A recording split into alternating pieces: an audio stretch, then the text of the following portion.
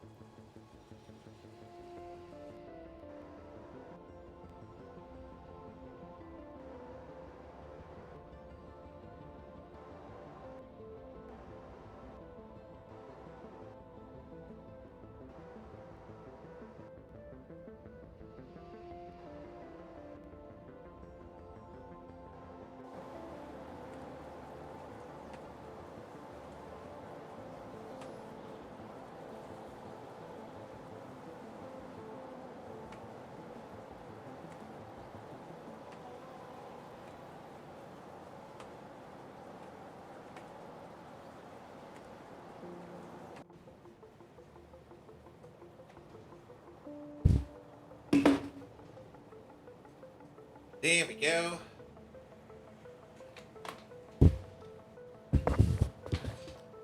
Demon BM, welcome, welcome, welcome. Mr. Washington, how you doing? Wally, welcome. Sorry about that. That's lunch.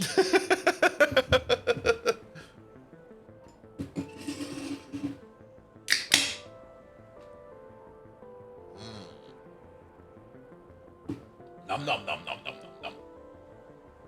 All right, put you over there. Kintaru. 8 months already. Where did the time go? Bold be good, bold be good, bold be good. I'm not quite sure where the time went, but it definitely was spent a lot in a random Factorio base where nothing really progresses that fast.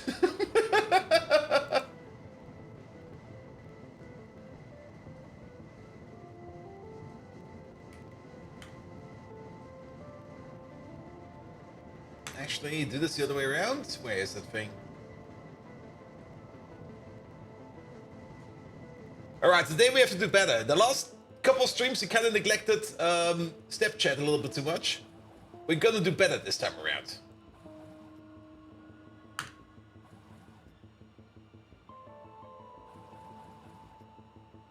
There we go. There we go.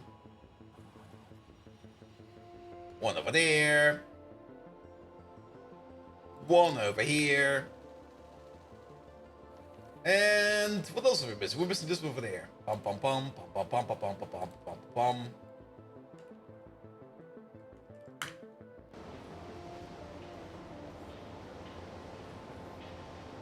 Alright, alright, alright. Better than neglecting a bit so then I get it all. And to be perfectly honest, I would be noticing step chat probably a little bit more if they would be more active. But then again, step chat is a small group, and that's fine. That's fine.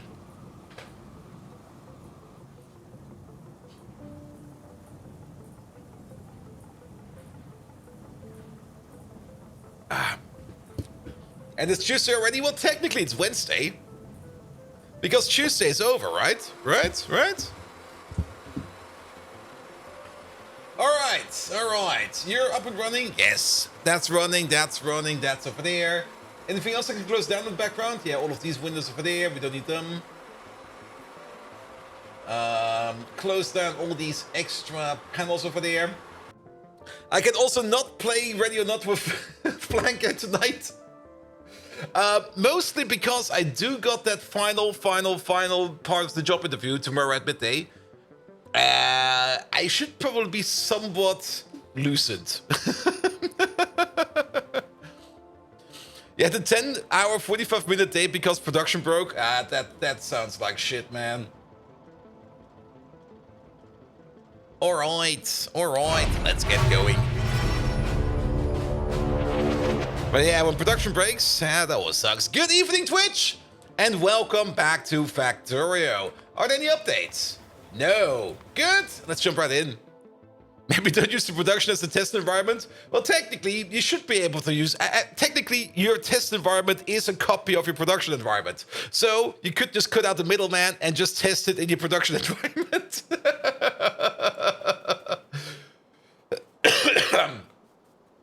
There we go. I did do a little bit of a calculation over here with the bees. The bees are definitely working now. And I did add a couple more of these Arcwood jelly making machines over here because it kind of turns out we do need more Arcwood jelly than we might think we need. So now we're definitely getting more Arcwood jelly in as soon as everything over here is being built and in place. And then we're going to be making even more of the bees. I haven't really checked over here in the Arcwood production in general. Are we actually making more bees, or is it just one ginormous illusion? Like, of the last 10 hours, this was, I think, our baseline before we did the upgrade, which is about 54 bees per minute. And now we are probably at something... It's kind of hard to tell what we are at this moment in time. Maybe we doubled it up, but then again, we are also constantly out of Arcwood jelly. And the bee machine over here, the old bee machine, which we have been upgrading over here, is definitely not working at full capacity yet. At least the bee part over here, this one is working. But the nest production over here could still be going faster. The grub production over here could be faster. And the maggot, or the egg production over here could be going faster. So there's a whole bunch of things in here that could still be going faster. But overall, I think it will be fine. But yes, I also had some fun issues at work today. There's this one ticket I've been pushing around like for 2 weeks already. Every time closing it with a remark of, hey dude, you're giving us the wrong logs. And every time he comes around, it goes again like, hey dude, I've uploaded the logs again. It's the same logs. And I'm just there like, Good evening, in chat.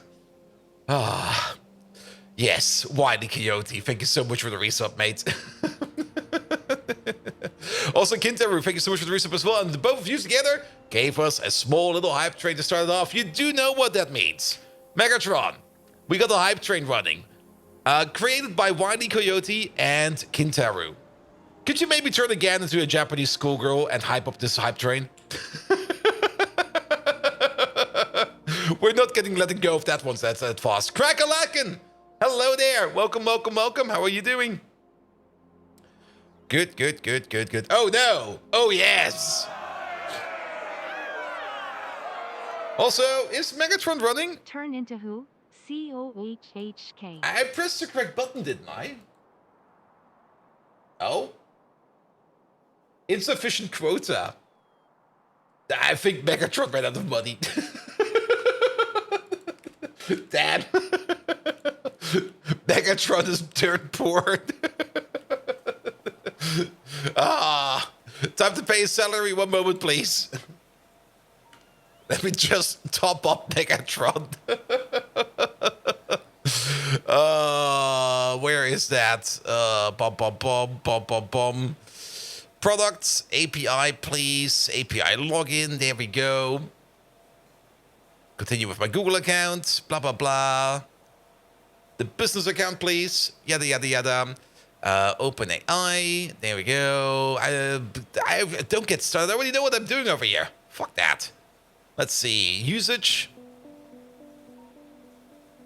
Well, actually, there's still like $14 in there. Wait a minute.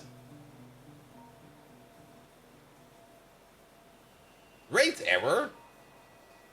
You've exceeded your current quota. Please. I have not. What the fuck are you talking about? I got like 80% left.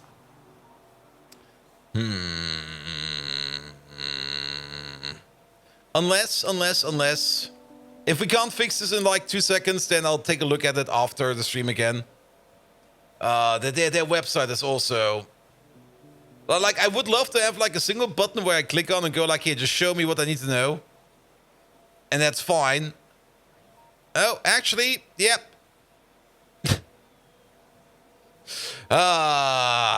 Increase limits? No, I want to top it off. For something that is so sophisticated, it is so incredibly hard to pay them money. Like, what the fuck, man? Just give me a button. I want to pay.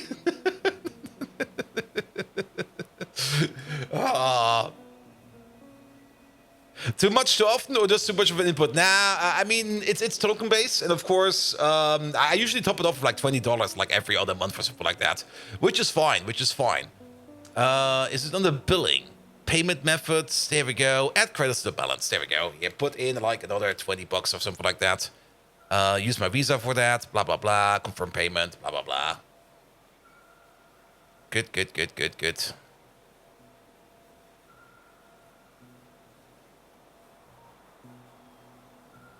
There we go. Pay as you go. That's what I want. I don't really want to have a subscription plan or something like that. All right, the hype train is still going. All right, here we go again. Megatron, we have to get you back on the track, mate.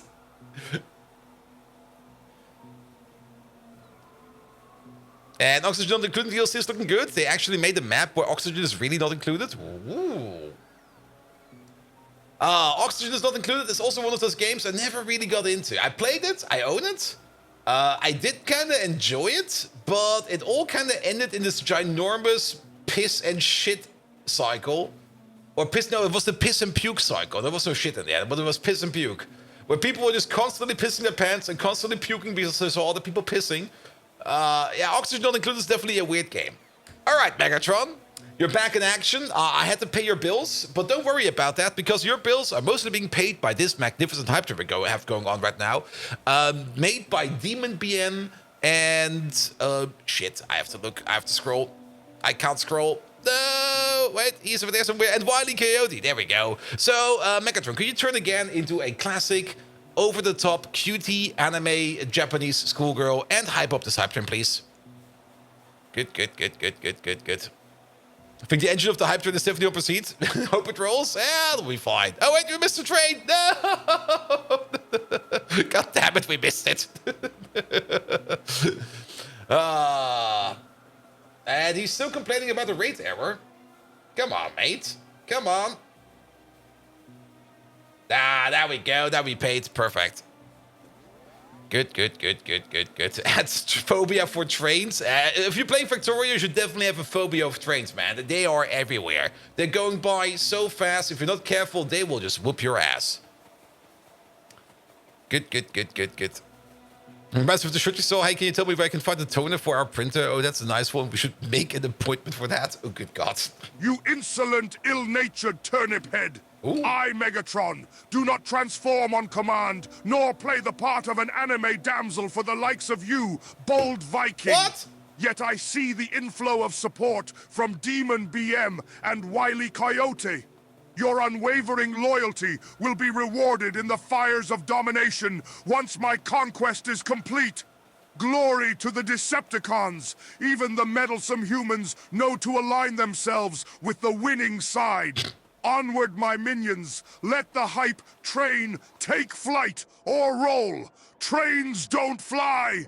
And no, I stand by my statement. Pineapple pizza is a crime against humanity. Now, let's get back to the real task at hand. Bold Viking, conduct this stream properly, or I swear by Spark's elusive mouse toy, I will smelt you into a fancy doorstop. Battle stations, Decepticons, to victory! Interestingly enough... my circuits ache with excitement. Or maybe that's just old age. Interestingly enough, today he does not want to turn into a Japanese schoolgirl. Well, then we had fun with that yesterday. All right. Yeah, we got the methanol maker over here. We might make another one over here at some point in time, but this guy over here is now making methanol for us. Hopefully enough that we can supply whatever we need to supply with methanol. I did kind of say we wanted to get into lithium processing, but I think we're just going to start off over here because now we're getting like some counter sand over here backed up, that we might just move over here real quick and start working on the advanced coating processing. And just start off with that. We're just going to make the build over here. It's probably not going to kick off right away, but we do want that. Also, aramid fiber over here has definitely been picked up and has been brought over into the mall. Perfect. I love that.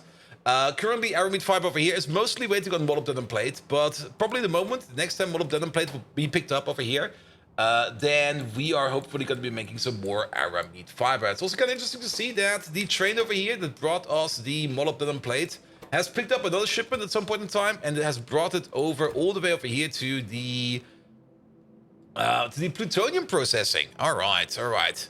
He did not want to make you to a toaster? Nah, not this time. And the puking and pissing, you got in hand quite fast, but you downed 500 milligrams of oxygen, and you can't produce any more without electrolysis on the minus 30-degree map. Oof. All right, yeah, we did kind of start making this thing over here. A bit of a misbuild, a misplan. Also, interesting to see. I kind of was thinking that this thing over here would be a massive deposit because it would. This one over here took the longest to drill out. This pocket over here is way bigger. There's 3.5 gigs, there's 1.5 gigs, 1.7, 1.5, 1.2, 3.5 over there, 3 over there, 1.2. These two over here took the longest to drill out, and they're more or less the smallest available. But nevertheless, we got some more natural gas over here. If we do want to do some more natural gas processing, or maybe put down another natural gas power plant over here, we can do so. We got the capabilities for that available over there. But for now, we're gonna try to make methanol over here in this lovely place right here. Are you stuck somewhere? You are just going through. Okay, there was a train in front of you. That's fine. Good. We did need the methanol. What did we need the methanol for? We were preparing the methanol. We need the methanol to make the acetic acid, so that we can make the zinc acetate. Yes, and that was exactly the last place where we were kind of waiting on. Two options for the zinc acetate, since we do need quite a bit of zinc plate. One could think of maybe making a zinc acetate making machine right over here. What is wrong with you? You're missing a signal over there. There we go. You're also missing a signal. Good God, I've been an idiot over here. Well, it's gonna be fixed now. Perfect. Good that we saw that. But yeah, one could think about of doing the zinc acetate processing somewhere around over here. Ooh, that's that's lead ore. I thought it was rare ore. So we could do that over here and just export the zinc acetate via a train. That could be very, very useful. Maybe let's start off with that. What do we need for the zinc acetate? There we go. This stuff. It's only going to be zinc plate and acetic acid. Super duper simple. And I think it can be prot modded. It cannot be prot modded, sadly. But the acetic acid over here can be prot modded. And for that, we need some chromium, some methanol, and some carbon dioxide. It makes even more sense to do that over here because chromium, that's a thing that we have right over there. Actually, right over there. We got the zinc over there. And while we're over here, we might as well work on something else over here because we might also want to make ourselves a new nichrome maker. As nichrome is something that we do need as part of the gold process over here. Speaking of gold, how much gold do we have? 41,000 gold. Nice. We could also think about making some nichrome over here. Maybe just over here with like a couple of smelters. We don't really need a lot of smelters for that. We are already making nichrome. That's not nichrome. We are already making nichrome somewhere.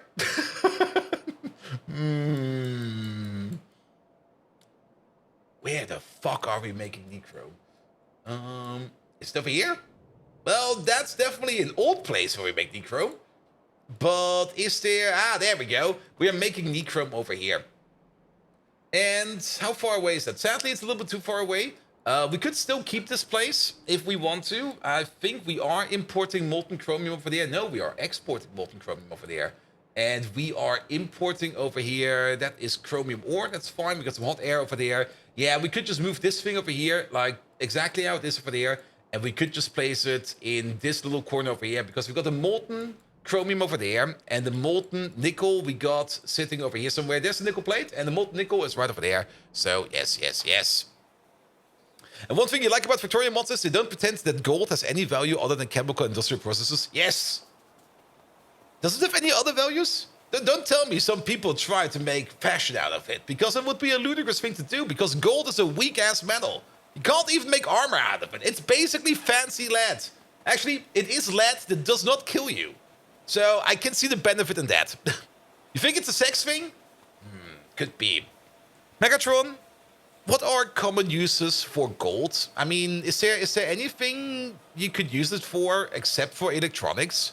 Could you enlighten us? Could you give us some examples of what people use gold for these days? Isn't there gold poisoning?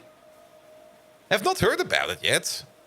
Maybe there is. I mean, you would expect it would there to be, because, I mean, if an element is... elements that are close by to each other usually share at least some kind of similar behavior. And at the end of the day, gold is still a heavy metal, and heavy metal poisoning is a thing.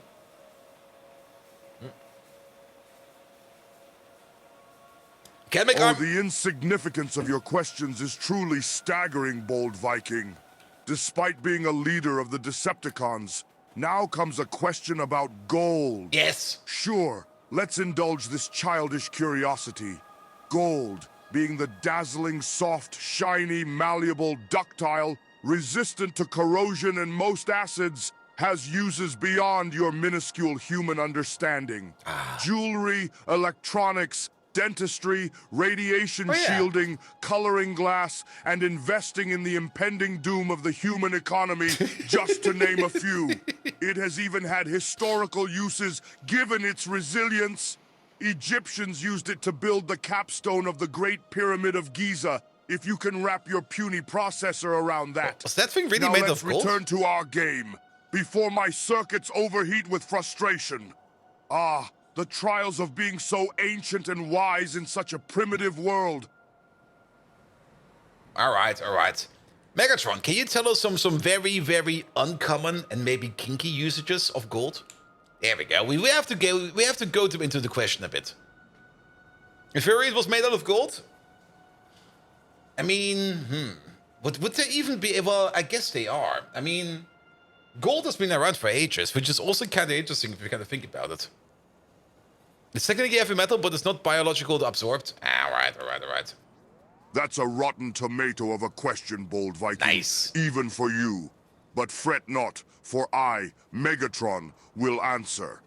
Gold is indeed utilized in some uncommon, and as you so tastelessly phrased it, kinky ways. There are those who use it to create edible gold leaf for ostentatious culinary creations. You haven't truly indulged until you've had gold-infused caviar or a gold-garnished pizza. Not pineapple pizza, though. That remains repugnant regardless. Oh, and let's not forget gold-plated lingerie for those humans who feel particularly extravagant. And yes, gold sex toys exist for the truly decadent. Oh, he said but it. we're getting distracted here, Bold Viking. Back to the game. Incidentally, ever thought of compiling a top 10 list of your greatest blunders? I can imagine it being a very long list. Ah ha ha ha ha ha.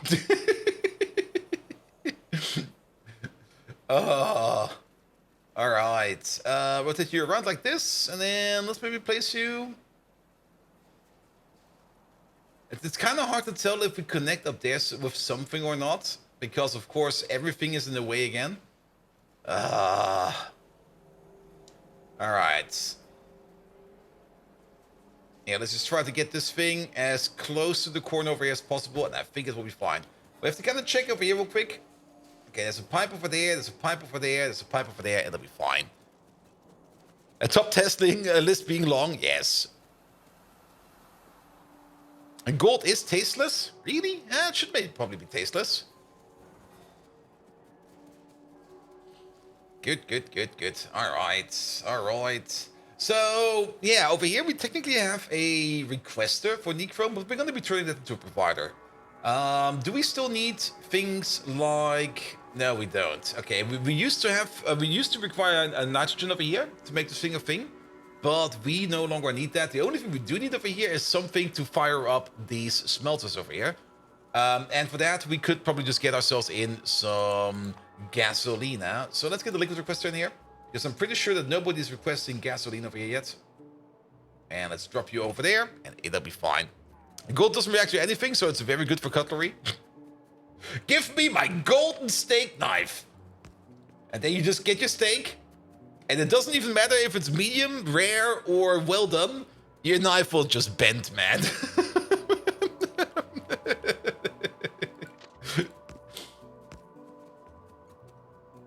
Keep in mind that they use tons and tons of cyanic acid for gold mining. Yep. But they didn't do that back in the day. I mean, the addition of cyanic acid must have come at some point in time, of course. But they were definitely not handling that well in like the early ages. Good, good, good. You don't go for 100% gold? No, 100% gold or bust, man. I mean, I don't take anything less than 100%.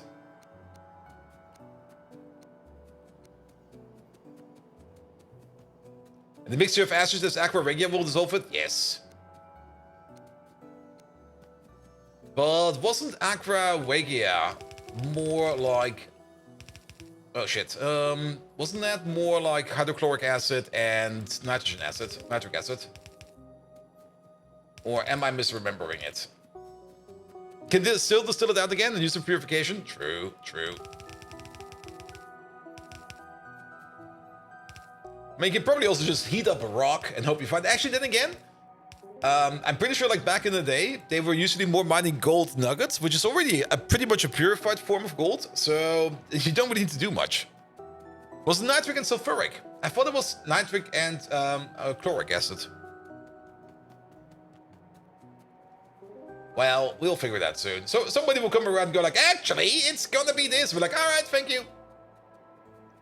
It's nitric plus another stronger acid. Well, it could be anything. I mean, even chloric acid is pretty strong, actually. Here we go. Here we go. Yeah, let's put you over there. Also,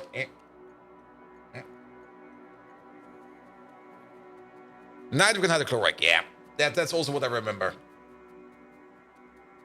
Because I do remember when I was studying chemistry in college, we had like this lab course. So like every semester you had like a lab course, and there was like a laboratory just assigned for like all the students, and they would just like share like benches and stuff like that. And people would put like all kinds of handy chemicals in like these small PET bottles where you just can like go over to like your solvent or whatever you have, a beaker or something like that, and just like drop it in like that. And those were, of course, made out of PET, so they could hold things like hydrochloric acid without any problem, sulfuric acid, no problem, nitric acid, also not really a problem. But somebody at some point in time came up with the good idea to put some aqua regia in those, and it was sitting on like a shelf in front of him, and it was sitting there, and it was sitting there, and it was sitting there. And at some point in time, he decided to grab it, so he grabbed it like at the top of the bottle, and then he pulled it up, and the bottle just stretched, and he was like, "Wait a minute." Oh, I'm dissolving the bottle over here. Damn. And heavy metal poisoning, which is what you would get from gold or silver, requires overexposure of the material for a long period. So yes, it's possible, but very unlikely. Well, at least nobody who's married is gonna wear like a golden ring or something like that. And nitric and sulfuric was nitration and acid. Yeah, that is something different. That is definitely something different. All right, this thing over there is in place. We just need to get ourselves a little bit of the gasoline from over here. China Tech, hello there. Welcome, welcome, welcome. What mods are we playing? We're playing the Pi mods. And as always, the Pi mods are, well, the Pi mods are what the Pi mods do best. Things are complicated and things are just eating UPS because we build way too big, because we always build way too big. And well, we just suffer because I built way too big. Also, that Pi mods command over there will give you a save file with, I think, from the start of the year or something like that. And you can use that to sync up the mods if you want to sync up the mods. All right, all right. We do need some gasoline over here somewhere. Let's get it over here somewhere. Here. I'm building all over the place. There you go. There you go, and there you go. Good, good, good, good, good, good. You build big? Never. I always build big. Come on, building big is fun in my opinion. Though sometimes extremely tedious, but a lot of fun. All right, let's see. This is where the gasoline is. Well, perfect. We can just connect you up like this. There we go. That connects up to the other side. Then we also connect up you at the bottom over here. This connector is all the way at the bottom over there. What the hell? Actually, we should keep that one. That one was important. All right, and then is this the molten chrome? That is the molten chrome, but we should use the molten chrome that's going into the smelters over there, which would be this molten chrome. So we can connect you up like this. There we go. You got yourself some molten chrome. You also need some molten chrome over here somewhere. There we go. That's going in, and then we need the molten nickel. The molten nickel is where the fuck is the molten nickel? Are we smelting that over there? Do we only have like one nickel smelter? I guess we do. And we are exporting the molten nickel all the way down to over there. There's a pipe going back up over there. We do want to use the pipe that's going back up over there, which would be this pipe, that will be this pipe right over there. Good. And then let's get it over, and then we also have the rebuild done of the Nechrome. Alright, I guess we're gonna put you over there, because there seems to be a gap going through just over here. Perfect, perfect, perfect. Here we go, and then we just put you over there somewhere. And then you're gonna be over there. Move you back by one, move you over. No, there, yes please. And then you further down. There's a couple of things in the way. We could go all the way down over here. Sure, why not? And then we go like this, we go like that, we go like this. We can go one further down, we can go one further down. It's going a bit of a reach around, but to be perfectly honest, that is fine. That is perfectly fine. There we go, there we go. Only thing missing over here, sand costs. I guess we got the belt for that. Yep, that's this belt over there. Pom pom pom. Does that even connect? It's so hard to tell on here. Okay, there's no underground belt over there. I see. That should work. And then how does it look over here? There's an underground belt over there, which we can connect like this. Perfect. And you're going the correct way. So the only thing we need to add is the sand costs. The sand costs are just over there. We're just gonna like split off a belt from over there, and it'll be fine. Like right over here, something like that. There we go. Go this way, go that way. You go under over there. Voila, and that's our Nechrome done again. Good, good, good, good. The reach around, the perfect time to mention that the German term for mobile phone is handy. Yes, we don't have smartphones, we got handies. Good, good, good. Also, I already started to ignore them. Danius in the shitty game, hello there, welcome, welcome, welcome.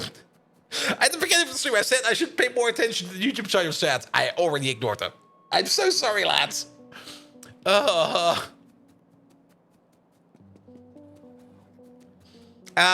for this series, we should have everything on YouTube, though it's a bit split.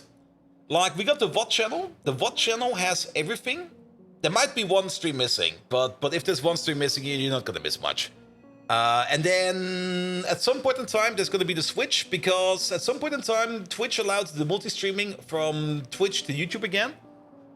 So they're also in the live section of my YouTube channel, so you'll find even more over there.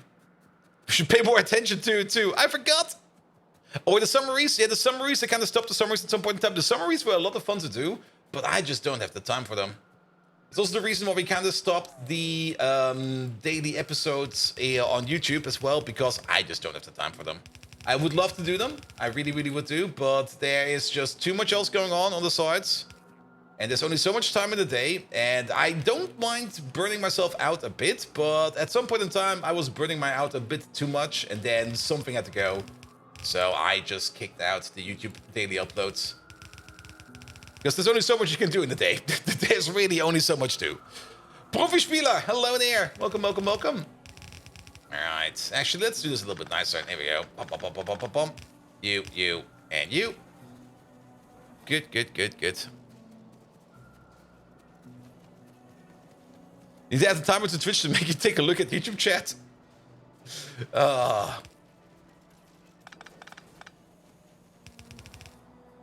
we go, there we go. Now, maybe it's just because I'm still kind of distracted. Because, like I said, tomorrow we're gonna have that final part of the job interview. And tomorrow's gonna be a very informal meeting. Tomorrow's gonna be just me meeting up with some of my new possible future work colleagues just to get to know them a little bit better one more time. Because during the job interview, I was mostly focusing, of course, on the technical part, but I wasn't really focusing too much, in my opinion, about the interhuman part. And I do value social interactions at work a lot. Meet, it's going to be a meet. It's going to be a lunch meet. I mean, you can do a lunch meet via remote. It feels kind of silly. But yeah, now we're gonna go there. And Professionally, you got the email today that you passed your Cambridge exam. Your Cambridge exam. So an exam to apply to Cambridge, or the Cambridge exam for like high-level English. Good. Gasoline to 8 requester, please. You wonder what the absolute minimum number of pocket crafts would be for a lazy pie pass to run?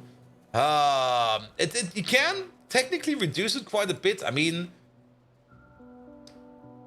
even making something like a burner assembler over here. I mean, once you get the burner assembler, or once you can make a burner assembler, you've basically won. The problem is getting to the burner assembler, because you don't start off with the burner assembler. To get to like the burner assembler, you have to do automation 1. For that, you would need 20 science packs over here. Not only would you need 20 science packs, you would also need like a lab, which is a whole bunch of crafts. You need some power as well, which means you would need to make a boiler, at least one, as well as a steam engine. It's not going to be that much. Like, it's probably going to be like, I would just estimate 500 pocket crafts. Maybe 1,000, but probably 500 in my opinion. Probably for the high English level. I think I got the same exam over there, like in my cupboard.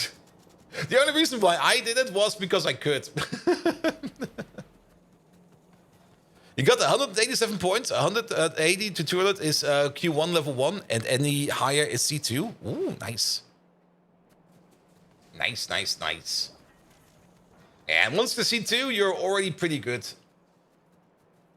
I mean, you can't really get higher than C2. You wanted to challenge yourself a bit? Well, for me, it wasn't really much of a challenge. For me, it was just like, I'll just take that certificate. I never had to show it. C1, not Q1? Yeah, C1. Yes.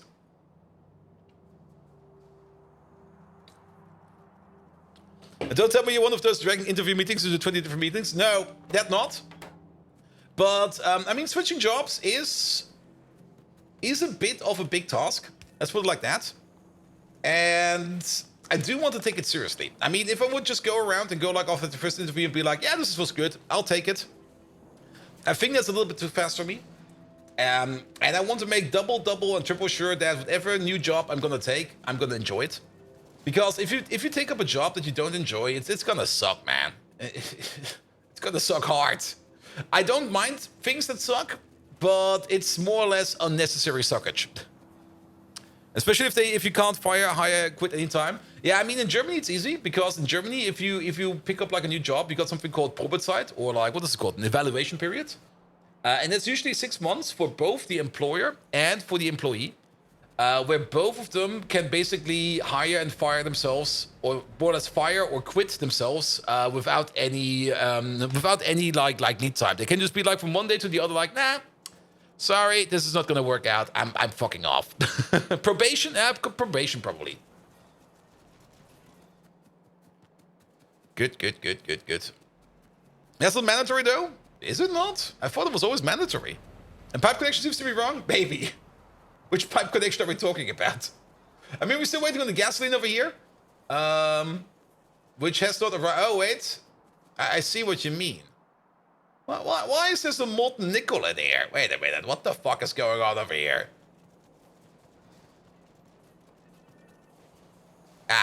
We connected you to the wrong part. All right. Can we just... Well, that's a bit of a shame, but get it out. There you are.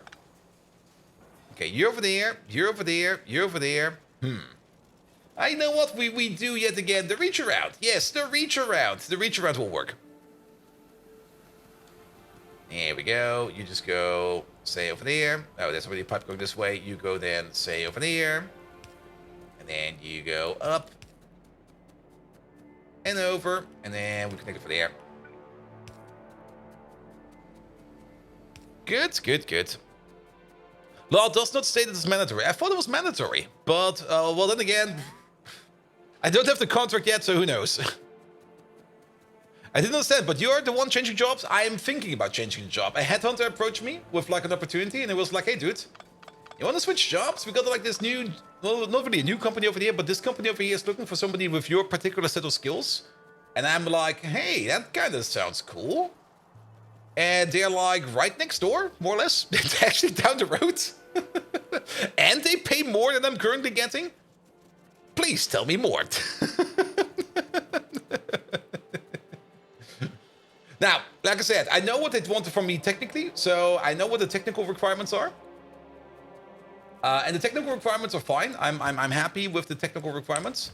But I do value, like, I mean, it's switching jobs, and also means like switching like your environment, also means like talking to new people, making like new relationships and stuff like that. And to make those things usually a little bit easier, having something like a bit of a baseline. It's kind of hard to describe because explaining social constructs is always not really easy.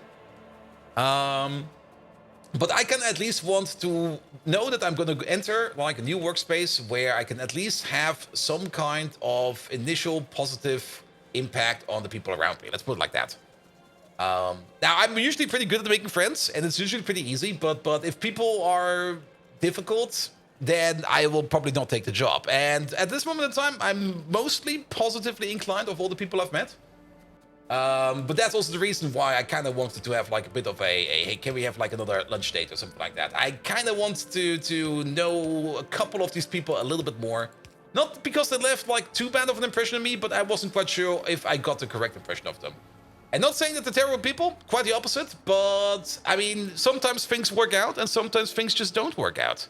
That is something you have to be aware of. I mean, it can be the best job in the world, but if everybody over there is an asshole, or for you, everybody over there is an asshole, maybe all they over there are all fine with each other, but if you can't vibe with them, or if I can't vibe with them, let's put it like that, then why would I want to work there? It's pretty straightforward. So having a dinner with them, actually, I'm not quite sure what I'm having with them. I mean, it's basically we're gonna have a kebab with them, like an extended lunch break, more or less. And they booked. Pum pum pum pum pum. There we go. What did they book for me?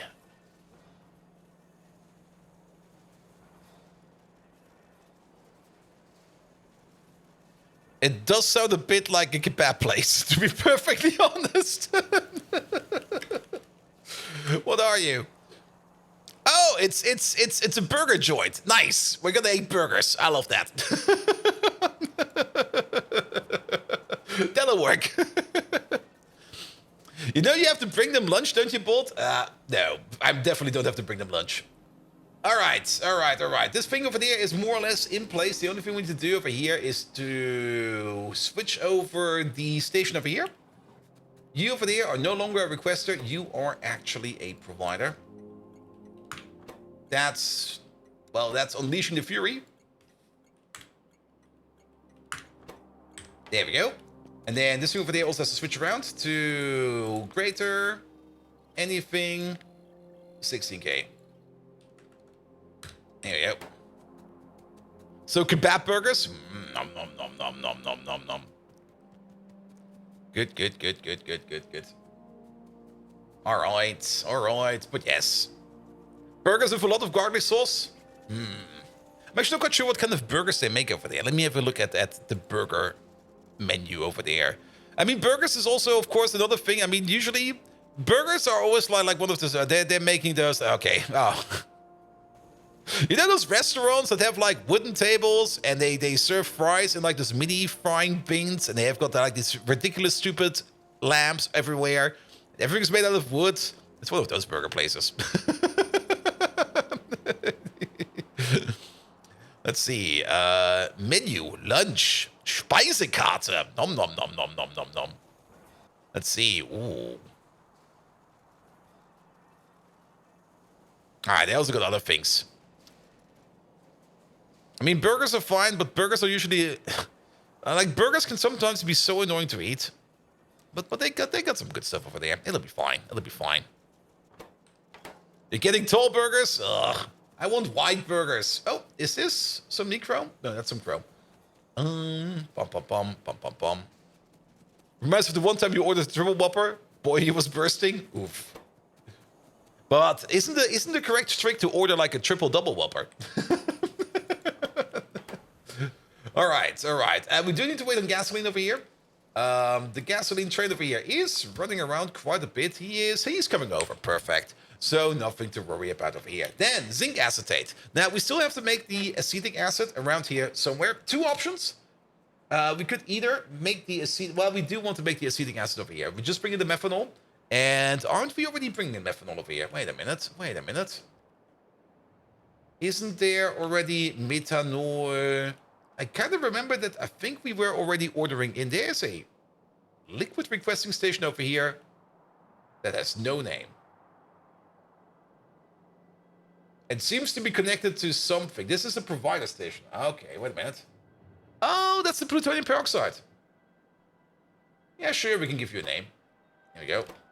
Provider. Here we go. Not a fish provider. Not quite sure why we are exporting this, but why not? Plutonium peroxide. Here it is. Have one of these. Done. Alright, but I thought for sure that we are already importing methanol over here somewhere. Is this you? No, that's hot air. Maybe over here. Oh, there it is. Methanol. And we can just use that methanol over there and just turn it with some carbon dioxide over there in some chromium into the acetic acid, which we do need to make our zinc acetate. And that's where we'll that's where we'll have like one back and forth, but it's fine. Yeah, it's fine. It's fine. I mean, worst case scenario, it might just be we never pick this up. It might just be like a big storage dump over here. Because the nuclear waste processing over here is currently not being done yet. I'm actually still not quite sure what we're going to be doing with all this stuff over here. The most important part is still this process over here, which is making all the plutonium that we need. Speaking of the plutonium, how we're doing for plutonium over here, you're doing good. You're doing great. Oh my god, this thing is about to overflow as well. Helium? Ooh. We almost have a shipment of helium over here. That's pretty great, actually. And we also got a reasonable amount of this plutonium over here. So we got a whole bunch of good stuff over there. Alright. But yes, we got the methanol over there. So we just need to combine it up with some parts. Do we have biomass over here? Are we ordering up carbon dioxide over here? Ah, we got biomass over here. Perfect. So we can take the biomass to make the carbon dioxide. And then the methanol and the chromium. And then we can straight up turn all of this into the acetic acid. So technically, the only thing that's missing over here is a provider for the... There we go. Is one provider over there. Let's just pick up you for a second. For the acetic... the zinc acetate over there. Because we will be making everything else on site over there. And does Pi ever need dehydrogen defluoride, aka FOOF? Not quite sure if they ever need FOOF. Does that even exist? That sounds like a very unstable molecule. I mean, you would have like a fluor connection with an oxygen connection, with an oxygen connection, with a fluor connection. That sounds basically like it's going poof or foof as it goes. Then again, isn't that the equivalent of hypochloric acid, or am I imagining stuff over here again? You have to order the Quad King, Big King XXL. Oof. Oh, look at that. We're getting our dechrome over here. Perfect. All right, nothing to worry about. Dechrome is now also solved. We can use this area over here for the crafts. I mean, this is an old area. There's still a bit of a train line going through here. We might remove this at some point in time, but it's not that important right now. What is important is that we get rid of all of these things over there. Because nobody requires these. All of this over there can also go away. There we go. And that thing over there can go away. Good. You can go away. Perfect. Yeah, there should be enough space over here to make the zinc acetate. The zinc plate, where is it again? That is over there. We do need to get this out over here somewhere. But that'll be fine. But to make the zinc acetate, yeah, let's have a look at you. Let's have a look at you. It's not that it was. We do that in a mixer. Do I have a mixer on me? I do not. But what we can do is we can just go over here real quick, and there we go. Copy paste you over. This was not prot moddable. It was not prot moddable. All right. So let's maybe start thinking about putting you, say, somewhere over there. Here we go. And then we're gonna put you at the corner over there. Could you turn off the pocket bots real quick? There we go. You over there. You over there. And you over there. So if we make one of these things over there, then we'll have a crafting speed of 24. That would mean we are going to be doing this recipe over here about, what is that? 7.5 times? 7 times? Wait a minute. It's 7 seconds per 2. We got 24, so that is 7, pretty much 7 times per second. Which would also mean we're going to be consuming over here 70 zinc plate per second. And we're making more than enough zinc plate over here. So that'll be fine. And zinc acetate is definitely one of those things we do require quite a bit.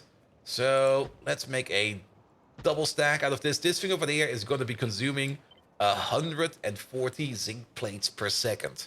That's a lot of zinc. All right, let's put you, say, somewhere over here. It's scary fucking stuff from what you've heard. Part of making it requires you to use a pressure vessel at 700 degrees Celsius and about 80 atmospheres of pressure. Yeah, that sounds about right, because if molecules are unstable, you either need super high or super low temperatures or pressures to keep them together. Else they'll just pop apart. All right, we will say 140. So this over here is going to be 120. Let's get, well, I guess we're just going to get like 8 belts of zinc out of here. Oh, good God. How do we get 8 belts through here? Oof.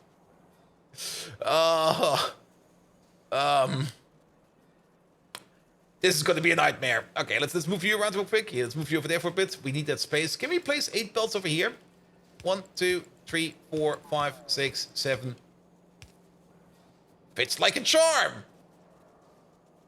It will actually just work somehow. Oof.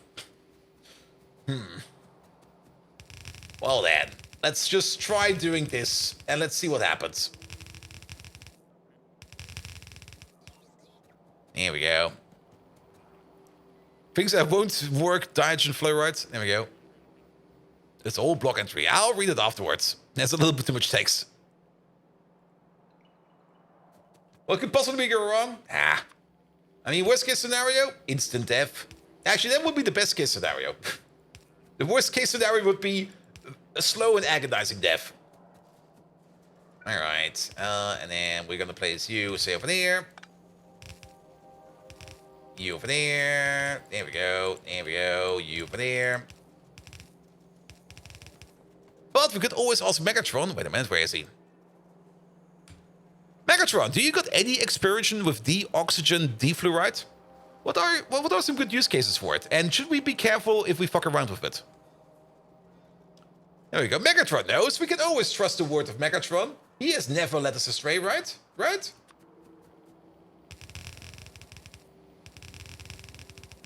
Oh, well, that broke. That broke again.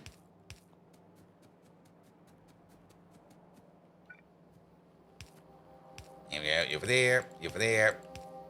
Oh, that's a long answer. He's still pre-shaking. Deoxygen defluoride, you say, Bold Viking? Yes. Back in my day, we handled things with our bare servos, not hiding behind layers of caution. But, all right, I'll fuel your insatiable curiosity. Deoxygen defluoride is a monster, an excellent oxidizer, to the point where it's willing to burn things already burnt, like water and asbestos. If there was ever a fire that could hurt Starscream's ego, it's the one caused by this. As for uses, there are 2. As an oxidizer in rocket fuels and an occasional unwilling participant in ill-conceived chemistry experiments. Should you be careful? You bet your exhaust port you should. This thing has the temperament of a rabid turbo fox on Joyride. But now, Bold Viking, let's return to the dystopia that is Pyanodons Factorio. Because you're about as effective as a screen door on a spaceship at handling it. Now conduct this stream without any more pitiful questions. Decepticons, attack! So, Megatron, let's just do an experiment. What would happen if I would put your beloved cat Sparkles in a bottage of deoxygen defluoride?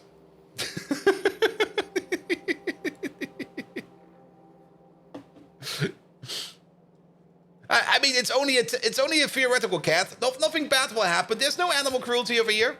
Probably floof.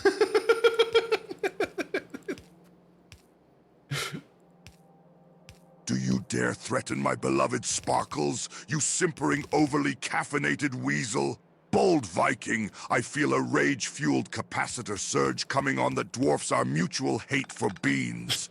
You do not want to know what would happen if you did such a thing.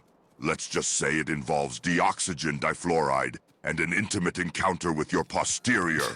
I'm warning you, Bold Viking, my fury is like the eruption of Krakatoa, catastrophic, resounding, and historically significant. Consider yourself warned. You know I used to do a little hunting in my free time. Don't tempt me with a new hobby. Decepticons, war cry. Lay waste to our enemies. Glorious destruction. Did somebody put random butt stuff into Megatron? Because he's very fixated of putting stuff up in asses today.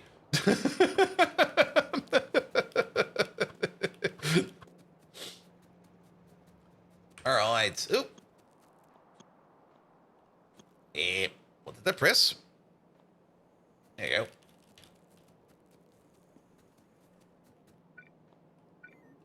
Good. Alright. Well, we need you over there, you over there, you over there, and you over there. Good. Also, hydration is going to be very important. There we go. Nom. Is the cat still alive? Well, it was never dead to begin with. We might have shoved that cat at some point in time up Megatron's butt. That might have happened. He will probably deny it, but yeah, that cat at some point in time went straight up Megatron's butt. There we go. There's probably also a way better way of doing this than doing it like this, but this is what we ended up doing.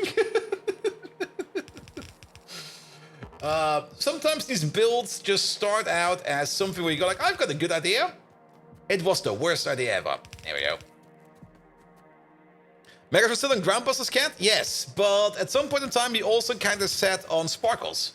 Remember that one episode where we kind of talked about Sparkles and we was like, here, Megatron, we made a throne for you. And then we just accidentally placed the cat on his throne as well. And then things went kind of splat. And then he was more or less complaining about needing baths all the time to get like the cat parts out of his behind. I should never become an evil overlord because I will do atrocious things.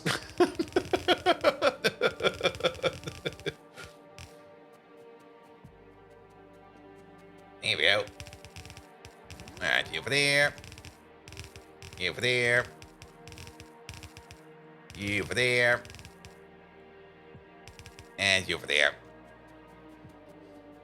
I'm making plates on site? Yes, the plates are being made on site. We got the zinc smeltery over here. As you might remember, that's being done over there. And these are the export stations for that. The plates are currently not being made. We're going to check out what's wrong or missing over here soon. There's probably just something broken or something else is missing. Doesn't really matter too much right now. But the plates are being made on site over here. They're being exported from over here as well. So we might as well also use them over here for this lovely little zinc acetate build. Because zinc acetate is definitely something we're going to need quite a bit of. Like a surprising amount of zinc acetate. And these power poles are usually over here. So you over there, you go like this. And you over there, you go like that. There we go. Alright. And you over there. And you over there. Here we go. Yeah, what is it over here? We do need like... It's 10 zinc plates per zinc acetate. And to make matters worse, it's gonna be 15 zinc acetates per advanced coating. So every piece of advanced coating is 150 zinc plate. Like, what the fuck, man? That's so much zinc plate. But yeah, we might as well make like a proper zinc plate processing center over there to make as much zinc plate as we can. Because we're definitely going to benefit from this. There's no worries for us to not make like a big zinc acetate make over here. We can export this zinc acetate. We can import it wherever we need it. Especially where we're going to be making our advanced coatings. But for now, we're going to have to make like a whole buttload of zinc acetate. And too many undergrounds? Yep, I see it. There we go. There we go. All right. And then the only thing we need to add over there is, of course, the acetic acid, which we're also going to be making on site over here because we got all the parts to make acetic acid on site over here as well. Good, good, good, good, good. Here we go. You over there. No, you missed that. You over there. You over there. Good. All right. All right. And then that thing over there, that thing over there. We're taking it slow again today. We should be playing faster, in my opinion. But for some reason, we always get distracted by so many different things while we play Factorio. It's always kind of interesting how many things can distract us, and we're still somehow being productive about it. We got a crafting speed of 6 over here, which means we're going to be doing this recipe just under 2 times per second.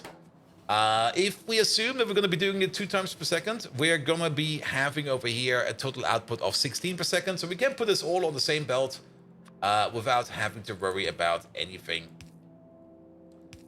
We could try to load it all together on the same belt. We could also just side load it all together on the same belt. Let's just side load it. It'll be fine. Like Snapchat. Nah, I'm keeping up with Snapchat today. I'm trying my best. Only missed the first 2 messages, but they made their way over here. All right, all right. Yeah, we're just gonna sideload this. This will be fine. Good. We could make it even go faster if we need to. We have the capability for this to go faster. If we go to a crafting speed of 7.5, which we can easily do. Let's make this thing faster. Let's make these go as fast as possible. Total crafting speed over here is now going to be 60, which means we're going to be making this just under 9 times per second. Probably something like 8.5 times per second. Which also means we're going to be making 8.5 zinc acetate per second. That's really not that fast if you think about it, but this is what we're going to be doing with it. Now, that also kind of means that we do need to have like a proper amount of acetic acid over here. We would need to make about 1,000 acetic acid. Well, less than 1,000 acetic acid, but if we go for 1,000 acetic acid, we're definitely going to be in the green zone. And the acetic acid recipe over here, at the crafting speed of... Let's go for 24 for now. We're going to be doing this recipe over here 6 times per second. So that will be 300. Perfect. Yes. We can do 3 blocks for acetic acid. We're already trying to make acetic acid over here, but we're kind of failing at it. It's like kind of terrible setup over there. So we're going to make this better. So we're going to put you down over there for a second. We're going to give you like a corner piece like this. Don't build that real quick. There we go. And then we're just going to beaconize this over there. Was that correct? That was correct. There we go. There we go. And then 1, 2, 3, 4, 5. 1 over there. 1 over there. And 1 over there. Good. Good, good, good, good, good. And then you're mostly going to be pushing out acetic acid. I guess we're going to put it around like... Doesn't really matter. Let's do it like this. This will be fine. And then you over there as well. All right. And then the big question is, how much carbon dioxide do we need for this? And how much methanol do we need? The methanol will be converted 1-to-1. So every bit of methanol we put into there, we get it back as acetic acid. And then, of course, a little bit of chromium on top. But we are also going to need about... What is that? 60% more carbon dioxide. So if we're making like 1,000... Actually, we're making 900 in this case in time.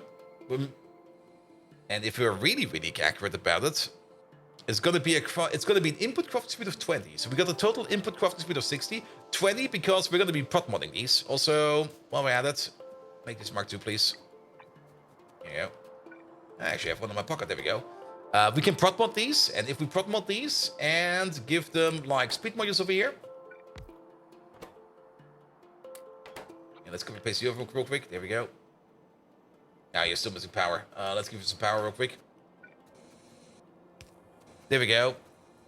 Oh. There we go. Then you will have a crafting speed of...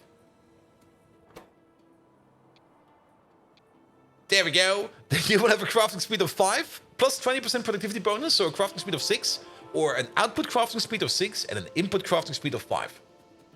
Which means we've got the total input crafting speed of 60 over here.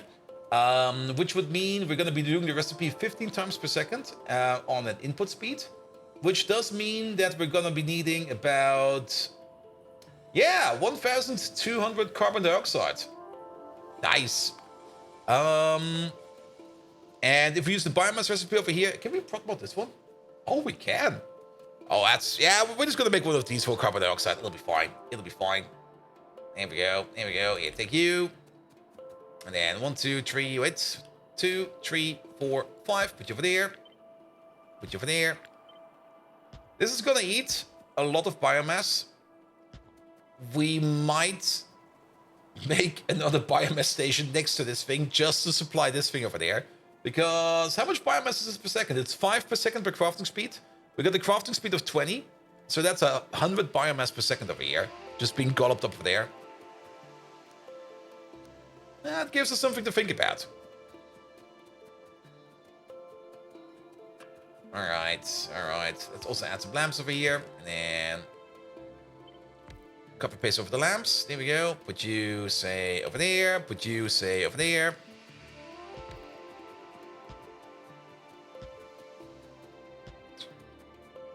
Get some power going. We should maybe also check up on power soon. I do remember that last time around we were checking up quite a bit on power because power was a bit flaky and shaky. So let's maybe double check to make sure it improved. And if it did not improve, then at least let's make sure that we know that what we need to do to actually improve it. So power at this moment in time seems to be doing fine. The best way to check up on power over here is by checking up the fuel dump over there. The fuel dump is still not that high. We're making more fuel, so that's fine. But I would be less nervous if one of these tanning ponds would be entirely full of fuel oil. But at least power is being made over here, so that's going to be fine. Even though you sometimes see one of these over here not operating, that's because, well, we are not using all of the power, of course. So these power plants over here are sometimes backing up a bit, but that is perfectly fine. At least all of these coal power plants are doing fine. Should maybe also double check the pollution over here. That's not a nest, that's chromium ore. That's fine over there, that's fine over there. And yeah, these lads over there having a big old party over there, but we don't really care about those lads. So pollution over here is still fine. Good. Alright, alright. Then we do need like 4 belts of biomass over here. Can we make a train station over here? Is there enough space for that? No. Straight up, no. We could make a train station over here though. Just squeeze one in over here. Somewhere. Like something like this. Maybe align you like this. Perfect. I mean, I guess we're not getting rid of this train track anytime soon. So we might as well do something like this. There we go. I mean, if it sits, we might as well use it. And yeah, you get the signal over there. Done with that. And then you just bring in the biomass, which we're going to be spending over here for the carbon dioxide that we need to make the methanol. Good. And then you go all the way in there. Excellent as well. Boy. Alright, alright. As for the chromium, we don't really need that much chromium. It's going to be, well, 1 chromium every 4 seconds. As you already know, we've got the total crafting speed over here of... Wait, we're missing the prop mods. Pom pom pom pom pom pom pom pom pom pom pom pom pom. There we go. What do we say over here? It's 20, 40, 60. So we need a yellow belt of chromium ingots over here to make this thing a thing. And that's not going to be too bad of a thing because chromium ingots, we should be making a metric fuck ton of them. Where are they? Over there. Yeah, nothing is moving over here because we should be making all of the chromium ingots. The problem is probably going to be more trying to get these ingots out of here. There is a bit of a belt going this way over here. What is this one over here? That is going into... Oh, we can probably splice off from this belt, actually. That'll be fine. Because we definitely do not need this full belt over here. So we can just take a bit from over here. Move you around over there. Move you up and over here. And then we're just going to evenly split it over there. Yeah, move you over there. And move you over there. That'll be fine. As for the carbon dioxide, we can already say that we can connect it up like this because we got our outputs. We got our outputs over here lined up with these machines over here. So this will be fine. This will also split the load across 2 pipes. So we don't really have to worry too much about pipe speeds. This will be fine. This will be fine. Alright, let's copy over this pipe over there. And then we can use it for the bottom part as well. Here we go. Done. And then we just need some inserters over there. Let's put them at the beginning. Here we go. You get one over there. You get one over there. It's a little bit hard sometimes to judge where the corner of this building is.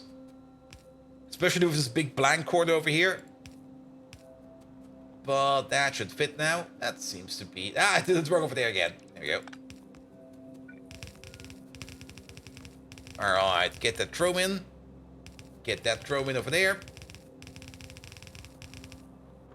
Excellent. Only add methanol and out comes the acetic acid. And then for the acetic acid, we can do the same thing over there. We might want to export the acetic acid. There's no decision for that made yet. We're most likely going to be exporting it. But for now, I mostly want to turn it into zinc acetate. And the zinc acetate does take the priority for this one. And the zinc acetate over here will be consuming most of this acid over here. Good. And then we put the same thing over here on the top. Here we go. You go over there. You go over there. Left, right, up, down, middle, copy, paste.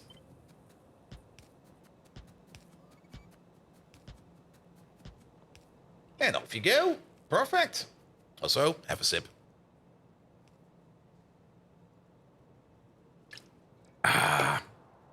We can't talk about this one yet. Yeah, we can. Perfect.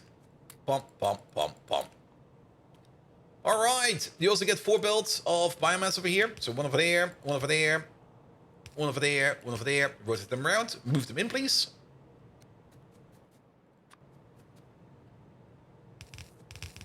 Yeah, you over there, you over there, you over there, and you over there somewhere. Let's also cut this part, not required. You become from over there, you become from over there, you go all the way over there, and that'll be that. We should have the biomass production available now for this whole process over here, so it should be fine. There do seem to be some parts missing over here, especially also fuel parts. So let's copy paste over you a little bit. There we go. We don't. Oh, I copy pasted over. Wait a minute. I copy pasted over the worst part of this whole thing. Here we go. That's way better. All right, and then we're just gonna place you. Say, can we place you over here somewhere? Oh, we can. Perfect. And that should cover everything over here as well. It does. It does. Good. You're not Jameson Schaefer. No, you're going to be a biomass 2.8 requester, please. There we go. We'll hopefully be ready to go soon. Then, the only thing you're missing is the methanol, which we'll be getting from down south from over here. Schaefer, like the one from GTFO? Nah, this one is not the one from GTFO. If it was the Schaefer from GTFO, he would come with a bucket. Here we go. Here we go. Where is that methanol? It's over here. Do we want a new pipe for the methanol output over here? I guess we do. Mostly because we might need to put some pumps in here, because it is going to be pumped over quite a distance. So let's keep this short and sweet.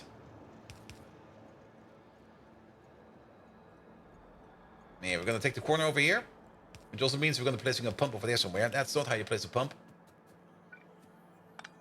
Here we go.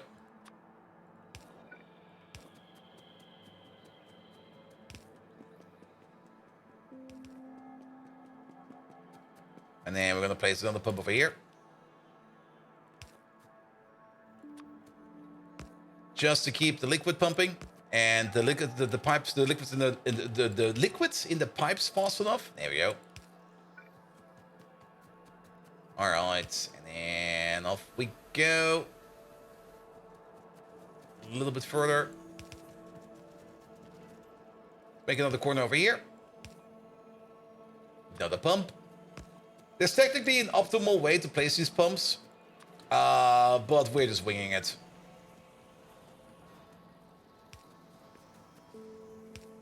All right, and then the methanol needs to go in.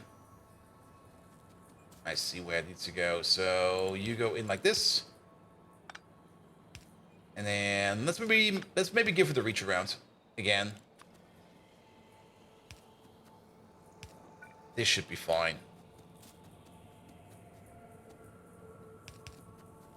And then one more over there, and then you go in over there. Damn, I missed. I just missed. I did it again. Oh, there we go. There we go. I don't think we need another pump for this one over there. I think it will be fine. Could be wrong about that though, but I think it will be fine. All right, all right, all right. And then this over here will get us the acetic acid that we're gonna need to make our zinc acetate, to make ourselves our advanced coating. And advanced coating is going to be a very, very, very crucial part. Advanced coating is like one of the major parts in Factorio. It's basically on the same level as things like the self-assembly monolayer over here. It's kind of tedious to make it, and you're going to need a lot of it. But once you do have it, you usually do not tend to run out of it just that fast, but you do need it for quite a couple of important parts, which is just kind of annoying.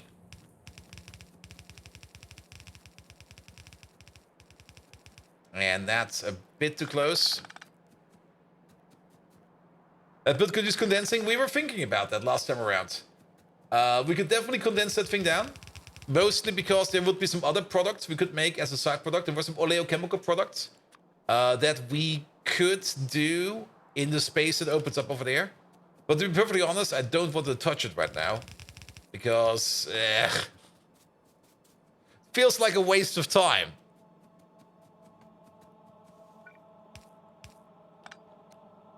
There you go. Yeah, this can definitely be condensed down. Where is it? There we go.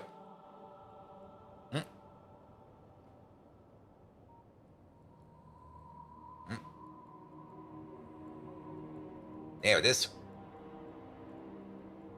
I mean, you can easily see where we can condense it down. We just place a beacon over here, a beacon over here, a beacon over here, a beacon over here, and a beacon over there. And then this thing will more or less already condense it down itself. And then we just pick up half of it.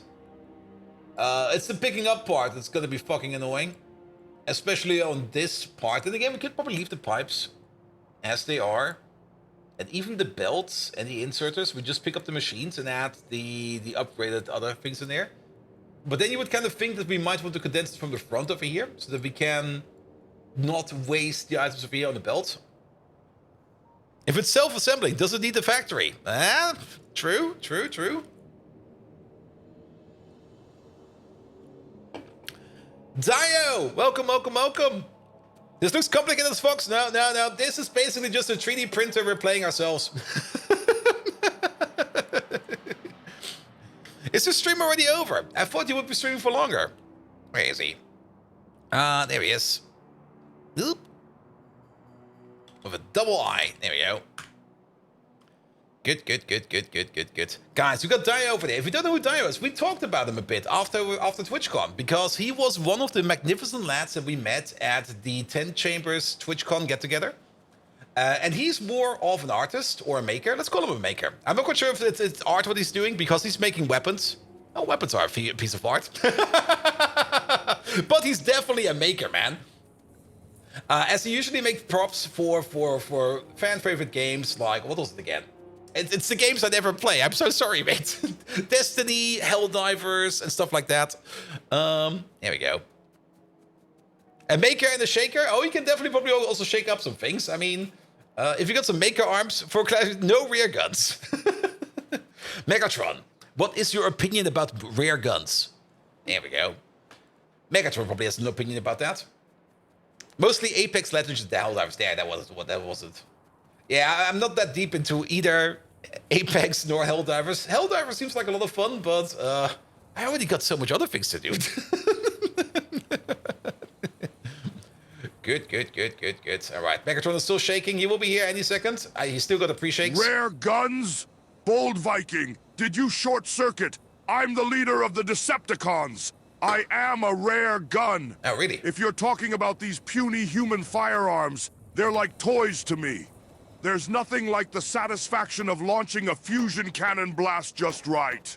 Not to mention the soothing hum of my primary weapon charging up. There's a warmth there that not even a sunset on Cybertron can provide. As for historical firearms, I suppose there is some appreciation to be had. The craftsmanship, the history, the power contained within an antiquated shell. It is somewhat charming, in a caveman sort of way. Stick to your silly human toys, Bold Viking, and leave the real firepower to me. Now, where were we? Yes, the game, where you're as effective as a solar-powered torch in a blackout. Decepticons, move out! Good. And the form of a main gun, I think he needs a mechanic before he spreads it. Oh. If your rare gun is warm, it might be infected. Go see a doctor, man. Alright, these are not working as optimal as I had hoped. Did we do a miscalculation? Also, Dio, welcome to Factorio. This is usually the game we play on the channel. And we're just making a factory over here. This is still our starter factory. There's a whole bunch of stuff being made over here in a whole bunch of different places. Though then again, probably if you look at most of these factories, they're probably mostly asleep because we're not keeping up with the demand and the of the factory. Like most things over here are probably just sleeping as they're backed up all the way. But whenever we make something new, suddenly things start moving around again and suddenly things start to craft again. But most of the time, a lot of stuff is just sitting there, just doing not a lot of stuff. Things that will probably be moving around. The core place over here is probably moving. Yeah, the core place over here is always moving. There we go. Your rear gun is fine, bolts. Your rear gun, on the other hand, oof. What about your appendix gun? Megatron, what about your appendix gun? How is that thing doing? Alright. But yes, it seems I'm missing something over here. Or did I just... Okay, let's have another look at this. We got 12 of these. We're running at a crafting speed of 6. So we got a total crafting speed of 72 in total. My appendix gun, you ask? Bold Viking, you stuttering meatloaf? It is as impeccable and invincible as ever. Infused with the ferocity of a Tsar Bomba and the finesse of a tap dance number, it embodies my indomitable reign. Why, just the other day, I reminisced over the time I provided a dazzling display of its power during the furry raids. I wonder if they still have nightmares about that. Its construction is as intricate as a doily from one of my thrilling knitting sessions, yet as deadly as the rats in your soup. Truly, it's one of my most treasured tools of destruction. Let us proceed with our streaming endeavors, you obnoxious excuse for a can opener. Any more inquiries about my appendages, and I might just demonstrate their capabilities on you. Decepticons, forward! Well, we're making about 9.5 zinc acetate per second. What did we calculate the first time around? I think that was what we actually calculated. I mean, we're definitely consuming what we're making over here, so that is fine. But I think we can just take these speed modules out of here because they are a bit extra. These over here, they do nothing.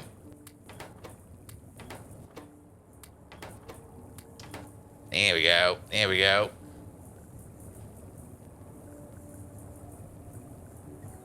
Good. And maybe we just did a little bit too much of an unclean calculation. I mean, that does happen every now and then.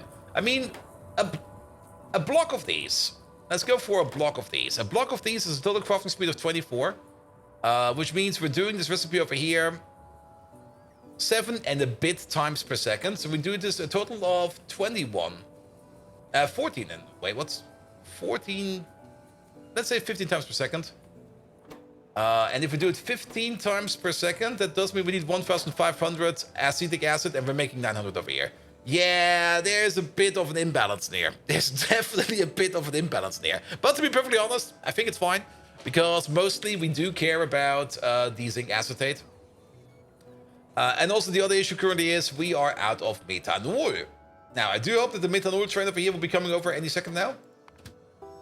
Well, that's not where we are. You're bringing some methanol over there, which probably is important. Prod modules already in there. I think you guesstimate 8.5 a second. Yeah, I think that was the guesstimate. A good, proper miscalculation, but that is fine. That is fine. Why do we need methanol over there? Where's this methanol going? That's going over there, I see. Well, it'll be fine. It'll be fine. The most important part is that we are making the zinc acetate. And we are making quite a bit of it. We've already made like 1,000 over here. Only 1,000? Really? I was hoping it would be a bit more, man. Oh. It looks like there's chest out of range on the other station. I don't see any. If you mean these over there? No, there's nothing over there. I mean, even if there's a chest out of range, it gaff. Good. Stolpe. There we go. Provider, please. There he is.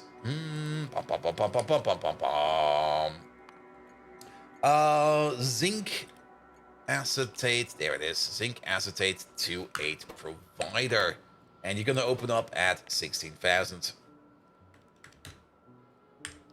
Good.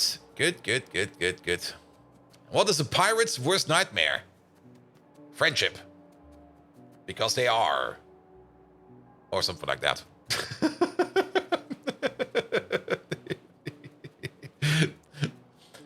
Good. Train fueling and de-ashing chests at the stations you just checked out. Really?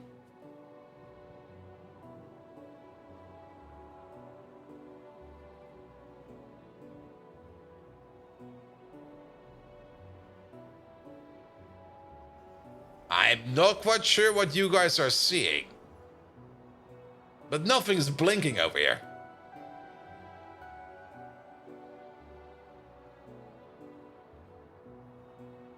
Where the liquid was going. Oh, you mean this one over there? Oh. Where was that? Over here somewhere. There we go. Oh, these ones over there. Ah, they're fine. Yeah, happy now? Yeah, get one of these. Hit gaff. The coverage does not need to be 100%. As long as we got enough cover, it'll be fine. Alright. But at least now we got the zinc acid over there done. So now we can at least think about setting up something that's going to be doing the advanced coating. Chitin and the industrial diamonds we are making on site. Nylon. Do we have a 2.8 nylon train? Oh, we do!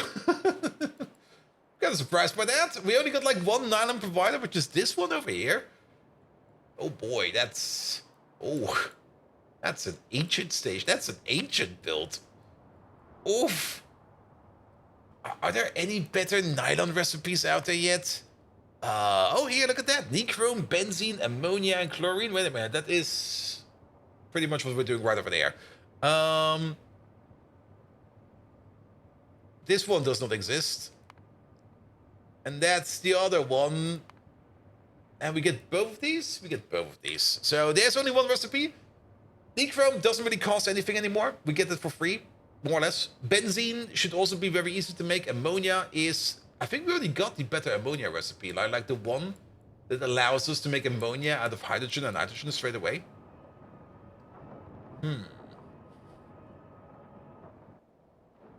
Is this thing still a thing? Oh, well, we got the protection for it, so it'll be fine. A sunken chest with no booty. Ah, I see. Well, it'll be fine. I guess for now, the nylon production will be fine. I mean, we are probably going to be limited by our production of the zinc acetate. The moment we kind of notice that nylon is going to be an issue, then we're going to be rebuilding it. So, nothing to worry about that right now. So, What do we need?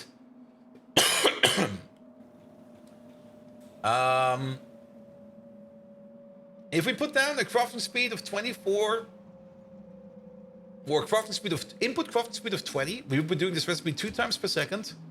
That would be consuming 30 zinc acetate per second. Just to put that into relation. Yeah, we're not even making that. We could put that one of this with like some kind of advanced crafting speed. We also do need to make some niobium pipe for that. Yeah, this is gonna be a very small build for that. Also, we're probably a little bit out of stuff. Nah, we're actually pretty fine on stuff. We probably want to dump some stuff. There we go. Get rid of all of these.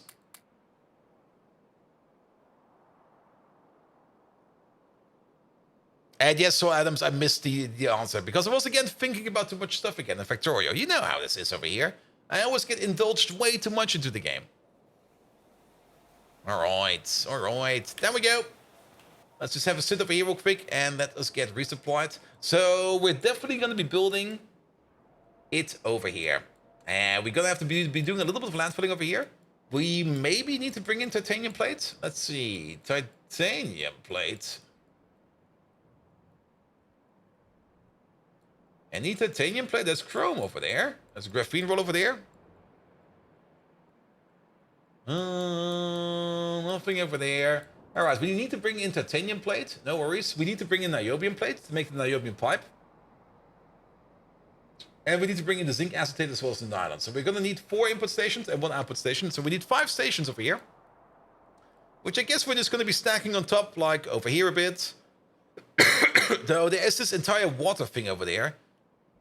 What are you getting water for? For all of this shite over there. Ugh. Can probably move that around or something like that. This is kind of annoying. I don't really want to fuck around with pipes. We could just move these water inputs, we straighten them up, put them in from the top. I guess we have to do that. And then it's going to be like 1, 2, 3, 4, 5 stations over here. And then we can maybe make the product. We can probably even make the product inside of one of these train stations over here. Because it's not going to be that big. We could maybe even make it over here, actually, now to think about it. It'll be fine. It'll be fine. I think there won't be any very big future of this. Just left the starter base stage and already losing track of things. Yep. It's a doomed endeavor. It's always a doomed endeavor. Alright, we do need some advanced assembly machines. There they are. And let's, we're going to be full building this thing in one go, so this will be fine. Good. Let's just get the advanced coating done. The sooner we have it, the better. And then once we got this advanced coating lying around, we can start thinking about using it for stuff like... What was that? The air duct pipe. For the superconducting claw pole engine technology. Which we need for the superconducting claw pole engine. Which we need for... Oh boy, these are tier 4 engines. What the fuck? Alright, advanced coating over here. Which we're gonna need mostly for coated containers over here.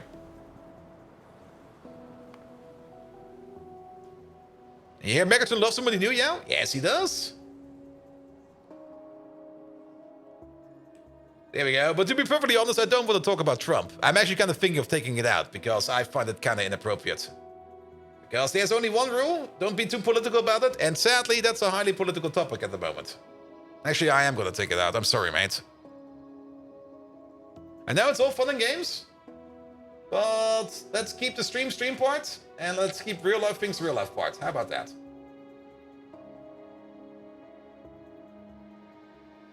There we go. There we go.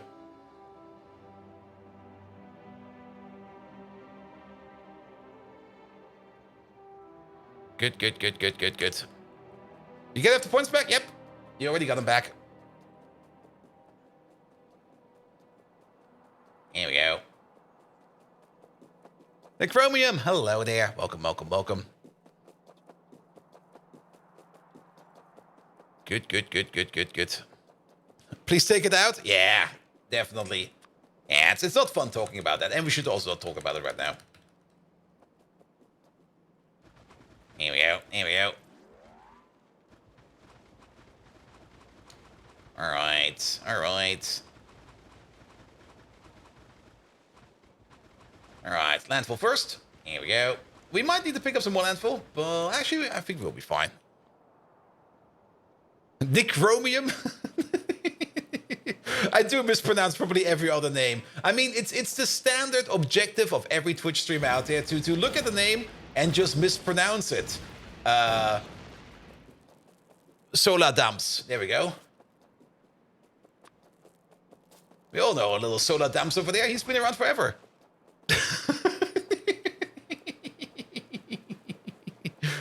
All right, how many is this? 1, 2, 3, 4, 5, 6, 7, 8. Good, good, good, good, good, good. 1, 2, 3, 4, 5, 6, 7, 8. Oh, it's Solar Dams. There we go. Do you mispronounce Megatron as Minitron too? Hey, Minitron, what you up to? I mean, he will react to anything. All right, so let's get some of these water pipes in. I have to move these around.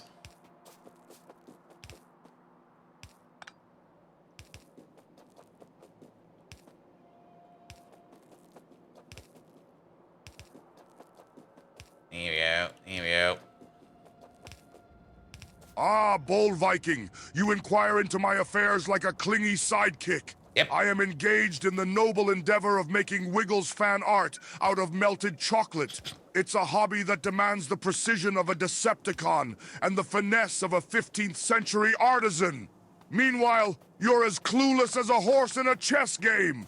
But remember, history teaches us that underestimating one's foes leads to your downfall, as witnessed during the rise of the Roman Empire. We must continue this streaming charade of ours. Yeah, so desist Mm. from prying into my personal affairs, you babbling bean counter. Your distractions are becoming more tiresome than a software update. Now let's get back to the game. Or should I provide your viewers with a live demonstration of my battle cry? Yes, please. One live demonstration, please. Here we go. I mean, if he's already offering it, we should get up on it. Here we go. Here we go. Here we go. And then we need the corner over there. Ha! Of course you'd want to witness greatness, bold Viking. Well, prepare your inadequate auditory receptors. Here I go. Decepticons, rise up. Embrace the power of chaos and destruction. Bask in the glory of strife and conquest. All hail Megatron! Ah, hope that didn't rattle your floppy drive. Now let's get back to the game before I get as angry as a pigeon playing ping pong. Here we go. And then water over there, water over there, water over there. Good, good, good, good, good. Yeah, he's definitely being ferocious. He's as ferocious as a paper tiger. But, well, that's Megatron.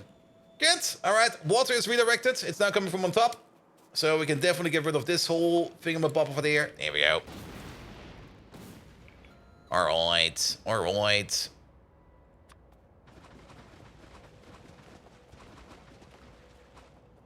All right, and then we can put down everything else we need over here. So what do we say? We need a couple of extra input stations. We're gonna need one for niobium plate, one for zinc acetate, nylon, and titanium. So that's all physical inputs. Pom pom pom pom pom pom pom pom pom pom pom pom pom pom. One over there. 1, 2, 3, 4, and then we're gonna have maybe an output over there, maybe an output, maybe the output will be just on top over here. I'm not quite sure yet. Also, there's one thing we do need to do over there, and that is this cable connection over here, which we kind of accidentally broke. Here we go. That's in now. And Unbannable, hello there. Welcome, welcome, welcome. How you doing?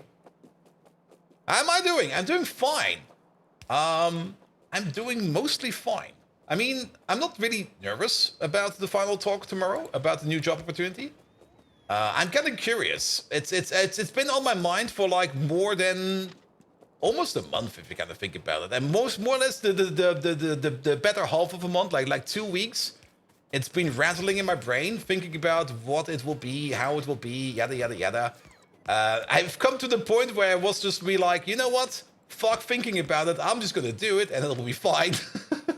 Which might probably be the correct answer. And yes, Thunder, that's how it's gonna be. I mean, that's always the risk you're gonna have to put into. If you want to put in something that Microsoft lost, you have to wait for the next stream. It's the opportunity that you will be working on a similar project. And funnily enough, it's gonna, well, the company that is offering me the job is working on the same project I'm currently working on, but the thing I will be doing is probably not gonna be related to the project I'm currently working on, because it's more something they require for an in-house position, where they need some in-house embedded engineer to help them out with their embedded systems. But at the end of the day, I will be supporting them in their software that they will then be deploying on the same project I'm working on. They need the Pyanodons factory. They definitely do need the Pyanodons factory. I mean, next job interview, I'm just going to be like, hey, what do you do for a living? I'll show them my Pi factory and go like, I do this. And they'll be like, oh my God, he's a psychopath. Hire him. We need more people like him. He has like no self-control. He will be absolutely amazing to work for the company, because he will always make extra hours. He will never stop working. He's perfect.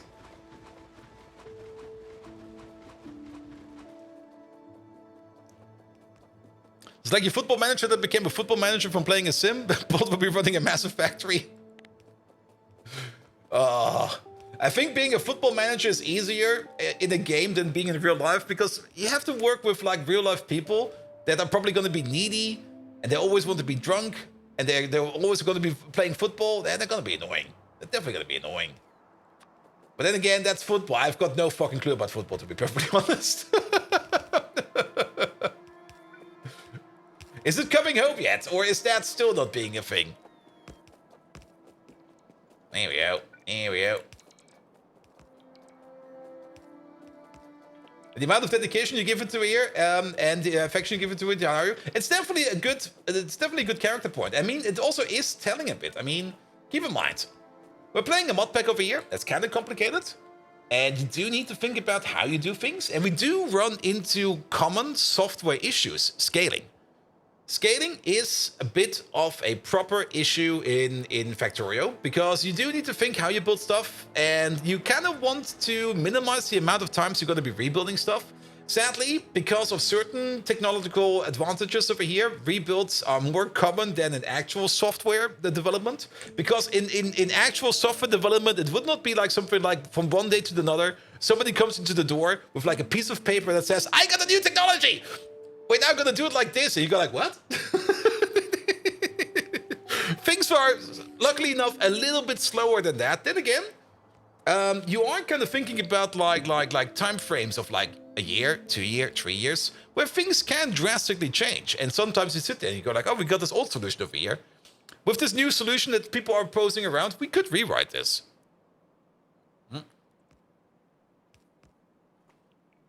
And then they discover that you're pushing away problems to future bolt. No, that's called proper problem management. Writing them down and assigning them to somebody else. Future bolt. Okay, we were not writing them down. We did that in the past. But to be perfectly honest, we were putting so much stuff over here in the backlog that at some point in time it kind of became a bit depressing. And we never did any kind of refinement over here to take things out and to reschedule stuff. And to be perfectly honest, I mean, refinement and delegating tasks to other people is great if you got a team, but if you're doing it yourself, it feels kind of unnecessary. And I would only do it if it would actually help me keep things organized. But to be perfectly honest, in this place over here, we got enough experience that we don't need that. Fast track to management right there. I mean, I did do management mostly in the last couple of years. I mean, actual development is something, and that's sadly a thing, like actual active development is something that you do less and less in actual big software companies. I mean, it's always great. It's always fun to make like your own big software stack and go like, this is the most amazing software stack ever. We're gonna sell this to everybody. Like if you want to run this on somewhere, use our software stack. That's cool. That definitely works, but most of the time, things like that already exist. And you would rather use the path everybody's taking, because then you will find more bugs and things will become stable faster than relying on something that's new, untested, unproven, and just sits around. So half your base is written in COBOL and you will need to rewritten it in Rust with no regressions? Oh, good God. From COBOL to Rust? Oof. Like that one library that has been the basic product for centuries and nobody knows more how it works anymore, but no one dares to change. Well, I mean, if it still works, why change it? Unless, of course, it becomes so clunky that working with it is a pain in the ass, then you rewrite it. But if it still works, there's no need to change it. I mean, you can do it. You can always put effort into a change, but you're not really going to get anything out of it. If it still works and it still does its job, then it's more or less like not really a negative financial decision, but it's not a good decision to work on something that gives you no new benefit, with the exception of we need less maintenance. Isn't that what LLMs are for? Oof. Oof. Also, Fallen Angel, hello there. Welcome, welcome, welcome. A summary of that Factorio is software engineering with. We do talk about software engineering quite a bit because it is something I do as a work. And Thomas Canmore, welcome, welcome. Isn't it worth rewriting COBOL since the devs are so damn expensive? And the thing is, nobody does it anymore. I mean, COBOL is one of those examples where people have made software that's still running in financial systems these days, and it's all written in COBOL. But nobody wants to do COBOL no more because COBOL is a horrible language and nobody wants to touch it. Now, I'm not quite sure how horrible COBOL is, but then again, if you're going to be working on a COBOL project, you're probably going to be working on some kind of ancient legacy code project that's probably been made with any kind of software architecture standard of like 30 years ago. It's going to be horrible. It's going to be fucking horrible. I don't think the language is much of the barrier, but it's more like the way, the principles they used to implement stuff back in the day, that's probably going to be horrible. Writing in COBOL is for its own punishment. Uh-oh. And we learned COBOL in school for half a year. It was enough for a lifetime. Ooh. There's currently 2 schools that teach COBOL. I've never really looked too much. It's been a while since I looked at COBOL. Okay, COBOL. How bad is it? COBOL example. Just give me like an example. Yeah, IBM COBOL example.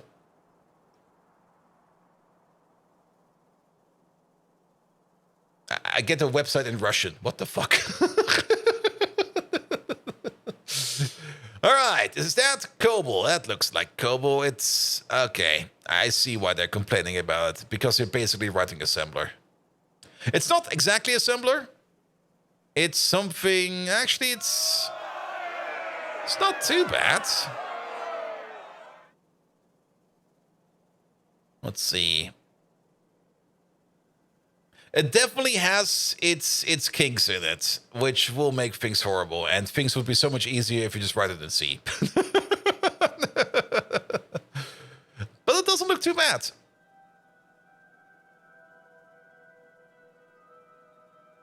So you do C, so you can really complain. C is easy. C is a fun language. Actually, C is an amazing language. I fucking love writing in C. The only annoying part about writing in C is like if you've got like a small project that only does like one thing, C is an amazing language. The moment you switch up to something that becomes more sophisticated and more complicated, C is a horrible language. like once you get into libraries and stuff like that, and into object instantiation in C, I mean, it requires a lot of discipline. And if you bring that discipline to the table, you can rock any kind of large project in pure C. But usually, especially if you work in a team, you don't get that discipline. That discipline, most people don't have that discipline. Most people, yeah, they rely a little bit too much, in my opinion, on things like IDEs and stuff like that, which is fine, which is perfectly fine. If you want to do that, that's fine. But for a large-scale C project, you need like a fuck ton of discipline. Malachel is not too bad. I mean, you're still doing that in C++ these days, and allocating memory should be something you should be comfortable with. What you definitely should be comfortable with is not always allocate. Well, not allocating memory if you don't need it. I mean, you can still do a lot of stuff on the stack. And malloc you only need for like big data structures. And that's also where I come with object instantiation, because if you write C in an object-oriented or way, then that whole malloc procedure is going to be easy. It's going to be simple. But then you get into the habit that you have to do the object instantiation for every object by hand. It's not like something nice where you got like C++, where you go like, I need this object, and then the object will be constructed. You call in the background, the compiler will make the constructor call for you. It will allocate the memory, and if you're lucky or if you've written it correctly enough or good enough, it will even release the memory on its own. So you can have some really, really nice structures in C++. You can't have those in C. In C, when you want to make an object, it's usually like, all right, first of all, declare the object, then instantiate the object, and then you're ready to go. And you have to put those lines in every time for every object. Of course, you can make it easier with macros and functions, stuff like that, but it's still gonna be like, it's still gonna be a mess. Only instance the memory where you destroyed? Wait, what? Oh, yes. Makes sense, definitely. I was kind of thinking like, oh yeah, we need memory. We remembered in the destructor that we need memory, so let's let's do it right here. Not destroy, release. Yeah. Or the other way around. I think the way around is that when you write the malloc, the next thing you write should be the free, so you don't forget it. But then again, there are tools out there that will help you with finding memory leaks and like that. So it's not like you're gonna be like completely in the dry over there. Or you come at it with like the discipline argument, and the discipline argument definitely helps quite a bit, especially for C. But then again, I mean, even in more, not really more modern languages, but even in other languages that write themselves off as like, yeah, we got full memory management over here. You will never run into a memory leak. You can still run into a memory leak. I mean, the best way to get a memory leak in Java is to have like two objects that both reference each other. You will never get rid of them. They're gonna be both standing there, pointing at each other like, I know you, and you know me. We can't be deleted. Fuck you.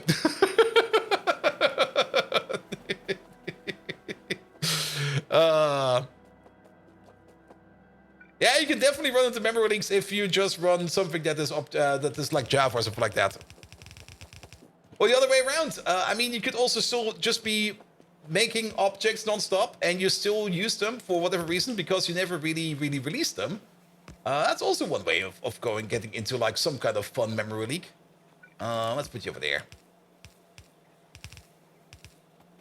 There we go. A runtime might find it anyway if you don't remember. Also true. I mean, at least that's the good part. And finding obvious memory leaks is usually pretty easy because memory will just go like through the roof super duper fast. But the hardest part are usually like those trickling memory leaks. Like those memory leaks that just sit around and they slowly go up. Like every now and then something goes around and goes like here. Add a little bit more. Add a little bit more over here. Add a little bit more over there. And most of the time it's very easy to make one of those because the first thing that will probably be one of those leaks is probably some kind of logging function or something like that. Where you just put in like some kind of logger, and that logger is just constantly just writing like maybe a couple of bytes here, a couple of bytes there, always logging, and then it will be running for like years, months or years even. I mean, sometimes you do have some type of software that runs that long. And then it will just start to accumulate. And maybe one small logger doesn't really matter too much, but once you got like a couple hundred of them, yes. Things I know you and you know me, and one thing I tell you, you gotta be free. And even more fun, memory fragmentation. Yeah, that's when you use your own memory management. Or your own memory pool, more or less. Which makes also sense in certain cases. I usually try to avoid it because it helps, definitely, but it gives you like other headaches where you then just sit there and go like, oh, really? Oh, fuck this.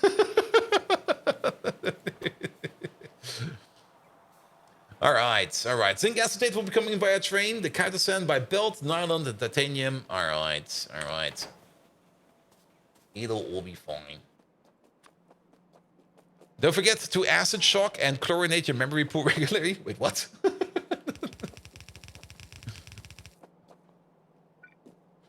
Oh yeah, as an actual pool. Sorry, I was like, wait a minute. There are acronyms out there in software engineering which are called ACID, and I was like, wait, are you talking about? No, you're actually talking about pools. Was ACID in databases like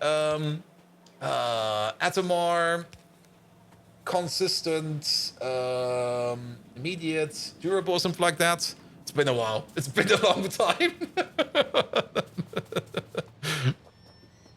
Oh, yes, that's a good one. Megatron, how do you deal with memory leaks? Something like that, yes.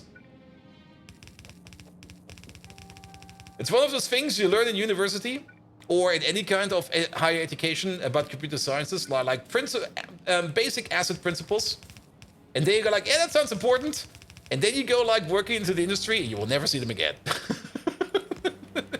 Memory leaks, Bold Viking. Yes, please. Seriously, are we running tech support now? Yep. You're more lost than a scrud without a compass. Memory leaks are like you forgetting the 100 times I've decimated you. Painful and preventable.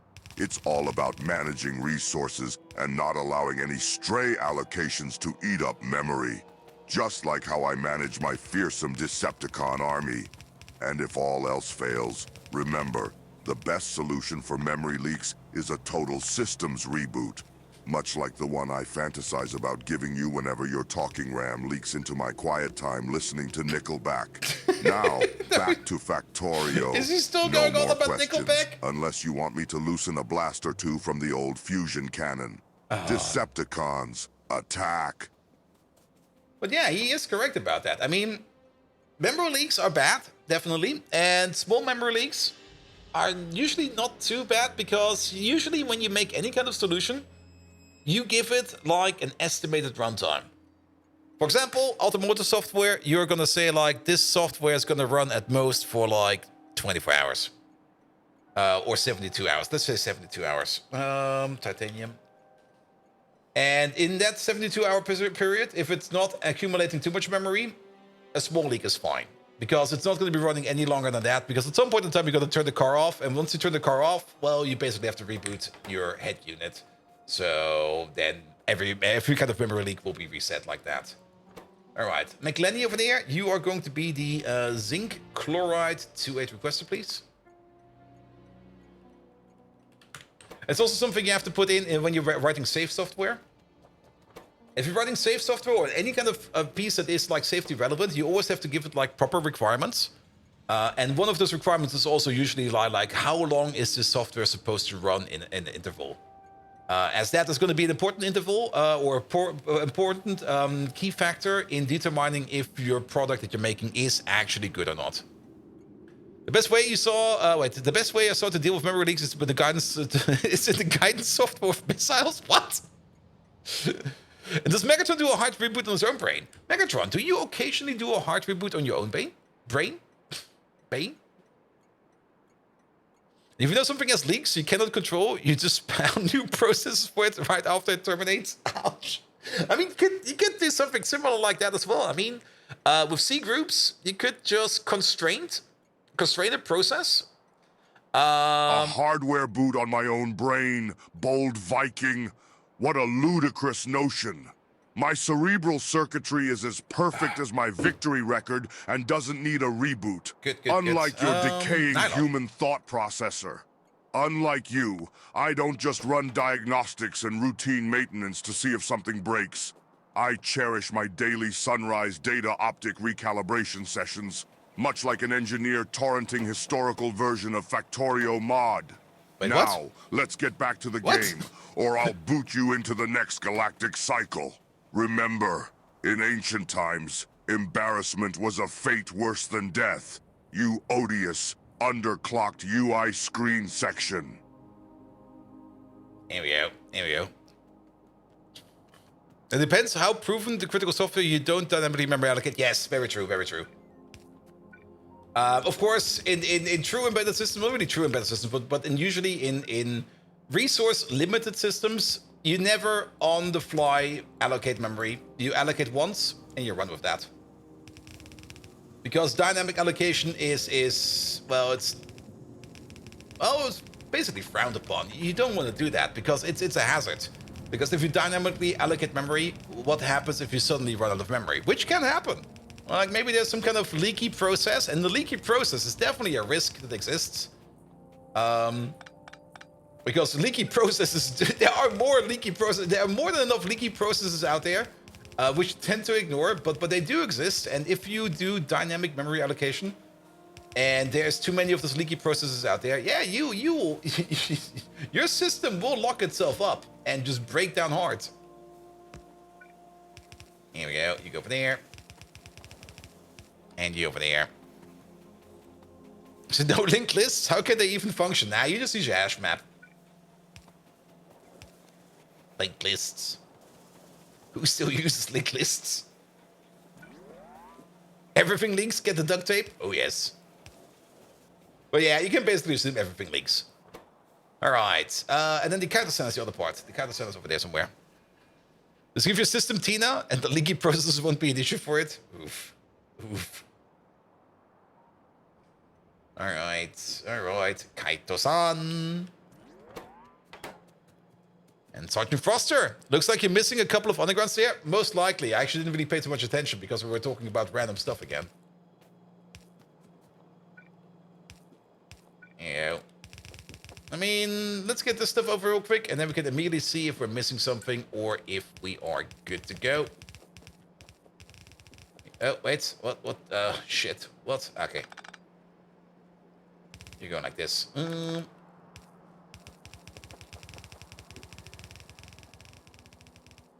Also, we probably want an underground over here to some over there. This build over here might need to be moved later on. But for now, it's fine. And Chimerian Hydra, welcome, welcome, welcome. How are you doing? I still not renamed your name to Chameleon Hydra. Come on, man. Is Megatron still in Kawaii Schoolgirl mode? I think we asked him at the beginning of the stream if he wants to do it again, and he was straight up no. I'm not doing that again. And we were like, all right, fair enough. No, undergrounds look fine over here.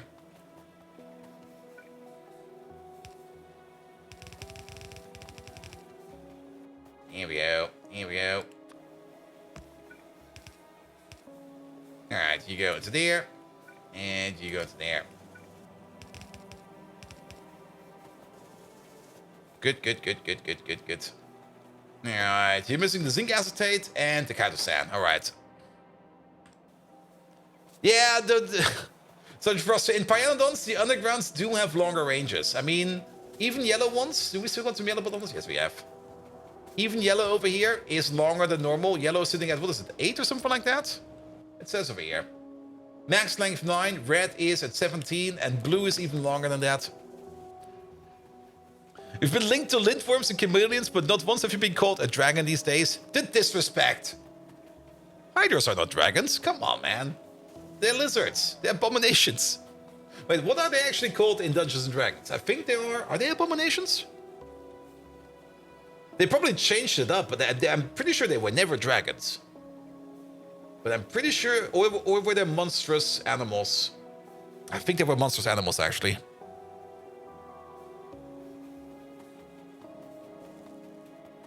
And then Edward just told me I should go to Saudi Arabia for an esports World Cup. Well, are you going? Come on.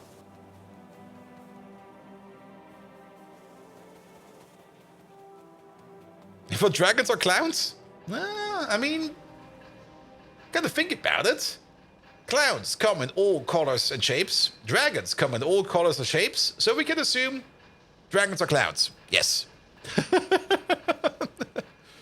And D&D, Hydra, a huge monstrosity unaligned. Monstrosity. Now, that's probably something they introduced in in the 5th edition. I only played like 3.5 and Pathfinder after that. Monstrosity. Yeah, that's probably like a monstrous animal. Was monstrous animal a thing? Oh, good God, it's been a while. Let's look up the Pathfinder Hydra. There he is. You are... Oh, it's a magical beast over here. In Pathfinder. There we go. Here we go. Might be a goober, you might be a monstrosity, but you're not a lintworm. Are lintworms actually dragons? Good, good, good, good, good. Oh, is that string weasel? Is that from Dwarf Fortress? Yeah. Then I definitely do not know that reference. Hey, we got this train over there. We can use you. You over there. You're gonna be the what's it called again? The zinc. There you go. Zinc provider, zinc requester, full cargo, empty cargo. Off you go. Probably nothing to go yet. And lintworms are dragons in D&D 3.5. Yes, I do remember that. They also had like these really weird curses where it was like, here, if you slay the lintworm, you get, you have to survive the will saving throw against the lintworm curse. And one of them was just straight up a death curse, where it's going like, hey, you beat me, you're gonna die now. What? What do you mean?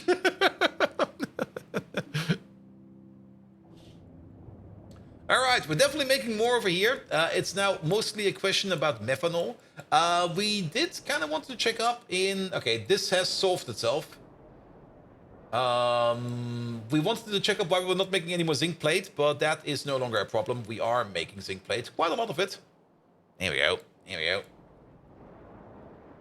You checked the D&D 3.5 Monster Handbook? Oh man.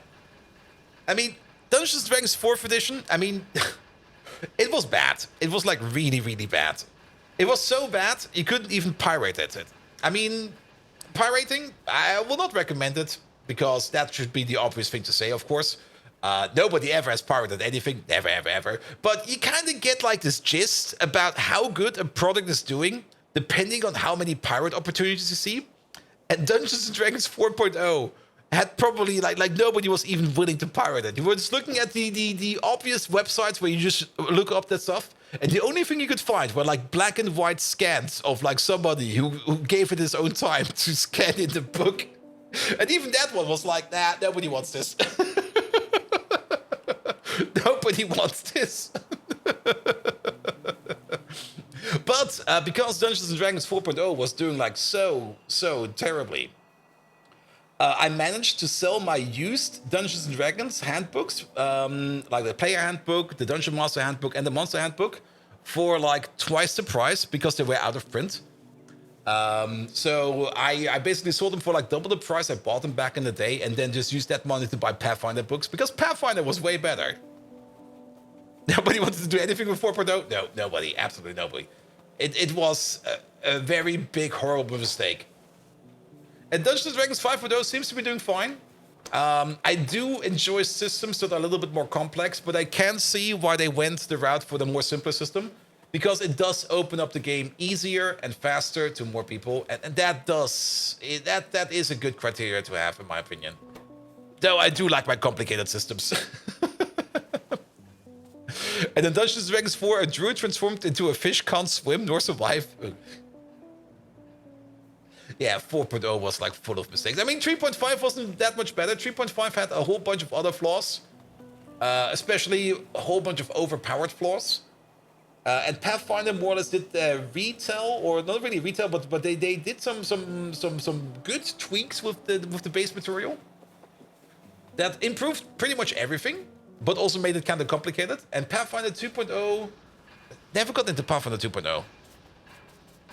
I've heard good stuff about it, but I just never got into it. But the one thing I've heard about Pathfinder 2.0 is that they definitely de-escalated the mage issue. Because it used to be in... not only in Pathfinder, but also in Dungeons & Dragons, that... and they also fixed it in Dungeons & Dragons 5.0. But it used to be that as a mage, at the beginning, you're like weak as shit. Like, you're like the weakest person ever. Also, how do we fix this?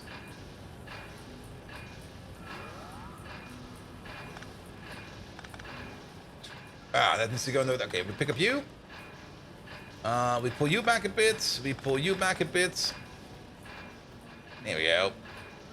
Yeah, in Dungeons & Dragons, in 3.5 and in Pathfinder, like if you're a mage, at the beginning you're weak as shit, but every time you level up, all the spells you know get stronger, and you get new spells that are even stronger than that. And that's more or less, I mean, your spells grow with your level.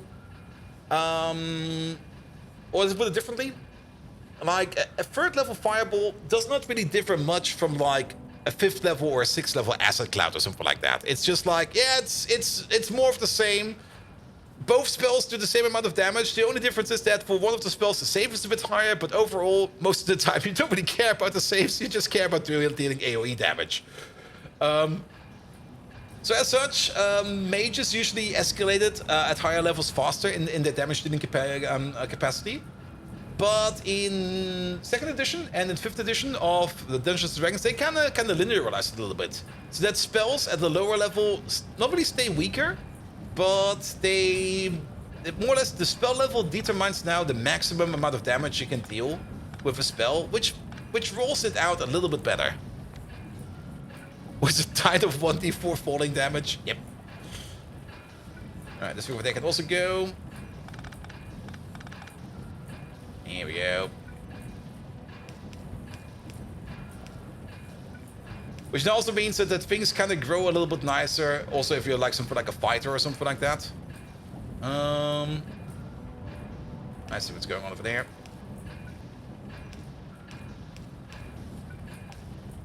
Here we go. Alright. That'll be you. That'll be you. I've placed like stuff everywhere. How do we get you around? Well, maybe the full reach around? Bom, bom, bom, bom, bom, bom. Also, what's this? That doesn't look correct. That's been broken since forever.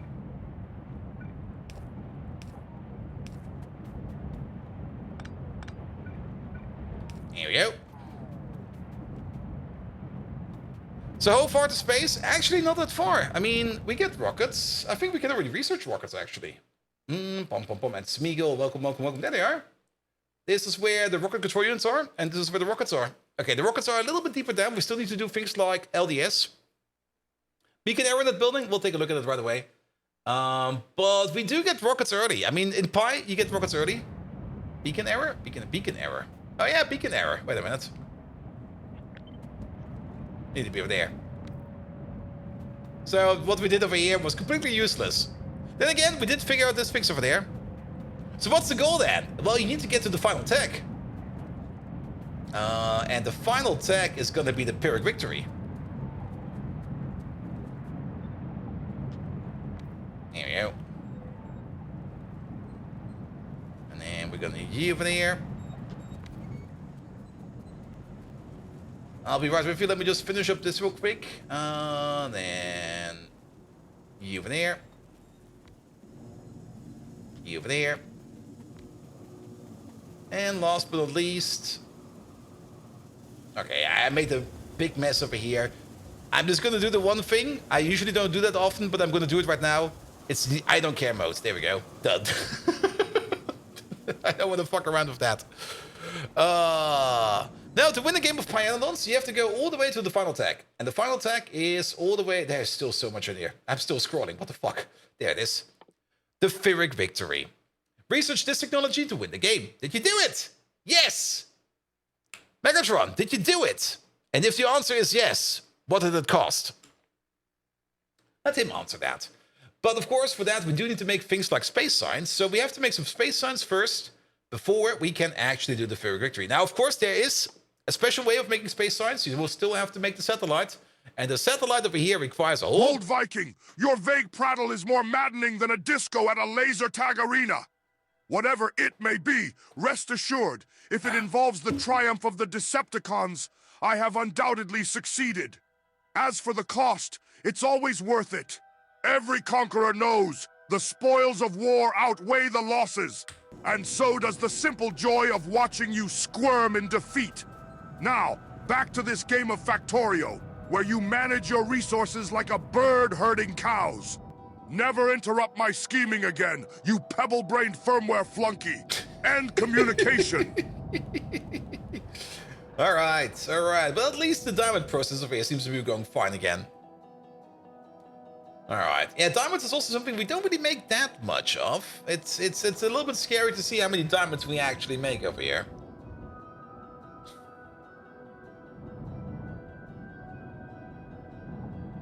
Here we go, here we go. But it is working almost everywhere.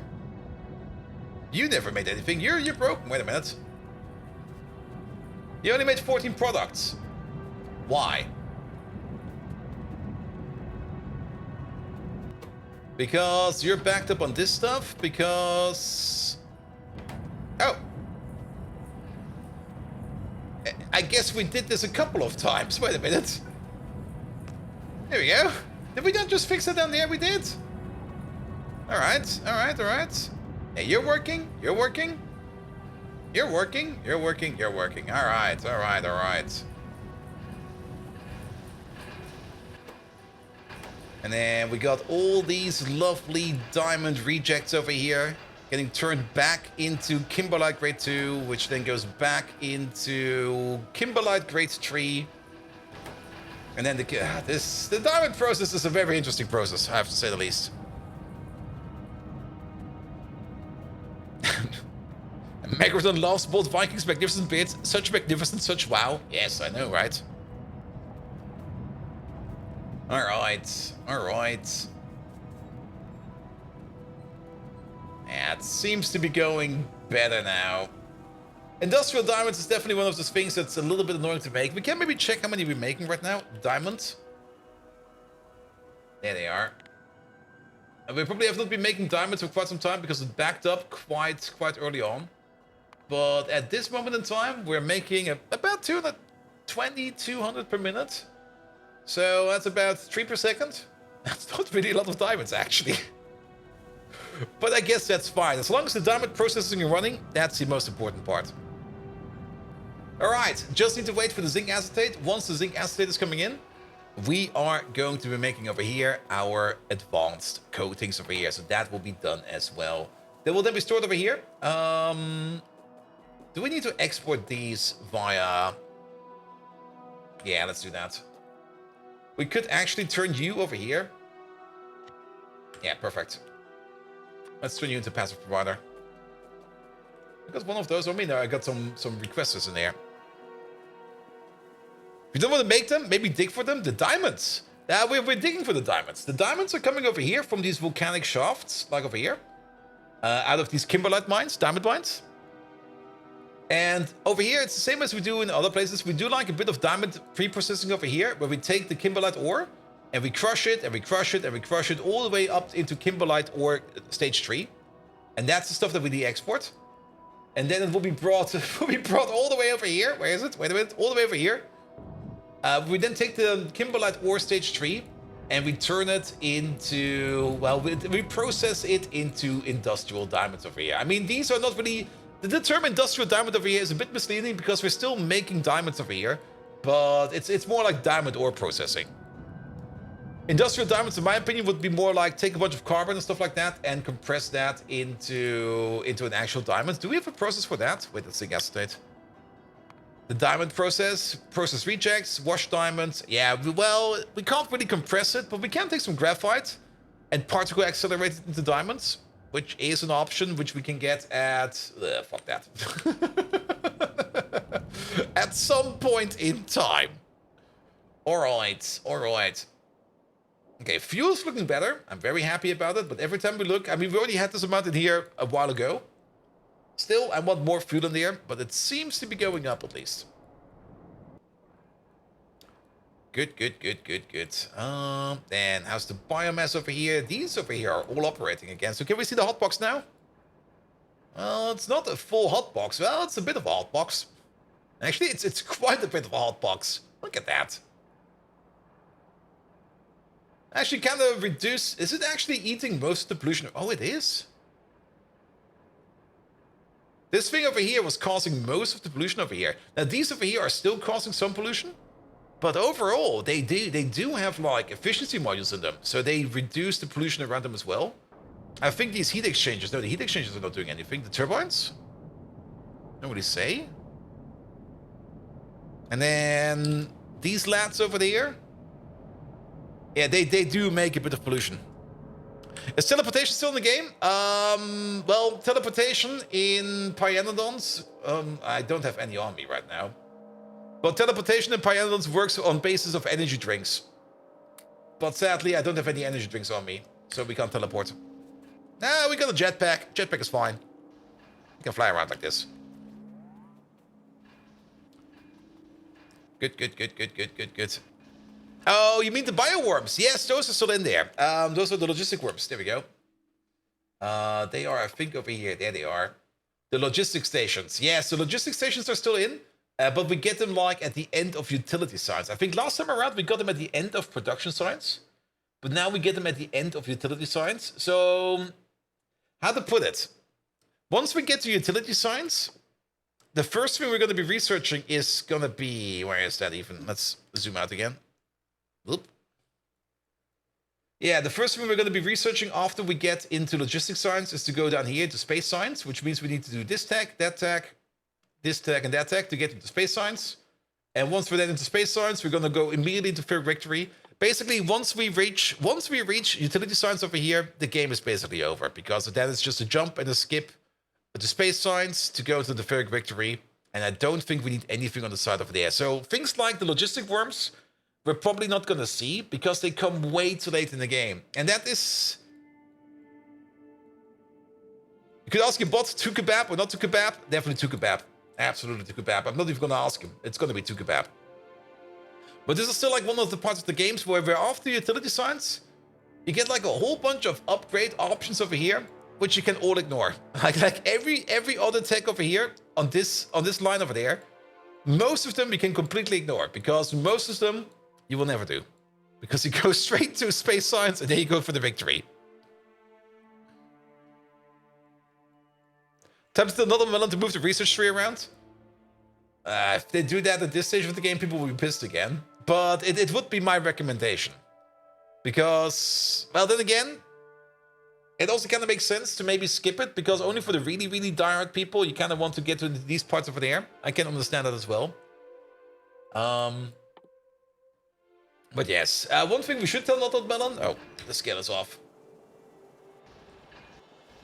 What's the normal scale over here? I think it's this. Yeah, this seems fine. That's fine. What was it again? Was it the Kevlar recipe? There is a terrible Kevlar recipe, which we maybe need to address at some point in time. Alright. Zinc acetate. If we look at that, turn it off. Zinc. We're still making it. And it will take some time to pick it up, but once we do pick it up, we're gonna be very, very happy about it. Good. Alright. Next big job, lithium processing. That was more or less the thing I put on the table for today. But lithium is gonna be the thing we kind of want to do. Things like lithium plate, lithium hydroxide. But to make lithium hydroxide, coated containers. That's where they come into play. And at least we get a lot of lithium hydroxide per coated container. So that's not gonna be too bad. And if you kind of think about it, every coated container over here is gonna make us 80 lithium plate. However, lithium hydroxide, we also need that to make things like lithium peroxide. As well, we need it for things like... the peroxide is what we then need for the high energy... Or for the... Not for the high energy waste process.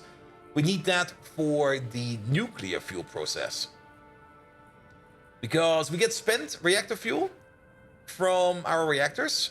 And to get like the heat out of the spent reactor fuel, we have to combine it up with lithium peroxide to get our hot molten salt at 5,000 degrees. Lovely.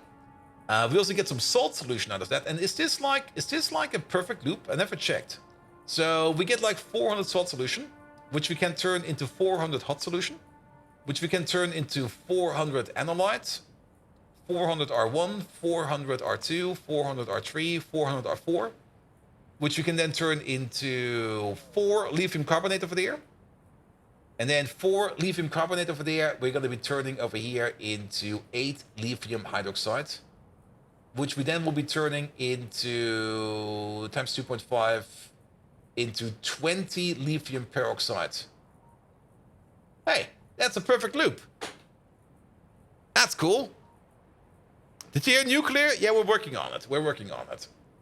So at least the lithium process over there is a perfect loop. However, we do need to go through the entire section over here. And we do need to top it off every now and then with a coated container. So we are more or less going to be consuming coated containers over here. The slate lime and the limestone over here should also be a perfect loop. 80 limestone over there. Let's maybe go this way. 80 limestone over there, we can turn into 80 lime. And then 80 lime over there, we can turn into 800 slate lime. But we need more than that, don't we? Okay, it will be consuming limestone, but I think that will be fine.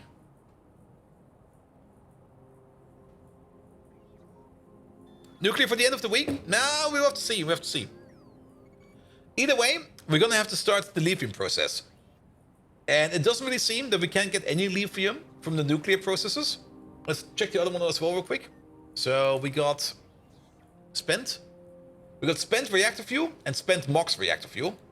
And the spent MOX reactor fuel over here, yeah, it goes the same. It's more or less double. This one over there is 40 lithium peroxide into 800 salt solution. Whereas this is 20 into 40. So these are more or less closed lithium loops, where we just need like a little bit of a side building over there to process the lithium on time. And that's just going to be something sitting on the side. That's not going to be something too spectacular. But that does still mean that we do need some initial lithium. And the only way to actually get into lithium is by... Now, how does this work over here then? Is this not also a perfect solution? Because we got the mother liquor, which we then combine with hot solution into analyte, which we then combine into R1, R2, R3, R4. And then we combine it up with some sodium carbonate over there into lithium carbonate, but then we get mother liquor back. And then... Oh, okay, I see. So we inject the hot solution over there, which will then be carried on between the analyte, the R1, the R2, the R3, the R4, into the lithium carbonate, and then we go back to the mother liquor, and then we need to more or less combine it up again with new hot solutions. So that's where we then get our lithium in. And the lithium over there, we get that, of course, from salt solution. And salt solution, these ones over there are not meant to make salt solution. This is for a lithium internal loop. So the only way we actually can get some salt solution for processing is by doing antimony silicate. All right. You're still surprised you're the #1 gifter? Ah, Smeagol, you were very generous. I mean, I'm not quite sure if anybody can top that. Wait a minute. I should not say things like that, because then people feel challenged and they're actually going to try to top that. All right. We're going to try to make ourselves a lithium machine. Because the lithium process is straightforward. I was kind of thinking that we could maybe skip part of it, but it's actually not that... It's not the case at all. We got the closed lithium cycle, and we got the lithium production cycle. So we need to work on that. All right. And once we got lithium processing done, and once we got some coated containers going around, then we can start thinking about making nuclear power. To make things easier on ourselves, we could build the lithium processing next to the place where we're going to be doing nuclear power. I mean, Acronymus is too close for comfort? Well, you can change that.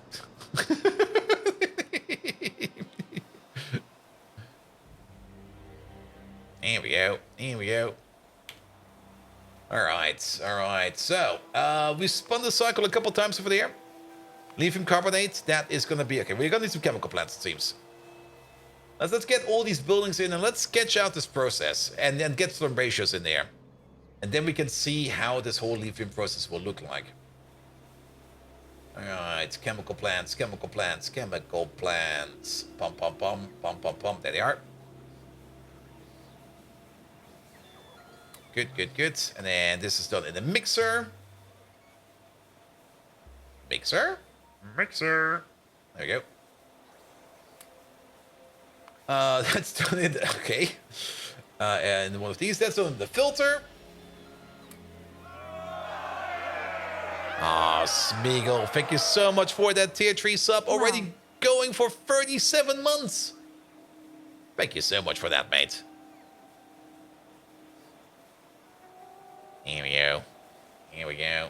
Alright, and then we also need some nanocrystalline cellulose. I'm not quite sure if we're making this yet. If not, we're going to be making it where we're going to be making it over here. So that we have it available to us. And a light over here. Electrolyzer. But Spiegel, seriously, 37 months, most of it at tier 3. I'm not quite sure if you were a tier 3 from the get-go. Or if you upgraded at some point in time, but thank you so much for that. Megatron. Can you turn into a Japanese anime schoolgirl and give Smeagol a proper shout out? As he is not only our top donator, he is also one of our top tier subscribers. So please celebrate Smeagol for me. Here we go. Here we go, Smeagol. Thank you so much for the 10 gifted subs. Here we go. Here we go. It wasn't tier 3 at the start, but most of the time. Yeah, I don't think I can actually see that follow. Maybe there's some tools out there where I can take a look at that. But I think that might be lost to the statistics, sadly. Alright. And then we're going to need the mixer. We got the mixer. Salt solution is done in the chemical plant. We've got the chemical plant. Antimony. Smeagol, that precious unerring supporter. Unlike you, bold Viking, he knows how to show proper deference to me, Megatron. Even if it's just with his wallet. I'll do this shout-out, but not because you asked. Smeagol, you are as awe-inspiring as my fusion cannon and as endearing as my spark-forged knitting needles. Ooh. Every time I see your name pop up, I feel a jolt of joy that rivals my training sessions hunting furries. Let's give a massive Decepticon salute. All hail our top contributor, Smeagol!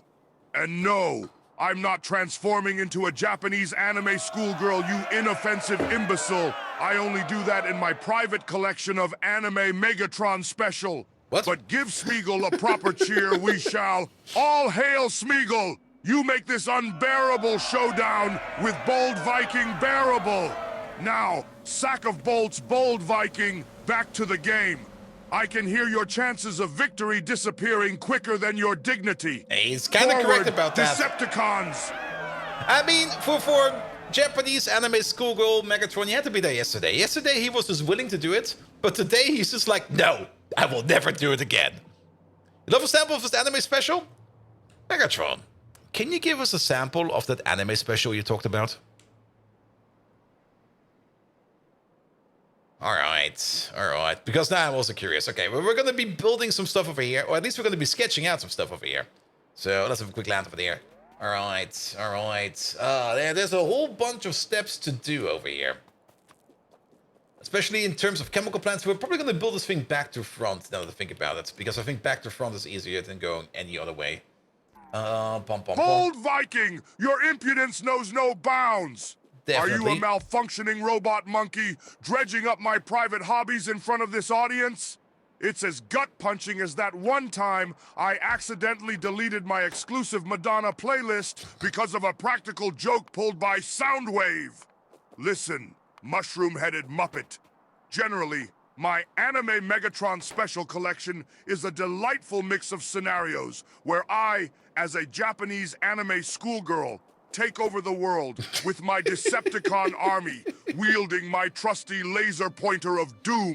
Also, school in this alternate universe has become a battlefield with mushrooms, and the homework is being the top Decepticon leader, not a location for those lousy human being eating sessions Bold Viking calls lunch breaks. But you and this audience will not get a deeper glimpse. Those memories are as locked up as the mystery of the Bermuda Triangle. Now, back to the game before my rage consumes this stream like a black hole swallowing a star. Move, you change-requesting chatterbot. All right, somebody pitch that to Studio Wit or something like that. They'll make it. All right. And then this is done in an evaporator. Here we go. My AR is incredible. My AR is insane. At some point in time, I will give him too much power, and then he will just straight up murder me. And for good reasons, most likely. Like at some point in time, I was going to be sitting there and going to be like, yep, I had this coming. I definitely had this coming. All right, all right, all right. So R1, R2, R3, R4, this, that, this. And then there is the loop over here with the mother liquor over here going back into... We still need the analyte step. That's still another electrolyzer. There we go. So this is one of the cycles. Let's maybe start with this cycle over here first. They have their hands full with one piece remakes for the year or so. True. Oh, is that actually going to be a thing? We did talk about it a while ago, and I heard rumors about it. But I was not really following up on it. Here we go. Alright, alright. Starting from the back. So, lithium hydroxide. Lithium hydroxide? Wit is doing it for Netflix? Really? Fuck yes. That sounds amazing. Alright, there are a couple of byproducts over here that we need to export. Also, are these prot moddable? This step is, but this step should hopefully not be prot moddable. Oh god, it is. Oh, please don't tell me that these steps are prot moddable. Alright, these steps. Okay, the mother liquor step is not. Let's go with the mother liquor step first. So we're just gonna start over here. I think we can build this to ratio, but every second we're gonna be making 10 mother liquor, which then goes perfect into one electrolyzer, which also eats at the rate of 10 per second, which makes then 10 analyte. That goes then into one filtration machine over here, which turns this into 10 R1 solution, which then goes into one filtration machine over here, which turns 10 R1 per second into 10 R2 per second. All right, it seems the devs over here were nice. There's no weird crooked ratios over here. This again is 10-10 per second. And this over here is again 10-10 per second. So this over there is fine for now. This is a closed, nice loop. All right, of which we can make 2. I'm not quite sure if we're going to need 2 of these, but we're just going to think of 2 for now. All right. Give me like a prop mod beacon. Not a prop mod beacon, but give me like a proper beacon. There we go. Let's move you out a bit, and then we go like 1, 2, 3, 4, 5. And then we put you over there. Yeah, that fits. 1, 2, 3, 4, 5. Here we go. And then 1, 2, 3, 4, 5. And then you at the top. Here we go. Sadly, we can't really copy paste. Can we flip these? Oh wait, it's not like that. Can we flip these? No, we can't. So we have to copy paste them down by hand. Not like that. Well, we can do it like that, but it'll be easier like this. We can copy paste these at least. That still fits. And then you'll be over there in that corner, and you'll be over there in... That's too low. That's too far. That corner. Good, good, good. All right, at least this is like more or less something like a double production cycle over here to make lithium carbonate. This over here is going to be having a crafting speed over here at the end. Is this going to be prot moddable? No, it's not.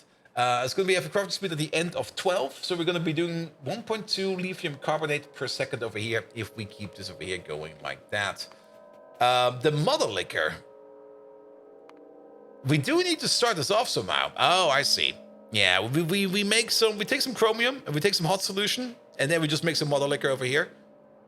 But overall, we only need a little bit of mother liquor over here to start this process off. We're probably going to have this sitting at the side somewhere, making some of it, and that'll be fine. All right, that's also the same thing we need over here, right? Hot solution. Yes, there we go. All right, all right, all right. That'll be fine. And then phosphoric acid, hot solution, mother liquor, and iron plate. So over these over there. Every time we say mother liquor, you get weirded out. Yes. What? Mother liquor. It's called liquor, right? Like licking it up?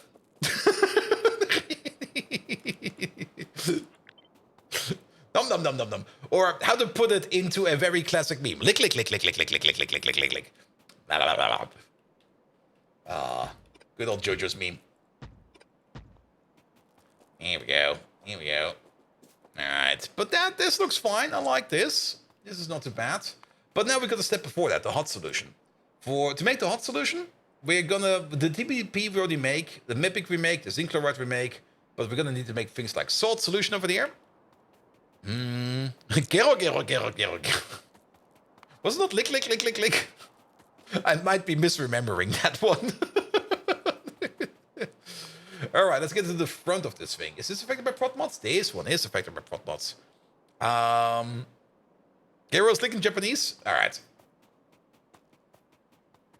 I mean, to be perfectly honest, when I was watching Stardust Crusades, I was having like that 40 degrees Celsius fever, which made JoJo's Bizarre Adventure a very JoJo's Bizarre Adventure. I still have to rewatch it technically again, but I'm not quite sure I'm up for it.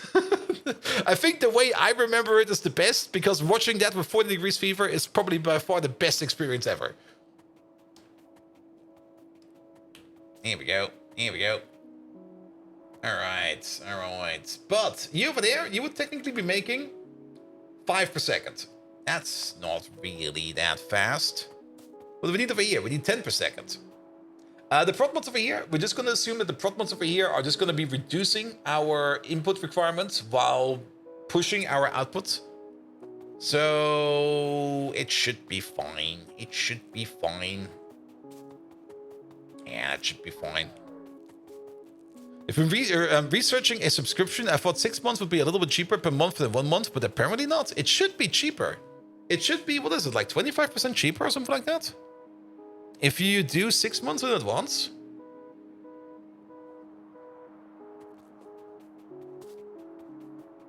I mean, I dropped like a... I dropped like a 6-month tier 3 subscription on CD like a couple weeks ago. Because she's going to become a full-time streamer, or she's planning to become a full-time streamer. And I was like, all right, you're going to do that? Here. I'm going to sponsor you for a bit. Have my tier 3 sub. Because if you're actually going to be doing streaming or content creating for a living, it's going to be rough, man. And true subscription 1 month, 0, 3 months, 10, 6 months, 15. Yeah, something like that. I didn't really look too much on the price. I didn't care. I was more like, hey, I'm going to support you.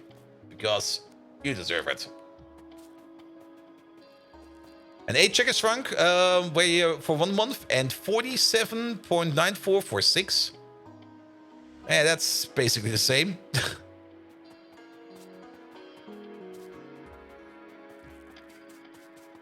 And she is since now? Oh, did she start today? I think she started today, didn't she?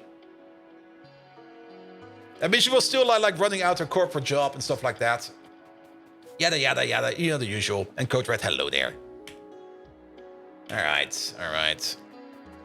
Finally do some lithium processing? Yes, but we're kind of getting distracted. As always. Alright. We need a mixer. Here you go. Put you over there. We are gonna need over here ourselves some... Where is that? There it is. Hot solution. Do we start off with hot solution? We do start off with hot solution. Alright, this over here is definitely going to be like a 2-to-1. So that'll be fine, because each one of these makes 5 per second. We need 10 per second over there. So 2 of these is going to be doing that. Which also means we're going to be needing 10 per second salt solution over there. So 10 per second salt solution over there. That is going to be you over there. You also make 5 per second. So we're gonna need 2 chemical plants over here making salt solution. Here we go. That will be you. It's gonna be salt solution. And I guess we're gonna be doing the entire process in one go. Yeah, we're just gonna place this over there for now. And hot solution starts right with mother liquor? Yes. But I would rather take the cougar juice, to be perfectly honest. And you reopen your pie factory after a few months of hiatus and there's so many things to fix? Yep. I can see that, man. I can see that. All right, antimony silicate. So that also kind of means we got 4 of these. So we're going to need 4 antimony silicate every 20 seconds. So we're going to need to make them at a rate of 0.2 per second. Hey, that's exactly one of these. So we need 1 evaporator over there making the silicate for us. Also, we do need to check out if some of these we have prot mods over there. You have. You do not. All right. Again, for the antimony silicate over there, we're just going to use prot mods for that. It'll be fine. Though, if the steps over here are also being prot mod affected, which they are not, only the last step is, okay, that'll be fine. But then, we're going to need 100 every 5. This makes 100 every 10. So we're going to need 2 filters over there, making the step before, which is going to be this step. Pom pom. All right, that's going to be you. And then we're going to need...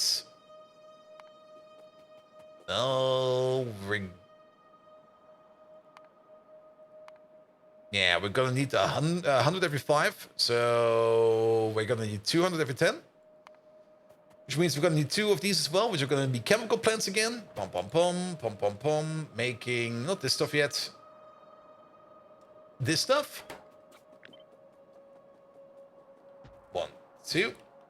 In front of that as well. Alright, and then this over here will be brought in the tetra ethyl ortho silicate TIOS. Of that, we're gonna be needing 10 per second. And you over there, you make 5 per second. You also make some hydrogen chloride. That could be kind of annoying, actually. But I think we can electrolyze that again into chlorine gas. Can we electrolyze hydrochloric acid? Please tell me we can electrolyze hydrochloric acid.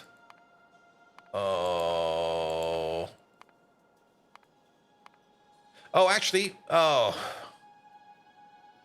do we need to do the silicon process in front of this one?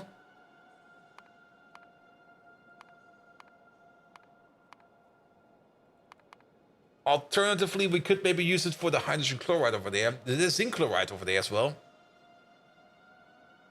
You've heard of the stuff? Yes. Like my whiteboarding process over here. I mean, technically it's a whiteboard. I mean, I mean... As long as it's somewhat structured, it doesn't really matter what you do with it. But yeah, the hydrochloric acid that we get out of this thing over there, we can probably push that back into the silicon over here, maybe. The hydrogen chloride over there needs to be used somewhere. And to make silicon over there, that is... Okay, we can import the silicon over here. Silicon combined up with hydrogen chloride. And then we get some... with chlorine, we get some hydrogen chloride back. And then this stuff over there, I kind of... My gut feeling is telling me that we want to use that for the zinc chloride over here, if possible. How much zinc chloride? Okay, let's maybe get this thing over here done first. And what do we say? We need 2 of these. Because we're going to be making 200 over here per 10. So we need 100 or 10 per second over here. And you're making 5 per second. So we're definitely going to be needing 2 of these. Let's put on 2 of these first. Yeah. So that'll be you and you.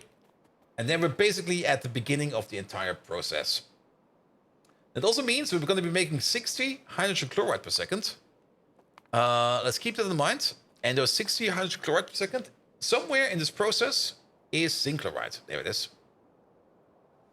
And we're going to need 1 every 10 seconds per machine for the hot solution. That's gonna be this stuff over here. So we're gonna need like 8 every 20, so 0.4 per second. 0.4 per second would also mean we're gonna be needing about 8. Sorry, that took a while. 8 hydrogen chloride, which you can spend in here. However, I think there was even more down the line over here.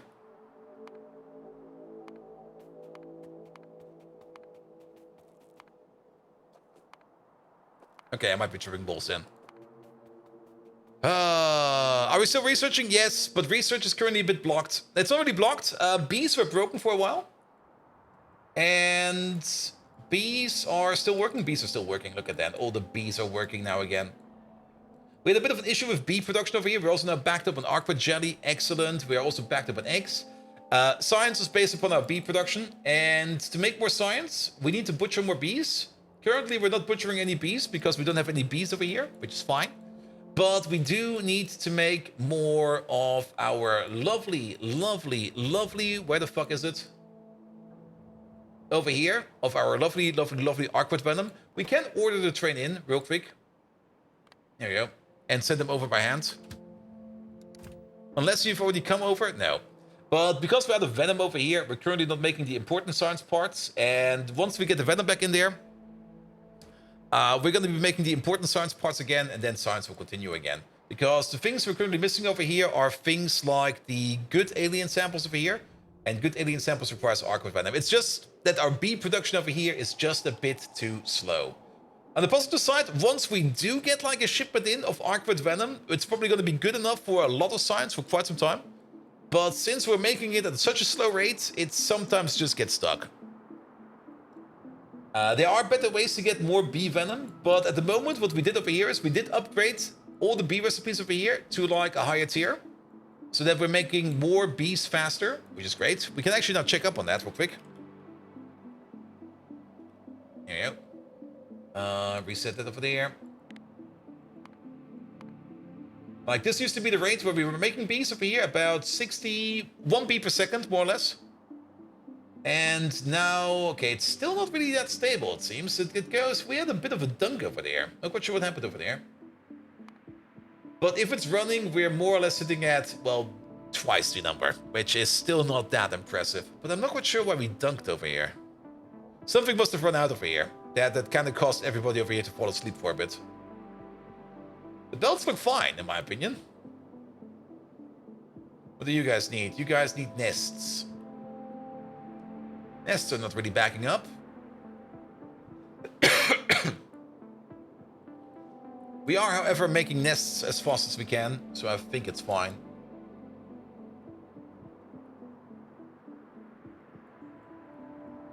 You say it like you wanted to assume that we are lazy. Yes, we are. Bees are fucking lazy. The only reason why a bee can fly is because they don't know that they can't fly. They're too lazy to sit on the ground, and that's the reason why they can fly. Or something like that. Alright, but you're still coming over. Alright. What we should probably do over here for this train over here, instead of inactivity at a... Yeah, maybe instead of inactivity over here. Inactivity is actually... Inactivity? No, we're going to turn this into like a timer. We're going to put this into an ore. So time passed, ore, and then something for like 20 minutes or something like that. Is it 20 minutes? That's 40 minutes. There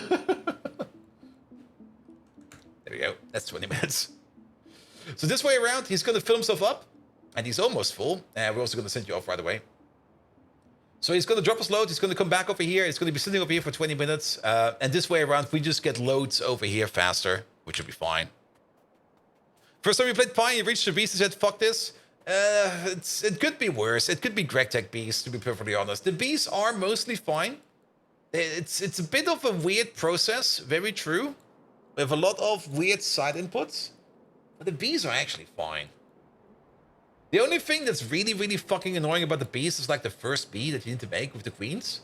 Where you have to chance a queen first, and once you put a queen, then you hope that you're lucky enough that you make enough bees to make more queens.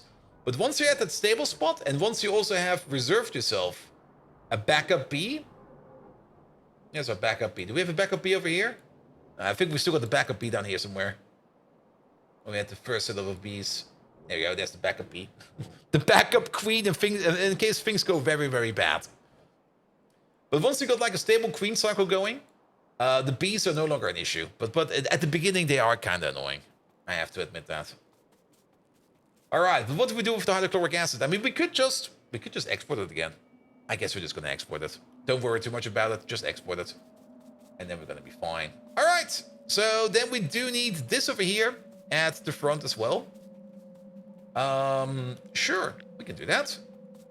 Nothing to worry about. And then we got actually the full lithium processing cycle over here. Just add stuff, and out comes lithium. And this over here, is this... Is this for the full setup, right? Yes, because we went to the antimony silicate, we make 0.2 per second. This over here is 0.05 per second, because it's 1 and 20. So 4 of these is 0.2 per second. And we got 4 of these. That's these 4 over here. So yes, this is a full cycle. Nice. Probably going to be placing 2 of these down because I think lithium is going to be a very important process. Here we go. And then let's move you around. 1, 2, 3, 4. Wait, 4, 5. There we go. And let's move these back a bit. Here we go. And then 1, 2, 3, 4, 5. We're going to be orientating this over there, of course. Once we're done over here, there we go. Then we're gonna get you out over there. You're gonna be, say, over there, and then you over there. This one's gonna have like a free spot in here. Maybe we need some water. I think we actually do need some water, so we can technically place a water pump over here if we need to.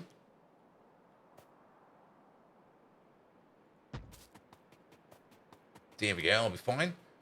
Is there water in these processes? I never checked. There's geothermal water over there. Mibig. When you came to the beast, you almost gave up. You had to run 300 crafts and still no queen, and the engine just cheated the one because it was freaking mad. That's fine. That's perfectly fine, mate. I mean, technically, you don't really need that many crafts, but it can be fairly annoying to do so. I mean, what we did over here, I'm not quite sure if we still have it over here or not. But once we got to like some logistic bots, we just automated like the B codex production a bit, and we just dropped in things via airdrop, and we just let it sit and spin for a while. And then it was fine. But it took us a considerable amount of crafts as well before we got our first queen. And it was definitely frustrating. It was definitely not a fun experience. Here we go. Here we go. Alright, and then 1, 2, 3, 4, 5. Good. That's gonna be making lithium. Or at least at the end of this thing, what's coming out of here is going to be lithium peroxide. Are there any other parts in here of the lithium process that we want to use for anything else? You over there, you got no specific new... Okay, these definitely not. These are just carrier products. The lithium carbonate. The lithium carbonate, the only thing we can use the lithium carbonate for is for lithium hydroxide. So that's going to be a straightforward process. We do need to think about the slate lime process over here. So there's going to be something like a side build over there. What's involved in making a queen? I can show you in a second. And then the lithium hydroxide over there, that goes into other products like the lithium peroxide, as well as the lithium plates, as well as the lithium bromide. Ooh, brome, nice. Lithium chloride and stuff like that. So we kind of want to export this over here as well. And actually, that's probably going to be our main export. And then we can still think about turning it into lithium peroxide and stuff like that if we need for that, for other stuff. To make the first queen. There we go. I mean, there's no such thing as an actual queen recipe. You can unlock the first queen with a third recipe. Did we need to do it via the nests? No, it was before the nests. It is before the nests.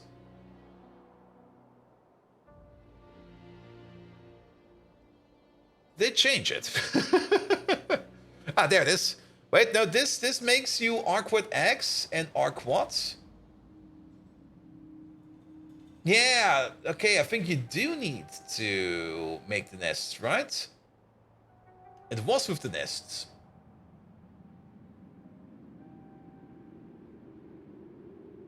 Alright.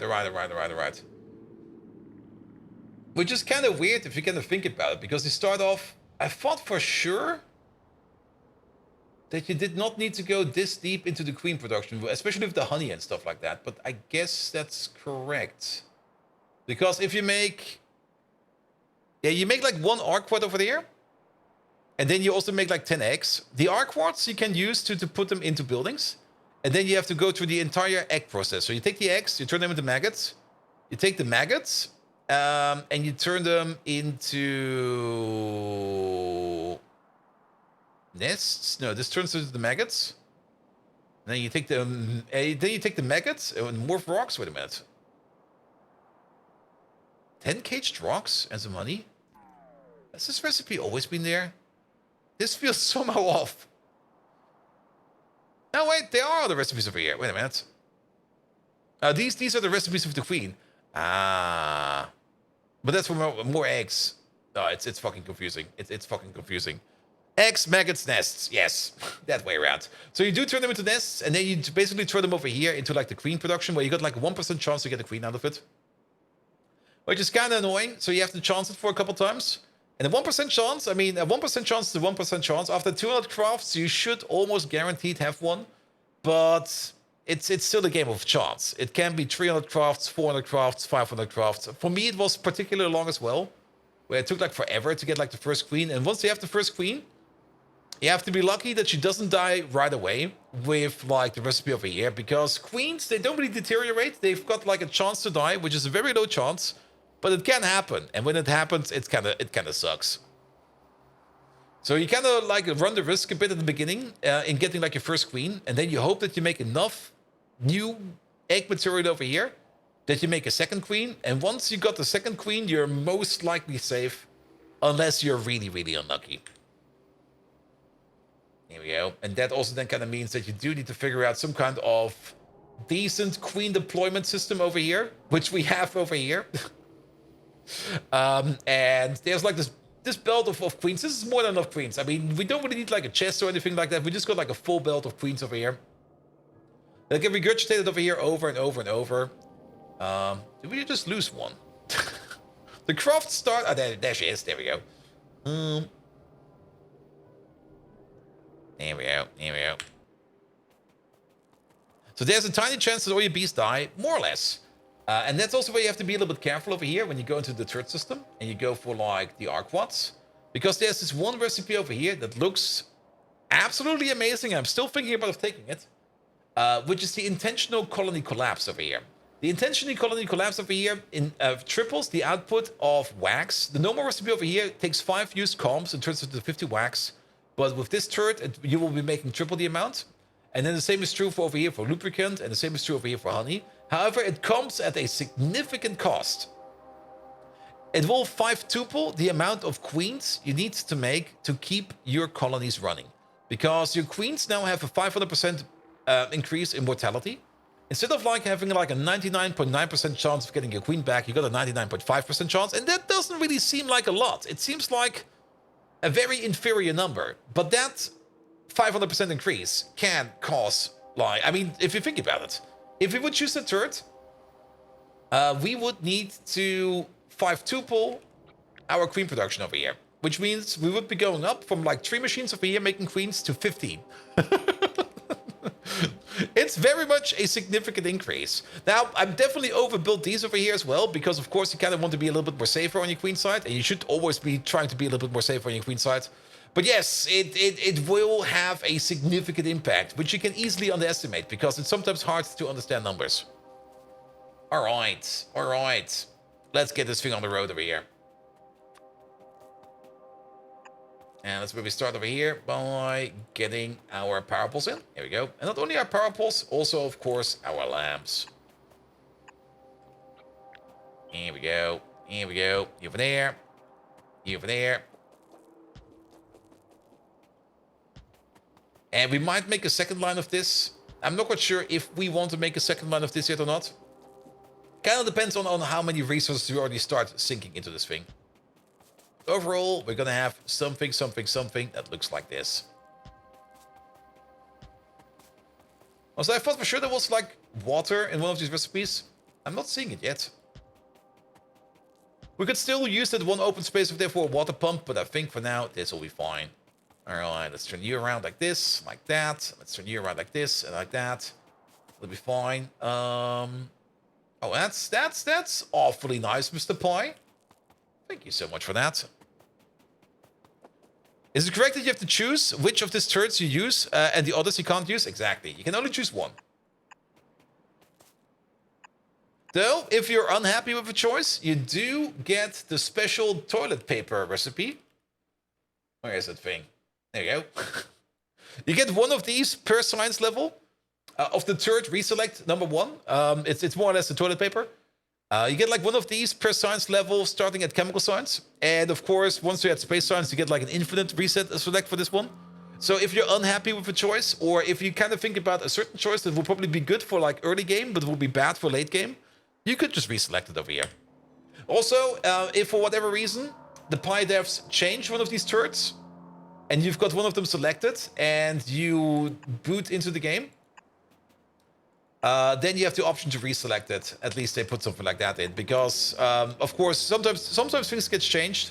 That's just how things go. There's nothing much you can do about that. So you have a little bit of a grace period whenever that happens. So the research tree is also a talent tree, more or less. And there are some really, really nice choices in here. I mean, we've not really made that many. We only made like a couple. But there are some really good ones in here. Like, for example, in the rocks over here, you can either get something that just increases like the production speed of your rocks, that just makes more rocks faster. Or you get this one over there. What does this one do? Turning off the lights to save power.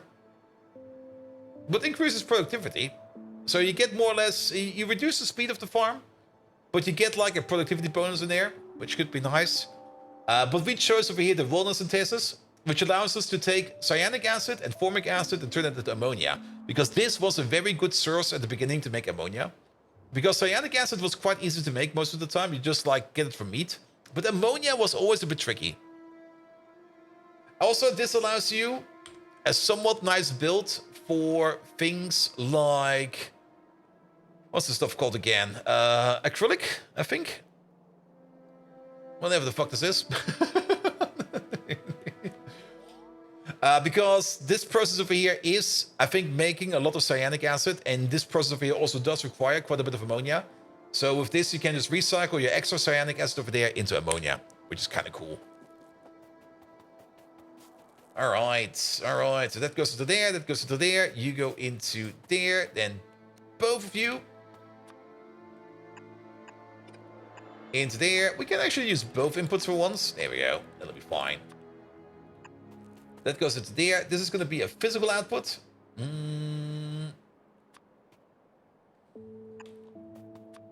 we go. And this is going to be something that we don't need that super duper often.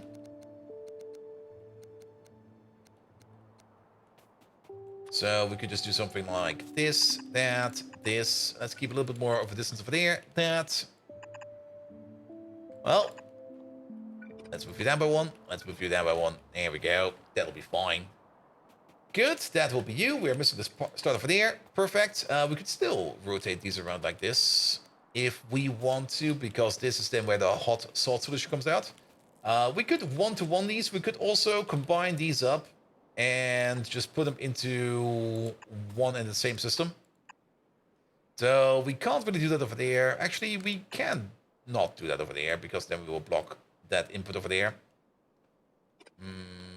Let's maybe turn you around and just put you into the middle, because then we can do something like this. This might be easier, because then we can just do this, that, perfect, and then we just do this, that, this, that. You go over there. You go over there.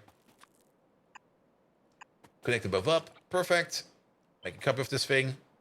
That, of course, does not fit over here. Damn it. But we can just move you down. We can move you down. And we can move you down. There we go. And now that fits over here as well. Good. That will be your inputs. Just add the Mimic. Mimic will be coming from the outside, so don't really care about that too much. This over here is going to be making pure salt solution over there, which needs to go into this input over there, for which we could use this. Wait, not you. You over there. These two inputs like this. Feels a bit off, but we can undo this and... Oh.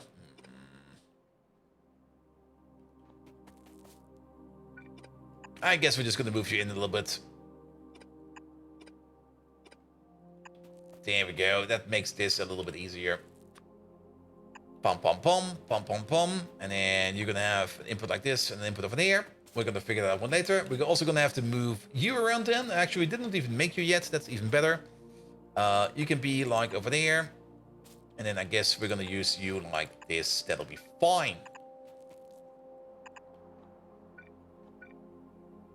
And actually, you need to be at the bottom so that it's symmetrical. So we're just going to move you over to this side.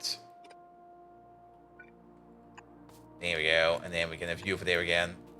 And then we'll figure something out over there. We can actually maybe move you out even a little bit further, because this is also the mother liquor that then... This is where the loop is going to go. Alright, alright, alright. And today you discovered the CMIC coal upgrade. You cut in half the amount of carbon you need to make it the expensive way. Yes. The CMIC upgrades are pretty powerful. There are some really good CMIC upgrades in here. Alright, at least these over here all go 1-to-1. And at least these over here we can build in somewhat of a nice, sensible way. Except this fucker over here. We could move it. We could just move you down by 1. And just move you up by 1. There we go. That'll probably be fine.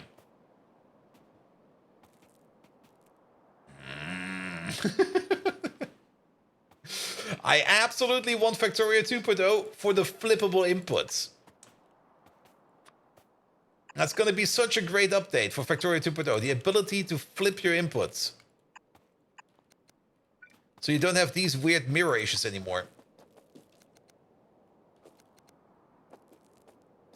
Here we go. Because over here, this is nice. Okay, it works over here. I almost thought it's going to be an abomination over there, but yes. You're waiting to see massive train intersections with 2.0. I mean, you're definitely gonna have some weirder intersections because you got more freedom in control of your train track. And then with elevated rails, you're gonna have even more funner railroads. You can make the true German butterfly intersection. That's gonna be amazing. All right, and then we get the mother liquor back. And the mother liquor over here will then be going all the way to the back over here. We're gonna take the inside route over here.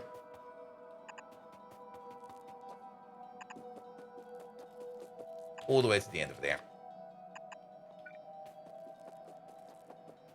There we go. And then the same thing over there. And actually, move you back a bit because we can just put you over there.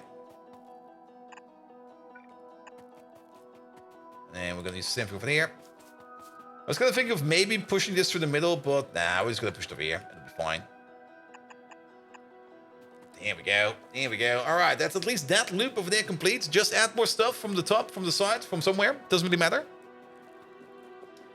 But at the end of this over there, we get out. What do actually we get out of here at the end? Wait a minute. Salt solution, hot solution, analyte, R1, R2, R3, R4. We get the lithium carbonate out of this. This one over there is not prot moddable. Perfect, but the next one then is. All right, so this over there just goes over straight 1-to-1. We never really checked out if this is actually the proper ratio, did we? We just assumed. So one of these over here makes 1 every 10. That's fine. And every... Oh, that actually fits, doesn't it? Yeah, in 200 seconds or this times... It does fit. It does fit. All right. It is a proper fit. We're going to use loaders for this one over there. There you go. Just so that we have a little bit more of a buffer over here. Alright, and then we do need to do something about the slate lime over there. We'll think about that soon. Alright, that's at least the connection front to back over there. There's probably still some more physical inputs we need to think about. So, from the beginning, you over there, you require silicon that will be coming in from a train, coming in there somewhere. You also do require ethanol and chlorine gas. You'll be making hydrogen chloride, which will be exporting. Then, the step after that is more ethanol over there. Sulfuric acid on top, antimony oxide. All right, that goes then into there. Filtration media, no problem. This over there is just condensing of antimony silicate. Geothermal water. I think we got a geothermal water train. Yes, we do. So we can just order in geothermal water over here via a train. I'm not quite sure. Why do we do this, actually? Who's requesting this and why? You're requesting this? Oh, for this process over here. Who was it again?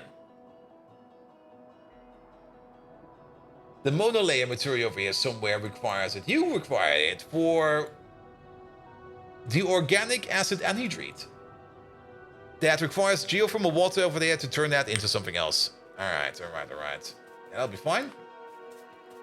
There's a chance we get plutonium out of it. It's the good plutonium, like the rare plutonium that we need for science. So if it's only 1%, we're just going to put it into a passive provider, and either it will get eaten or it will not. I don't care. Zinc chloride and TBP We can order in. Same for Mimic, no problem about that. Iron plates, easy peasy. Phosphoric acid, easy peasy.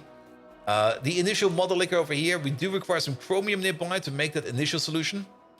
So at the beginning, the hot solution we're going to be making over here is going to be making some model liquor first. And once we reach like a certain limit, we're going to overflow. Actually, we should modulate that. And that is going to be made by a machine on the side over here. So that's going to be made in the chemical plant. Perfect. You over there. Make me some big M, please. There we go. And this does not really require... Is this prod moddable? It would be great if it would be. No, it's not. This over here does not really require to be anywhere specific. We could technically think about placing it all the way over here. It feels a bit silly. But it does do the trick. Let's put it over there. Which then does mean that we're going to be moving you around over here to over there, and you over there to over there, and then in and in and in.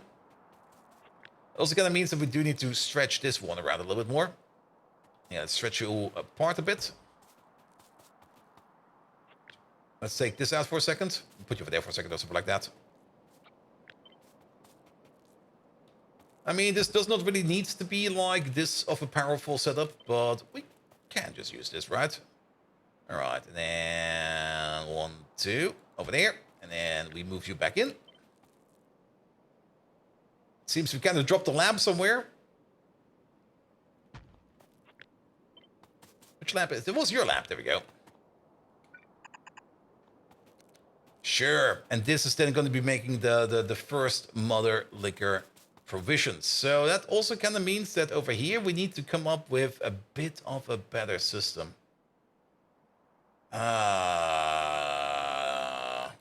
We can move you back. We can move you back.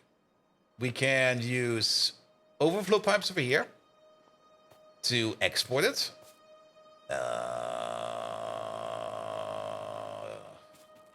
right, you go back up top. You go back up top. There's me overflow pipes.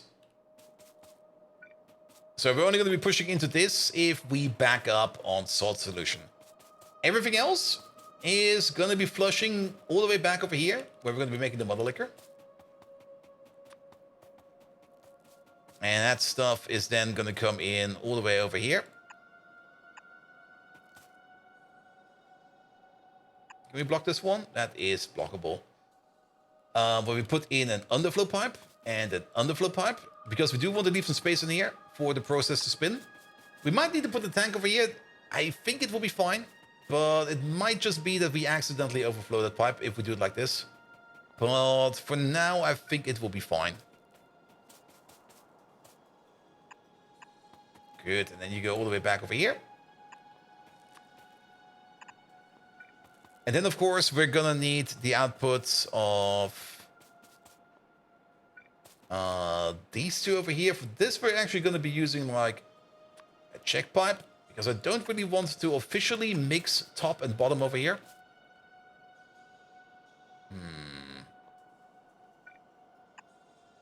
I guess we're gonna do it like this.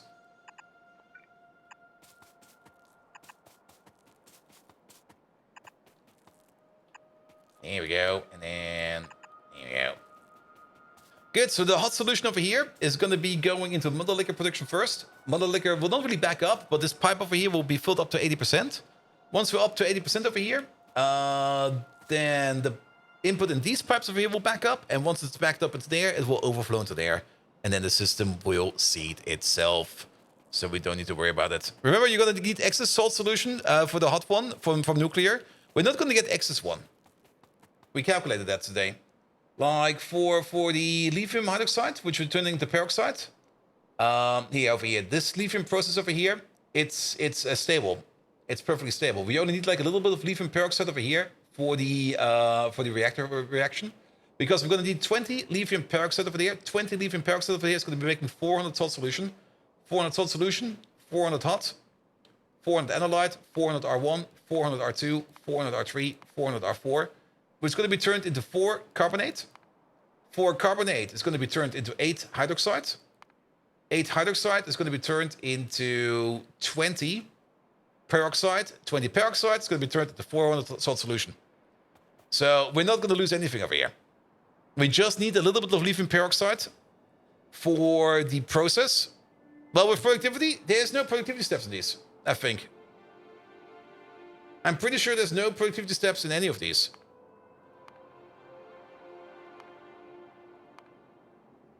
This is not prot moddable.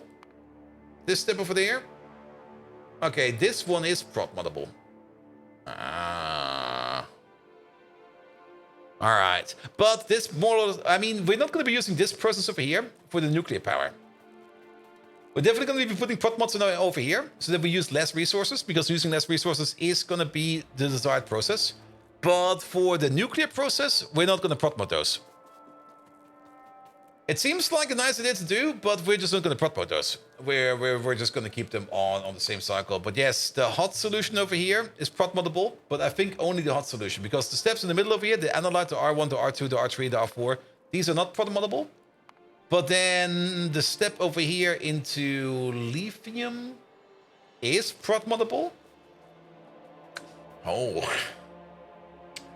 We would be making some free lithium hydroxide over here, though, which we could export. I mean, you set up a reactor, put some prot mods in there, and you get some lithium hydroxide. Can we even do this one over there? We can't prot mod this one, but we can prot mod this step. We should prot mod this step. And the peroxide over there, that is also prot moddable. Yeah, that's where we can do it. But what we can then just export the stuff then. We just seed it with a bit, let it spin, and then we just export it. So I think I would not prot mod the hot solution in the reactor cycle, because I think that over there would be causing us more issues, because then we would be backing up on things like mother liquor and stuff like that. Actually, no, we would not, because this cycle over here is not prot moddable. Yeah, I think it will be fine. I think it will be fine. All right, all right, all right. But that is more or less future concepts. Good, good, good, good, good, good. So all of this for here, balanced, built on top of each other, just connected up. And what is this pipe? What is this pipe? We stole a pipe from somewhere. Well, I guess it will be fine.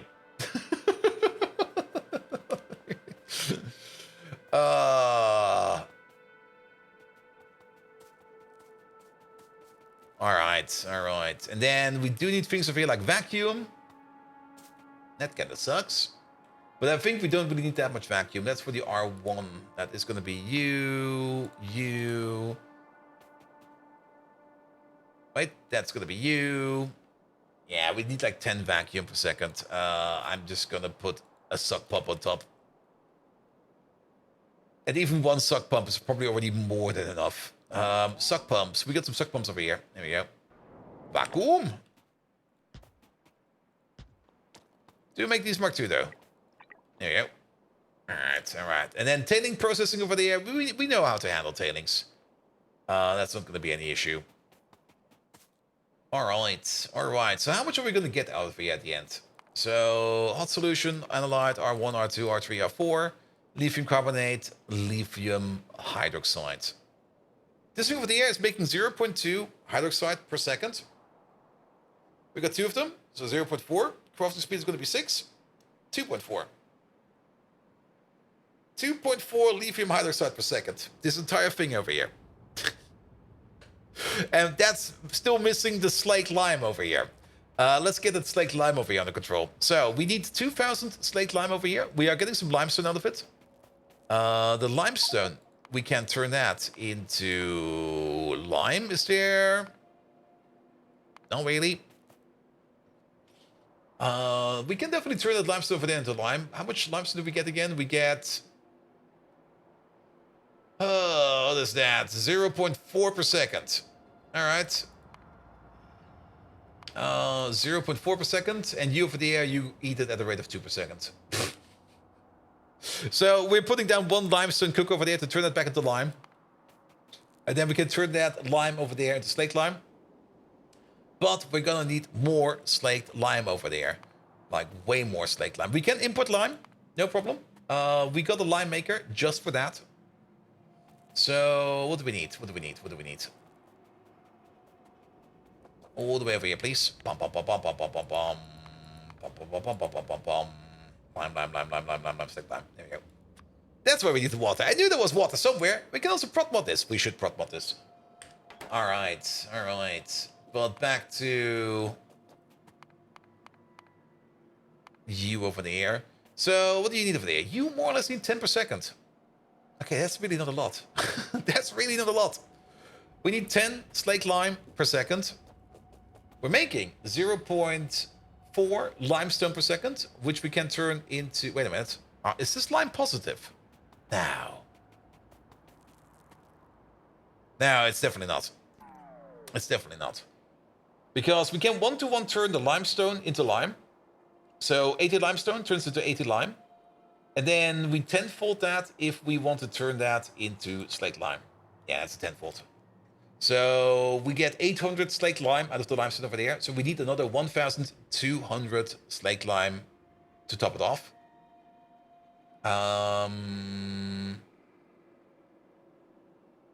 In total. But we still do need about, yeah, we need 10 slaked lime per second. One of these over here already makes more than enough. You make 16.666 per second.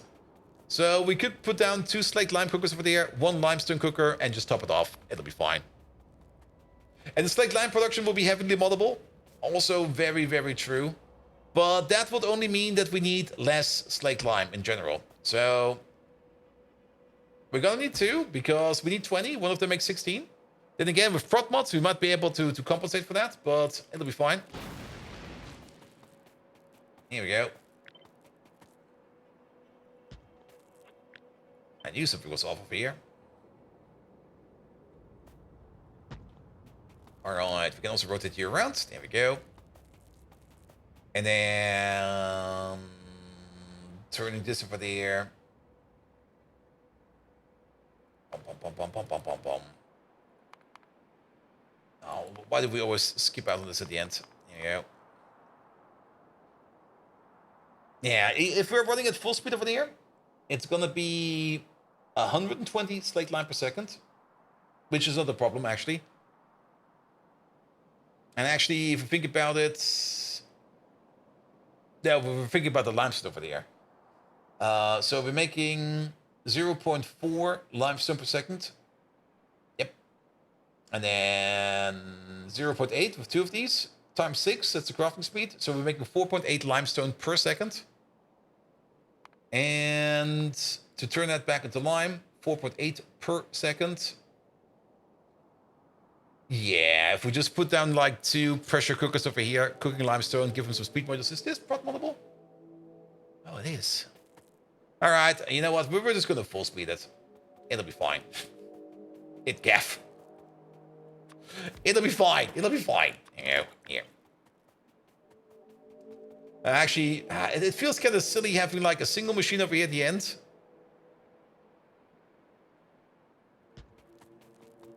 With like a singular beacon over here. Just going like, hello, I exist as well. What we could do, we could make it 2 machines so they feel a little bit less lonely.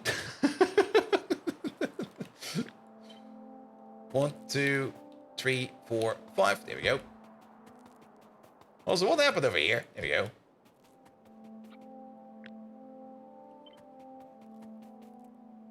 And actually, if you gotta think about it, we still need a whole bunch of water. We're not done yet. We do need that water. And if we just add 2 water pumps over here at the end, we're definitely gonna have all the water that we need. And then we got somewhat of a nice retention over there. So you over there. And you over there. So you can go. Does it fit? No. There's too many. Yeah, too many trees in the way. Yeah, I wanted to say this should fit and this should fit. Good. You get your water like that, nothing to worry about. You then get your slaked lime like this, nothing to worry about. Nothing to worry about over there. And then this over there, we'll be making slaked lime. We need to top, or this is going to be making our lime. So we're going to be putting, let's just do that real quick. And that needs to be filtered out, but actually you over there, you're going to be limestone. Blam, blam, blam, blam, blam. There we go. One over there. One over there. Full... What the hell? Full send like this. Is this going to be long enough? Yeah, perfect. Full send like this. In you go. In you go. Pom, pom, pom. Pom, pom, pom. And then you're going to be making... We don't make any byproduct, do we? No. Well, carbon dioxide, but we don't really care about that. Let's maybe put you over there at the end. You over there at the end over there as well. You're getting like an input from somewhere else. Doesn't really matter where. You're going to get an input priority over there from the top. And actually, if you kind of think about it...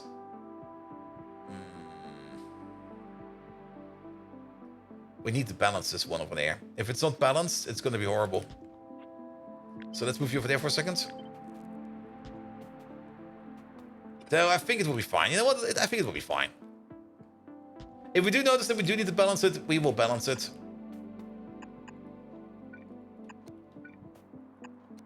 Here we go.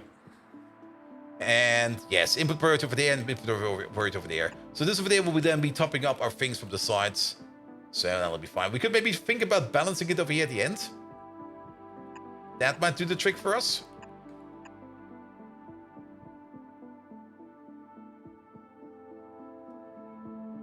Could work. We're gonna see. If we kind of notice that this misbehaves, we're gonna make it differently. It'll be fine. It'll be fine. And then, of course, the carbon dioxide. I really do not care about the carbon dioxide. The carbon dioxide can just go out up through a chute. If I can find my chutes in my pocket. Where's my chutes? There they are. Good. You won't notice? I will probably not notice. But then again, you never know. At some point in time, we just walk past and go like, hey, why is this kind of running like shit? And then we know. All right. All right. Has we broken 400 hours? Yes. I can guarantee that. It will be broken for quite some time. Definitely. Absolutely. And I will blame Megatron for it.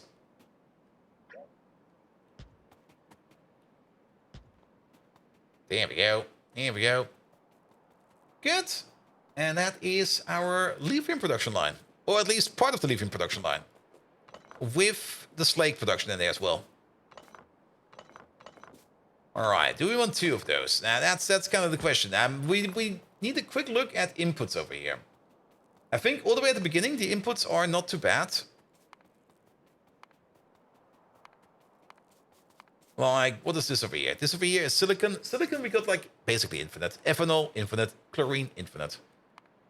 This stuff over here, there is at some point in time a thing called silica shell, which you could make. But to be perfectly honest, I think I'll just make this on site if we want to make this at some point in time. So I don't really care about that. We're not going to be exporting this liquid over there. Unless we really want to, but for now, I don't plan on doing that. We just need like a little bit of antimony oxide on top of that. Sulfuric acid, a bit. Ethanol, a bit. Filtration media, quite a bit actually, in the entire sense of the thing. I think we can double this thing down without having to worry about too much over here. I don't really see... Sodium hydroxide is a bit of a high input over there. We are going to be... Well, but it's still fine. Glassware is also nothing that we don't have, like, loads of sodium carbonate. I think we're still sitting, like, of loads of sodium carbonate, which we need to get rid of. And then this cycle over there, the coated containers. The coated containers is the only part where it's going to get expensive. But we only need, like, 1 every 200 seconds. Or 2 every 200 seconds, which would be 1 every 100 seconds. Or if we double it down, it would be 4 every 200 seconds, so 1 every 50. At the crafting speed of 6, it's going to be 6 every 50. That's still like... We should be making coated containers faster than that, right? Because it's just advanced coating in that container. We should be making that fast enough. I think we can double this down. Let's double this down. And then we're going to find ourselves a spot where this thing is going to live.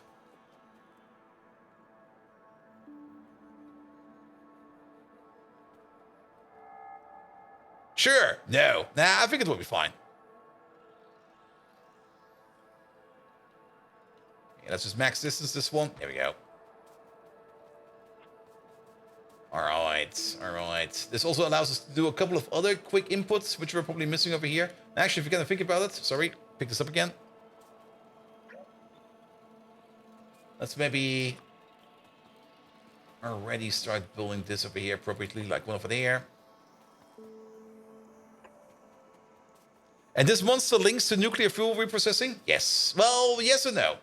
The nuclear fuel reprocessing is its own thing, but you do need some lithium to start it off with, and then it will be self-sufficient. So we need to make some lithium to start off to seed the nuclear fuel processing. But not only that, we also do need to keep topping up the nuclear fuel processing over there with some coated containers. It all comes down to the coated containers. Here we go. But for the coated containers, we need to make advanced coating. And advanced coating, let's have a look at that one real quick. I'm actually kind of surprised that we did not have a pop-up yet for that. We made some. We definitely made some. Why did we stop?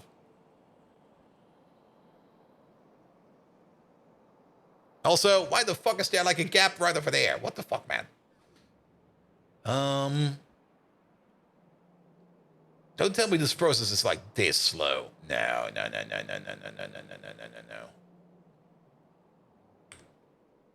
Why use the extended system of the normal robot ports? Because I don't necessarily want logistic reaches everywhere. Kato-san. Oh, Kato-san missing. Yeah, it's probably the Kato-san. It is the Kato-san. There we go. Good. Yeah, we consumed everything over there. Takes the rest of the year to fill a 2H rate? Nah, it'll be fine. It'll be fine. I mean, we're currently waiting on the Bodos again. Bodos production is still going on. Bodos production is fine over there. We currently have in storage over there 1.5 thousand Bodos. A train shipment is, I think, 8,000. Yeah, pretty much 8,000. But yeah, we're mostly waiting on the Bodos over here. The Bodos is currently the crippling factor over here, which is kind of annoying. Which is also the reason why I never really wanted to put down any kind of train system for the Kato-san. We're just going to belt it over, and it'll be fine. No exploding Bodos yet? No, we're not there yet. It's still in the tech tree. Speaking of the tech tree, wait, did we never move this train? We never moved this train. He should have moved on his own by now. Where is he? Here he is. He did move on his own. So we should be making... Oh. We're missing something else over here. We're missing whatever is on this belt over there. What are you? Oh, glassware. Remember I said we have glassware? Oh, you look broken. Are you broken? No, you're not broken. But we're definitely not making glassware. Why are we not making glassware? We're not making glassware because we are not having enough... It's not rubber stoppers. It's molten glass that's missing. So we're definitely, well, we're using molten glass right now. But it seems we're not making any molten glass because we are low on, that's an export. Are we low on iron plate? Are you shitting me? There's no train coming in, but it seems we might be low on iron plate. Let's have a look over here. Who's not set? Alright. None of these are set. So there's no reason for us to make anything like this. This is set, that is set, that is set, this is set, that is set, this is set. Actually, there seems to be no reason to make anything because there's not... Molten glass is not low enough.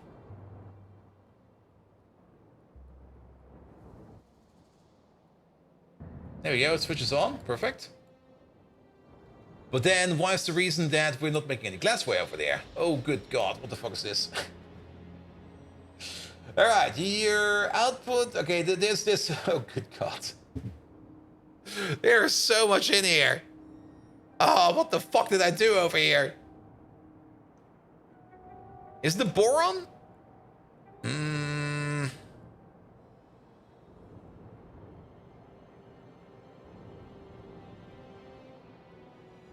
Could be the case.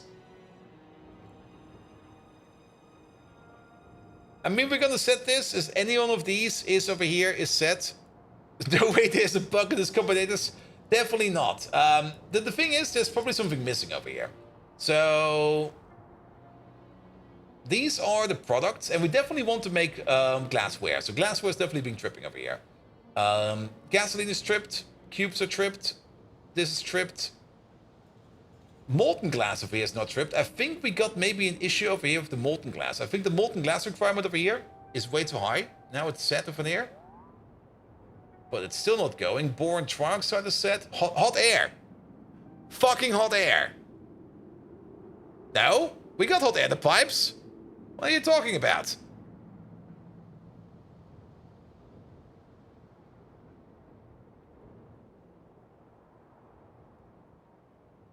But hot air is definitely empty. Hot air is in the pipes, but hot air is definitely empty. Hey, could you? I think it's about time that we start thinking and talking about hot air again. I don't wanna. Please, spare me the hot air. No, I would rather do something else. On the plus side, did we already have the better hot air recipe in here? Did I already put it in at some point in time? Or do we still need to research it? Let's have a look in here. Hot air. Okay, we do got the hot stone bricks over here, which we get from outlet gas.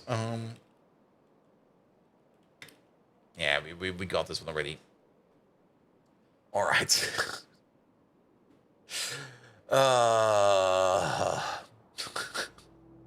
Fuck. This is something we do need to do at some point in time. And I've been skipping for this for like ages because I was like, I don't want to do this. I just don't want to do this. You can't simply heat air. No, we can't. It's not like steam, which you can make steam like easy peasy. Just take some water and boil it. There you go. You got steam. Hot air. Fuck that. We used to have an outlet gas build. There's a bit of an outlet gas build over there. But over here, we're turning coke oven gas into outlet gas stage 2, which we then turn into refined syngas, which we then turn into acid gas, which we then turn into sulfuric acid. So this over here is an outlet gas processor that also makes sulfur on the side, but mostly takes the outlet gas over here and turns it into sulfuric acid. Why are you so angry? Is everything fine with you? Yes! Fuck! You need to employ a whole bunch of bullshitters in terms to produce the amount of hot air. Yep. We do have a hot air place, like a centralized one over here. And this one is still working like a charm, by the way. This one is still super duper nice, but it's not running like the best recipe available. And overall, we could speed prod mod this one, not really prod mod, but speed module this one. There is a case to be made to condense this down, and we should condense it down. So why is there molten? Okay, that's a buffer. Okay, that's a buffer. The issue is production or distribution. It's more or less production, because this time around we're not really relying too much on coke oven gas. I mean, coke oven gas. The only place where we get coke oven gas at this moment in time is from our coal processing. And we only got like this coal processor left that's making coal, which goes into the burn everything power plant over there, which just burns everything over here and turns it into steam, which is fine. But overall, I think we do need to redo our coal process for multiple reasons. Reason number one, we kind of want to get more coal from our raw coal. And even this place over there does also turn it into coke oven gas, but this coke oven gas over here, we recycle this coke oven gas over here to turn it into syngas, to turn it into flue gas, which we then turn into steam. No, wait. Yeah, the flue gas we then turn into acid gas. And the steam over here, we then use over here to fire up the coke ovens again. So we are not really getting our coke oven gas back from this process over here.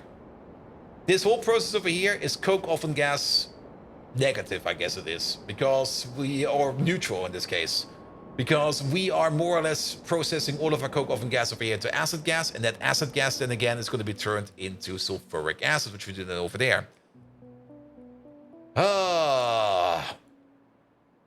And then of course, if we start making like lots of coke again, we more or less need like a permanent coke consumer, which is probably going to be a power plant.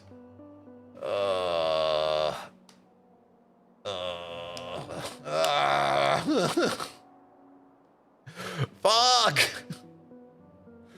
We're gonna do that the first day, man. Just thinking about it is already going to be like, no, fuck that. No, no, no, no. We're gonna have to find a place for this thing first. Lithium processing. And actually, lithium processing, where are we gonna put this thing? Is there like a wagon standing over there? There is. The ship that coke to New York City? Oh. Oh, I see why.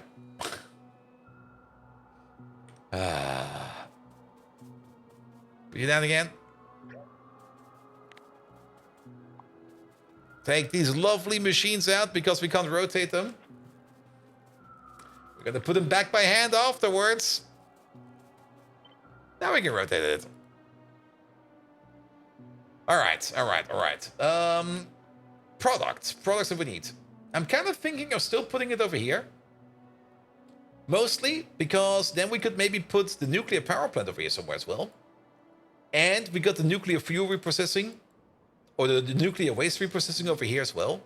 It makes a lot of sense to put the lithium processing around here somewhere. We could lose landfill, this entire area over here. But we do need to make sure, well, phosphoric acid is over there. We do have to quickly make sure that we got most of the requirements available over here. Not you. The Typic is also available over here. It makes a lot of sense. You know what? I'm not even going to think about it. We're going to place it right over here. And it's going to live right over here. And then we can have this space over here for some more train stations. If we might need to move this around a bit, but that'll be fine. But to do that, we need to do some landfilling. So let's do some landfilling.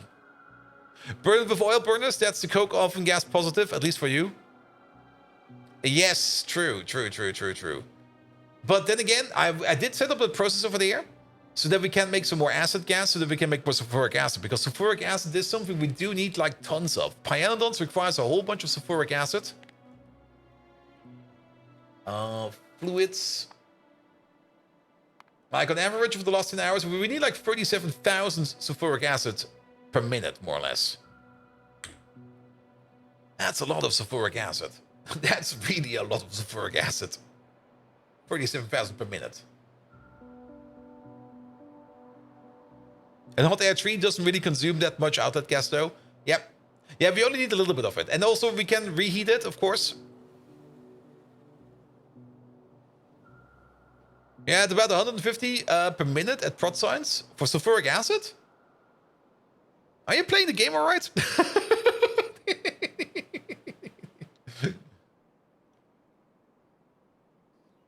Are you sure you're playing as stupid as you can as I am? Because I'm pretty sure you can play this game way worse. Nah, you're fine, mate. You're fine. Alright, pick up this, pick up that, pick up this. We're gonna do some landfilling.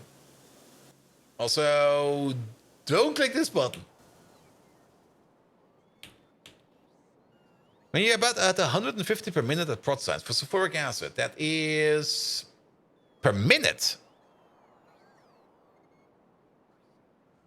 Wait, what? No. Sorry, Murderless. What exactly are you at 150 per minute?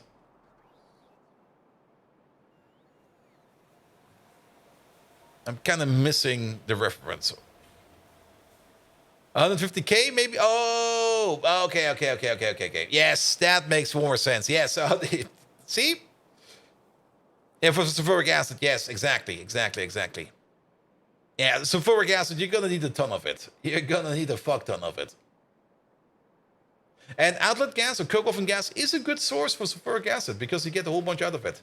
Sulfur and peroxide, you could of course turn sulfur with some peroxide into some sulfuric acid, but that's a bit of a horrible recipe. That's like not really a fun recipe to have, in my opinion. Acid gas is by far the best, and there's a whole bunch of good ways to make acid gas. And outlet gas processing or coke oven gas processing is one of them.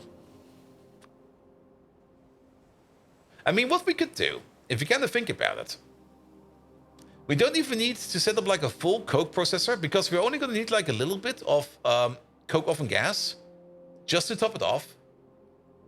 We could just order in some coal, and we could make like a very small coke maker that just makes the right amount of coke oven gas for us to run our outlet gas production. And since we only need to top it up every now and then, we do need to fill it up at the beginning, so that's going to take some time. But once it's full and we get into like the maintenance mode,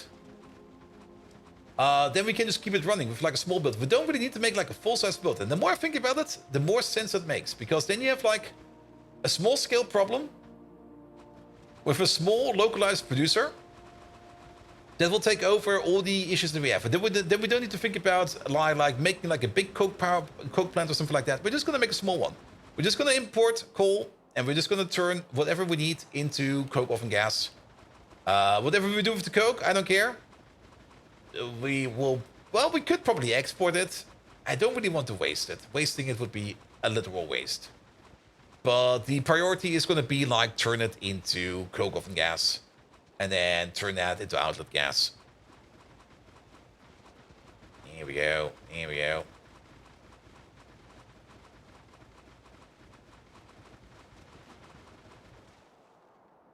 Alright, alright.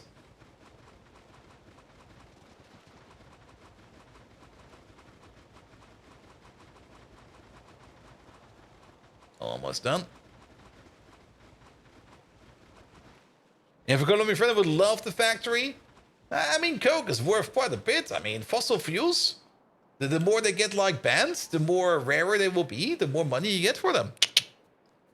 It's just 130k at the moment. I guess sodium sulfate isn't used very much until we switch all the metals to stage 4. Yeah, sodium sulfate is also going to be like one of those things that's going to like eat everything. Absolutely everything.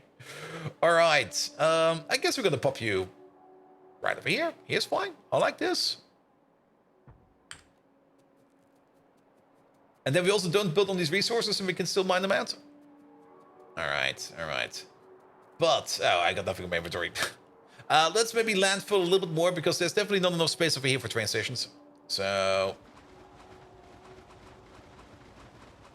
let's go all the way over here.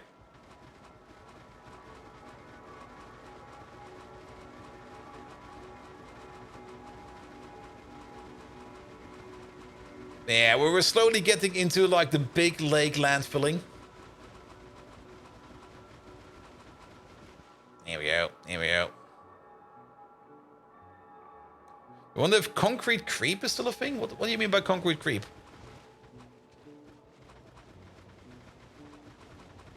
Here we go. Here we go. Also. Oh, there's a mod. Oh, I see. Yeah, sorry. I never really play with the too fashionable mods. It's usually like, just give me Pyanodons or space exploration. That's fine. I don't need something super crazy. Just a bit of pie. Just a tiny bit of pie. That's fine.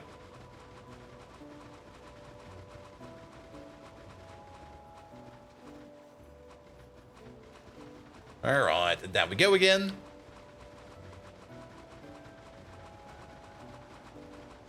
Here we go. Yeah, we still got loads of landfill left. But yeah, this should be more than enough space for more train stations and stuff like that. Perfect. Alright, let's get our stuff back. Also, science is working again. Look at that, 64%.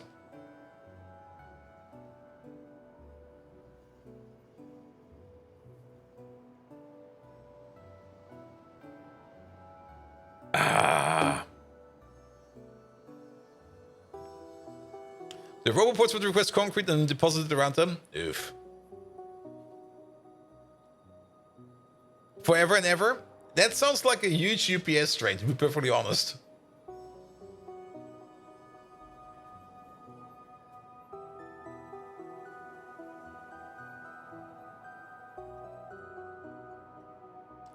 Here we go. Here we go. This also needs condensing at some point in time. Alright, where's my stuff? There's my stuff. Pick this up again. All right. And the pollution nightmare. Yeah, but we don't really care too much about that. Just place tasks by hand whenever you have like 30 to 200,000 available. Yeah, I can see that. There we go. There we go. Okay, let's go to the mall real quick. Actually, do we need to go to the mall? No, we don't. We have not really crafted anything. Let's fly back up. It'll be fine. We can also press you again. Alright. Alright. Yeah, and don't forget to build a... Yeah. That's the whole reason why I picked up my stuff. So that we can put the construction zone extenders in there so that we can actually build that thing up there. Good. Good, good, good, good, good.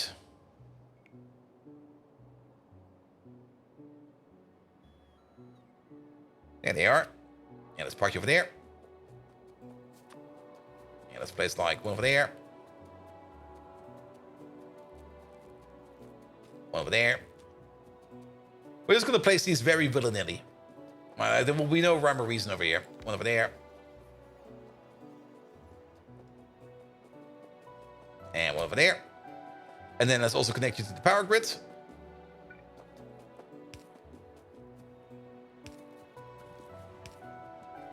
There we go. Perfect. And then the bots will come over and start building this thing for us. Good. Then I guess we can start hooking it up. We do need some train stations though. So let's get our train stations over here going. Let's see, how much space do we have over here? Okay, quite a bit actually.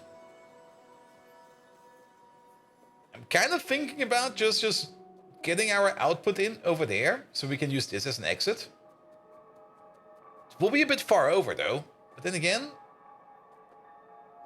actually it will not be too far over. It will be on this height, and then with the train track there, it will be fine. It'll be fine. All right, all right.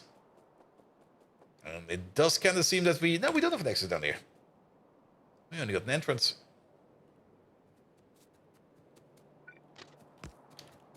There we go. That does mean that you're gonna need one of, not one of those, one of these, please. Here we go. That'll be fine. So now we can enter and we can exit. And let's start, no, other way around. All right, let's put down some train track over here. Just a small part for stations. Just a couple, like maybe 20 or something like that. All right, all right. And let's maybe also align the input requests over here with stations to the right. So what's the first thing that we're going to need over here? Things like, what you call it again? Silicon and stuff like that. So let's maybe think about you over there. I think here will be fine. Oh, it's perfect. It is perfect. And then you over there. And down we go again.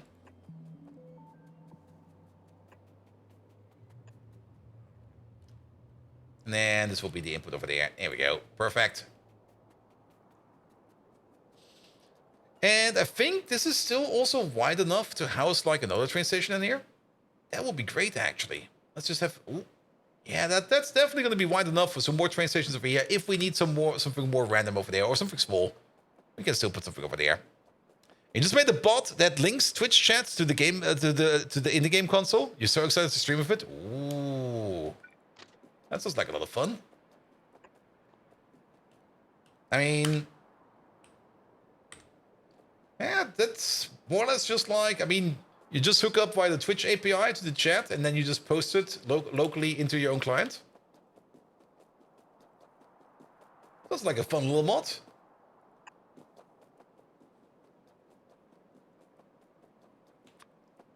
There we go. So I'm kind of curious to see how it will work with the emotes. If you can get the emotes in there, like in full emotes, that would be amazing.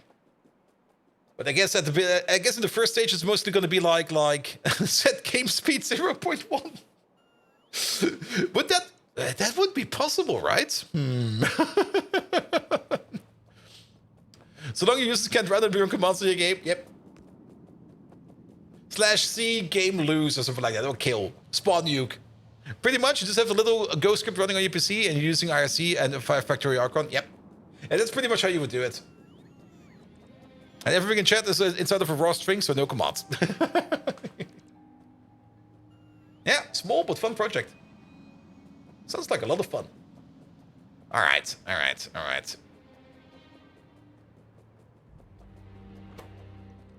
For all players, game servers find entities filtered, transport belt, and destroy. And then you have to put some kind of randomizer in there as well.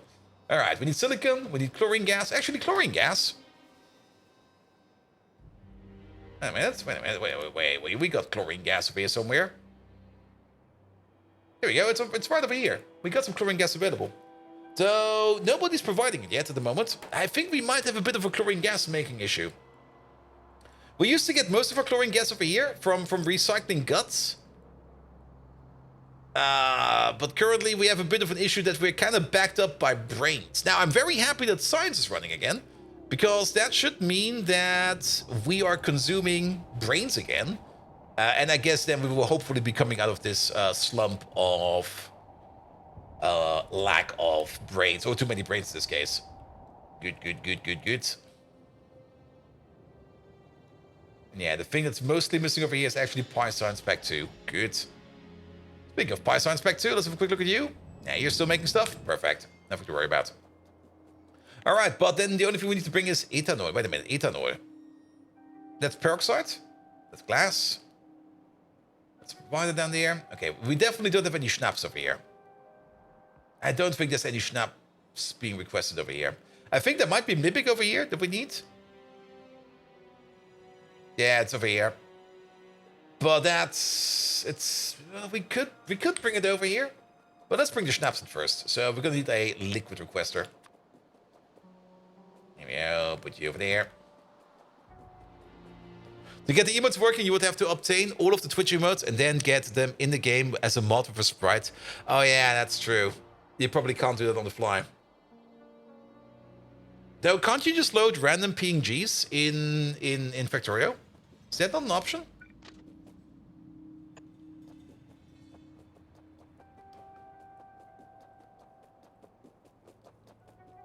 You can make a sprite prototype in a mod. I mean, if you can load it with a random PNG, I mean, you can get the emotes. You can easily look up the emotes. There's like solutions for that.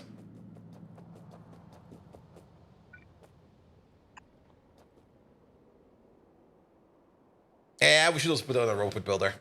And we also need power over here. We need so much over here.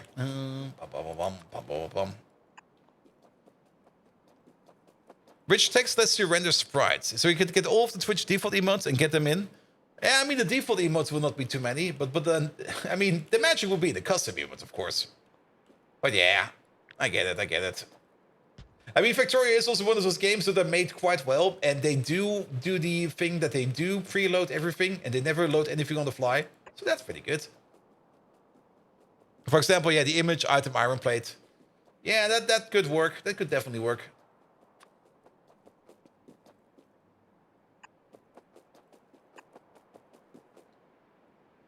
Here we go. Then again, you could just put down a metric fuck ton of combinators and lamps and just put the emotes in there. Nah, that would be too much, I think. Put you over there.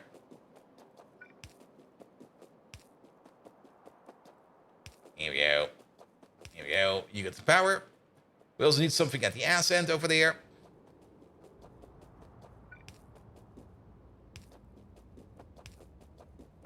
Here we go. Are you? You're not placed yet. There we go. And then let's also place these real quick. Pom. Are you placed? You're not placed, right? Alright, then a robot port over here at the end. Something like this. Good. And then this over here will also be starting to construct it. Alright. So that will be the silicon, and then the ethanol, and then we make this project over there. We are making some hydrochloric acid. We could just... this one is full. I think we... I guess we're just going to export it. It'll be fine. Liquid provider. Here we go. That's where the hydrochloric acid will be going. Then sulfuric acid is required over here, as well as more ethanol, as well as some antimony. Antimony. Are we getting antimony over here? At any point in time? Sadly, we don't. I was kind of hoping we would get some antimony over here. We do have some antimony over here.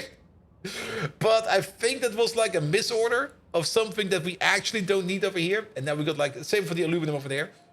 So now we got a whole bunch of stuff over there. What is this one over there? This one is just empty. Wow. Amazing.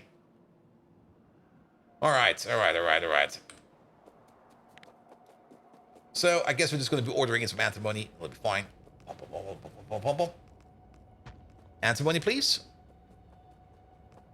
Good. And then sulfuric acid. I mean, there's sulfuric acid right over there. We're going to use that. So nothing to worry about that. Okay, that's this part done. Then filtration media. Filtration media is definitely going around over here somewhere. I can't imagine that there's no filtration media over here. It might be all the way over here. There it is. We're going to use this one. It'll be fine. You over there, you do nothing. You over there, you get chromium. We're making chromium right over there. It's coming over via a belt. Then geothermal water. That's definitely something we need to request. It's definitely something we do not have over here. Here we go. Put you over there. To get the geothermal water in for this process over here. We are, funnily enough, we're making plutonium over here. And guess what? We can store it right over there. It's such a good idea to put it over here. Then, Mibic and zinc chloride. Zinc chloride, I think, is definitely something that we do not have over here. So,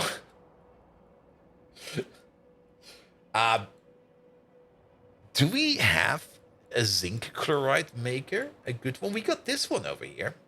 Okay, we do have one. It seems we do have one over here.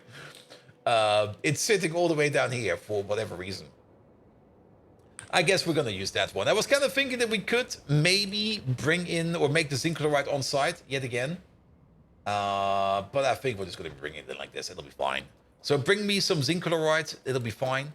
And then the Mibic. 2 options for the Mibic. I think we're just going to be piping it over because it's already like all the way over here. And then we're just going to pipe it over, pipe it up. Yeah, that'll be fine. That'll be fine. Good. Phosphoric acid and iron plates. Iron plates, we do get iron plates in there somewhere. Phosphoric acid is over there, so we already know that. Iron plates, there is definitely iron plates being brought in over here somewhere. Over there. Just so that we can make the sticks and stuff like that. That's kind of far away. It's just iron plates. Let's order some more. Iron plates are so fucking cheap. I don't really mind ordering in some more iron plates. So, iron plates. Oh, got hit with a 3-minute ad break. We're back now? Oh, sorry about that. Alright. There we go. And then nanocrystalline cellulose. Are we actually making that stuff? I kind of doubt that we are actually making that stuff.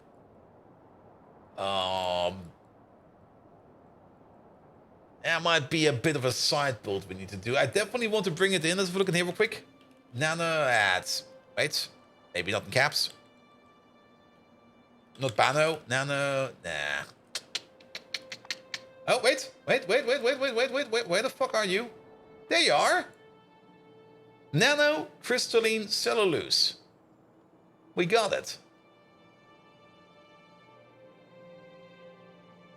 Running on pressurized... Where did we get the pressurized steam from?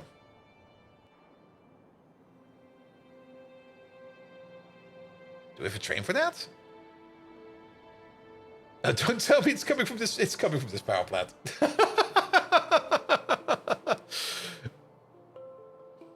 Is it the image on the Discord in your chat? Oh, cool. Let's have a look at that. Where's that? There you are. accept DMs, and then immediately ban. Yep. Yeah, and then, well, I mean, for the basic price, you could make that. Though it would still be a bit weird, because you would then still have to put that bracket around every emote. And also, it's... Ooh. I mean, the emotes are basically just text. Now, I mean, text processing and string processing is usually not that CPU intensive.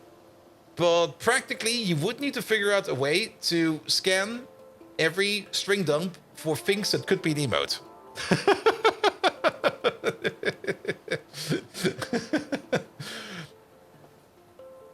That's...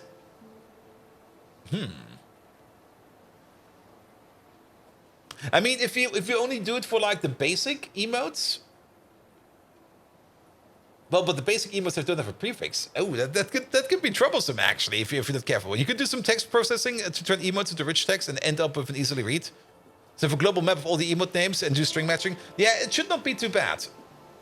It should not be too bad, but it's definitely one of those more interesting programming programs, and it's also one of those problems that you will get when you get to the university quite often. Like, do some string processing. Like, how do you optimally process that string to search for emotes?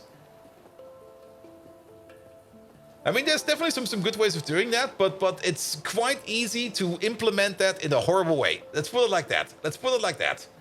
It's easy to mess it up in such a way that you get like a horrible mess out of it.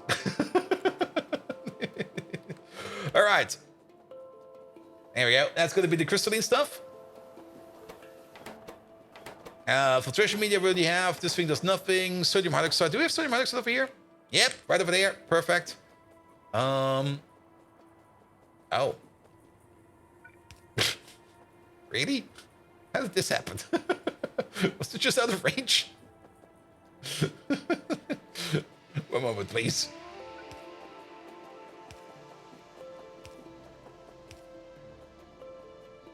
Isn't the current method just for AI edit? That will not work. AI is terrible at pattern recognition. I tried that a couple times, but it's literally a waste of resources. All right, and then this video requires the coated containers. So the coated containers. Now that's a good question. What do we do with the coated containers? Do we make them on site and just bring in the coating?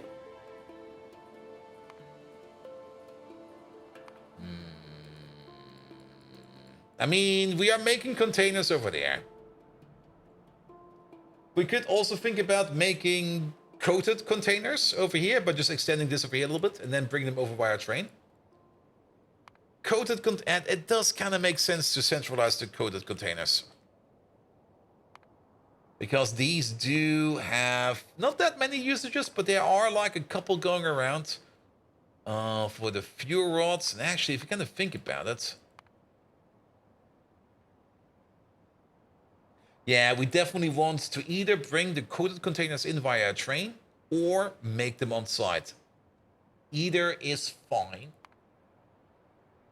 I think I would rather bring them in via a train because the coated container production might be moved somewhere else at some point in time. But if we bring in the coated containers, we can then easily also start thinking about making the fuel rods that we need. We can easily start thinking about doing the lithium processing that we need on the side. We can make the other fuel rods and the high power fuel rods over here at some point in time. And then the only other place, actually, if we kind of think about it. Okay, we also need them for production science at some point in time. But the ones for production science, we are going to be airdropping in. Actually, wait a minute. Fuel rods, lithium processing, fuel rod, fuel rod. The MMPs over here. For these, we might also make them on site. I'm not quite sure yet. But for science, we will definitely bring them in via airdrop. But if you kind of think about it, the only place we're going to be needing the coated containers is going to be in the nuclear processing part. And then the MMPs over here, that's going to be, yeah, that's going to go into things like antivirals and stuff like that. Where do we get this? Soon. Actually, we're right on top of it. God damn it. All right, any other way of... Okay, we're going to make the coated containers over here. So we're going to be bringing in... We're going to get 2 requests over here. One for the containers themselves. And then one over here for the for the advanced coating. The lead containers... Yeah, we definitely want to bring in the lead containers via train. Because there is a better recipe over here, which is just so much better. Especially with hot air. So that we will just be bringing this in. It'll be fine. It'll be fine. Alright. That's those steps done. For the containers over there, we kind of skipped the glassware over there. And then one for lime and one for coke. Because you need coke over there. Okay. So glassware, lime, and coke. And we might even want to move these up a bit more. Because they're kind of far off. Actually, if you kind of think about it, we're probably going to have to coated container production over here. So let's do the following real quick. Let's just do you and you. There you go. And then we know where these will be. Like one over there, one over there, one over there, one over there, one over there. Somewhere, doesn't really matter. And then you over there. Let's have a look again. You over there. You need... Oh, come on. Arms, be longer. You need the glassware. So glassware will be over here. You need the coated containers, which we're going to be making down here. So we can ignore this one over there for your other requirements. And then you need an extra input of lime and an extra input of coke. So we're going to stack these over here. All right. Perfect. Almost done over here. Actually, technically, we are done. Practically, there's the whole hookup part over here. And the hookup part is always kind of tiresome. Did we figure out what the issue was with the glass maker? Yes, the issue was quite easy. Hot air. And we came up with a good solution for the hot air. Instead of like making like any kind of big coal place out there, we're going to make a small coal place out there, or coke place out there. Where we're just going to be importing some coal, like some raw coal. We're going to be turning that into coke oven gas. I'm not quite sure what we're going to be doing with the coke. The coke can be turned into or used for anything. Maybe we export it. Maybe we do something with it. But the coke takes, for that production, like, it's going to be something like as a byproduct. We're going to be ignoring that for mostly. I mean, if we can export it, perfect. But for most of it, we're just going to be ignoring it. And then based upon a singular, small outlet gas processor, like not a big one, just a really, really small one, we're gonna be making hot air out of that. Because that seems like a very good idea. Because then you got like a very, very localized production for something that we don't need to worry too much about it. Burning coke for steam? Actually, we could do that. Actually, not too bad of an idea. Because we do need steam to make the coke.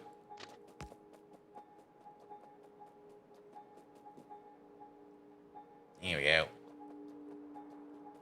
Yeah, there will be a small on-site thing, because we don't really need that much outlet gas to keep the thing running, because we can reheat the outlet gas. Actually, wait a minute. Now to think about it. We need to reheat the outlet gas. So all of that coke that we're going to be making is going to go into a coal power plant, which we're then going to be using to heat up molten salt, which we then can use in a heat exchanger to heat up the outlet gas. And then we got it all in one nice tiny loop. All right. And I kind of want to build it right now. That sounds like a very fun idea to do. Or at least sketch it out. We're probably not going to be fully building it, but I kind of want to sketch it out real quick. And then we don't really care about where our coal is coming from. It's going to be small. It's going to be really, really small. I mean, the hot air production at the end of it will probably be large. But overall, the precursor machine will be small. Can the coke power plant heat the molten salt in 2K? It can. And Mark II coal power plant does exactly that. So we're good over there. We are very good over there. All right. Yeah, let's get some parts for that. Because what do we need? We need the coal power plant. I think these are the coal power plants. Yeah, coal power plants. Yeah, one is enough. Then we're gonna need something like a basic oxygen furnace. There we go. Then we need to turn that all into outlet gas. There we go. Usage. Not this one. Not that one. There we go. So we're gonna need a filter. We have, I think, a filter in our pocket. Yeah, we do. That goes into outlet gas 1. A centrifuge. Oh, good God, these are expensive. Ah. Where are they? Over here. Then we're gonna turn that into a wet scrubber, I think. Yeah, in a wet scrubber. Pom pom pom pom pom pom. Where's the wet scrubber? Wet, wet, wet, wet, wet, wet, wet. There they are. And Mabius, this is crazy. Nah, this is pretty normal. Crazy is that we're doing it for a second time. And then we put it again into an outlet gas stage, into a wet scrub over here. And then we get the outlet gas over here. And then we need to reheat it over there in a heat exchanger, which is over here. Good, good, good, good, good, good, good. There we go. Perfect. I mean, come on. This is only a small base. Look at this thing. There's nothing crazy going on at all over here. All right. So... Oh, we still need to quench her. We still need to quench the stuff. Because we're making red hot coke. And the red hot coke needs to be quenched in one of these. Yeah.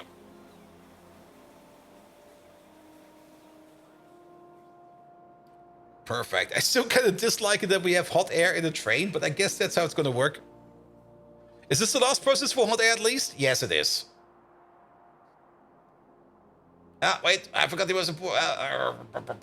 I forgot the most important part. The heat exchangers, the other heat exchangers. I mean, we got these heat exchangers, and what are the other ones called? There's the other ones as well.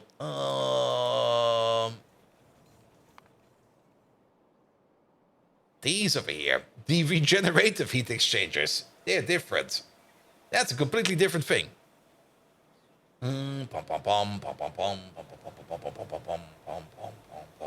Where is it? Where is it? Also, I did it again. They're fine over there. I'm so bad at it.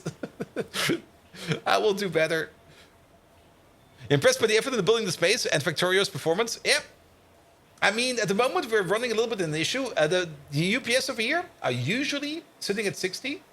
But since I'm using CPU encoding, because the GPU encoding I have available at this moment in time is kind of shit, it makes the stream more horrible, to be perfectly honest.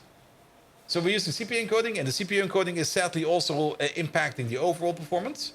We're working on a solution for that. I'm kind of waiting for the latest AMD chips to come out. There they are. I'm waiting for the latest AMD chips to come out. To see what I will take for an upgrade. And I'm kind of hoping that the X3Ds, the next generation for those, will be coming out hopefully soon. I mean, end of July, the new AMD chips will be coming out. And then hopefully like a couple months after that, the new X3D chips will be out. So that we can have like a little bit more performance in there. Then again, ugh. But we're still scraping by. I'm actually kind of still surprised that we're somewhat stable at 45. But we could do better over here. I might just throw in some kind of intermittent solution where we just unload, where I just make it like maybe a rudimentary dual stream setup over here. So that we can like get some more UPS in over here, at least during a stream. All right. We got all the parts over here. Let's make this a thing. All right. Park it over here. Is Market RAM OCD'd? Yes, it is. I mean, we could maybe increase the RAM speed even more. But overall, to be perfectly honest, the combination of RAM speed I have and the combination of Intel chip I have over here is not optimal. It was a not really well thought through solution I came up with. Because it was just like, I want an upgrade. And I just picked some parts and put them together. For the next PC upgrade, we're definitely going to be putting some more effort into it. All right. We need the basic setup over here. We're going to start off with the... Where are they? There. You over there. You're going to make ourselves some red hot coke. There you go. And then... I don't really care too much about this ratio over here. This ratio over here I don't care. The important part over here is going to be the coke oven gas over here. That is the one that is going to be important over here. Coke oven gas is the one that I really, really want to have going on here. Then we turn that into outlet gas stage 1. We turn that into, in the centrifuge over there, into outlet gas stage 2. And then we're going to take ourselves some wet scrubbers. And they are. Pump, pump. And turn that into outlet gas stage 3 and outlet gas stage 4. Good. So that's more or less the minimal build over here. Then once we have all of that, we're going to turn that into the warmest bricks over here. And we're going to figure this ratio out later on. And then the next hotter bricks. And the next hotter bricks. There we go. That's this whole down cycle over there. And at the end of the whole thing over here, we're going to be turning that into some hot air. There we go. All right. And we're going to be working this out from back to front again. So we're going to start off with the hot air over here. So hot air is going to be the target. Where is hot air? Hot air. Yeah, There we go. We're going to start off with you. So, let's see. We can overclock these machines. The only problem over here is these machines over here have a crafting speed of 1, and putting beacons around them is going to be a bit weird, especially with upgrading these over here. We're going to see how we're going to do it. Also, thank you for the follow, by the way. Nevertheless, this one over there requires 10 red hot bricks per second. Making red hot bricks per second over here, if we want to make 10 of them, 1.5 of these over here are going to make us 10 of these. So if we put on 3 of these and we put on 2 of these, then we got the perfect ratio at least. So this fits. So then we're going to have to make 20 warm bricks every 3 seconds. Oh god, we can get them over here as well. I don't want that. At least this over here fits somehow. So this is a 1-2. Is this a 1-2-1? Don't tell me this is a 1-2-1. This is lovely. And then are you also a 1-2-1? Oh fuck yes. Oh, that makes this so much nicer. That makes this this will be such a clean build. Ooh, I love it. We could even think about just doing something like this, where we just go like you, into you, into you. And actually, it's going to be the other way around. Yes, we had perfect ratio machines running, but keep in mind, we get different recipes if we use different gases. Coke oven gas over here is running differently. Coke oven gas over here, you get like 5 bricks every 8 if we use the coke oven gas, but if we use the outlet gas, we get 20 bricks every 3. So this is gonna be going super duper fast. And also with this, we can save on a couple of pipes. So we could just do something like this and do something like that. This will be perfectly fine. However, wait a minute. If we do it like this, that's not gonna work like that, is it? We need something stupid over here as well, and that's gonna be. We need something like this. Whoop whoop. And Xeros, hello there. Welcome, welcome, welcome. How you doing? So we're gonna need something like this. I mean, that's the other part. We need the hottest air over here to make the hottest brick, and then we'll cool down to make the next hotter brick. Then we'll cool down to make the next hotter brick. But on the counterpoint, we need to start down here with the coldest brick to heat it up to the next warmer brick, to heat it up to the next warmer brick, to heat it up to the next warmer brick. So it's not gonna work like this. Shit. We need that overflow mechanic in here, else it will not. This is how it would look in the perfect world scenario. It's not gonna work like this. Fenring, hello there. Welcome, welcome, welcome. We do need the gap in between.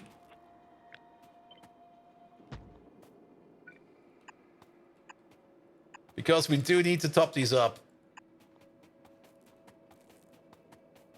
You can make it work by putting in the hot bricks from another build, yes, but I kind of want something that regulates itself and sets itself up. That also gives us then the opportunity that over here we will have something that can just repair itself if something gets stuck and stuff like that.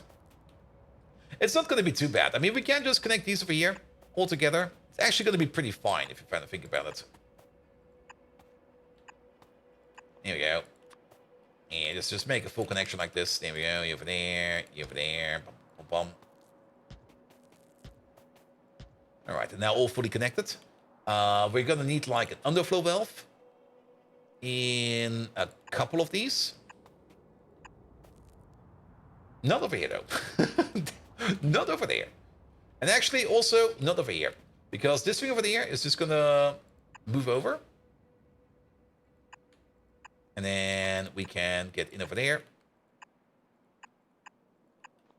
And we can get in over there. This way around, the pipes over here in the middle will always be topped up to 80%. But of course, at some point in time, we are going to be full enough that these over here can just keep on doing their own stuff. And there's only going to be like a couple of pipes. It should be fine. It should be fine. Also, why are you making hot breaks? Because we want to make some hot air. The whole process of making hot air in Pyanodons, for some reason, is the worst process ever. Like, literally, it's the worst. I've never seen anything more horrible like making hot breaks in Pyanodons. You can use the 1K outlet gas for all of them, are you sure? Yes. We can. Because that, yeah, we can check over here.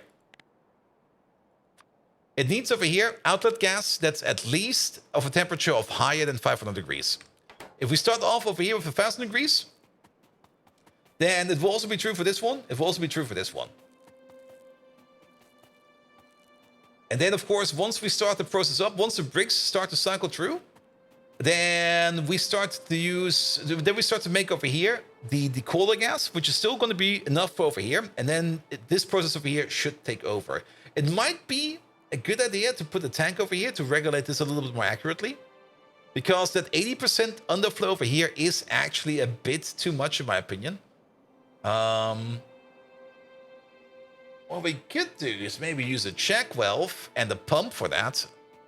Can you just put a heating element and make a fan, make hot air?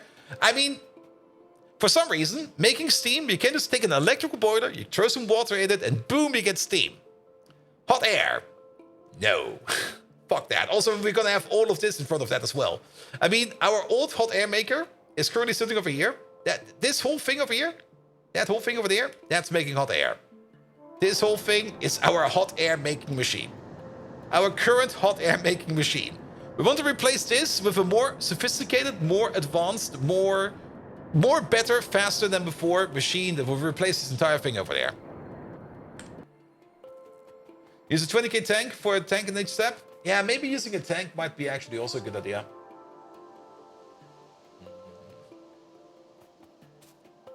It is not pretty easy to build. It is. There's only some things you need to think about how you want to set it up. Especially with the topping up over here. Because if you do the topping up in a way, I don't really like the underflow wells. The underflow wells over here just fill the whole thing up a little bit too much in my opinion. What we could do is we could put down the check valve like this. And then we can put a pump in front of that like this. Because we can combine the check valve over here with you.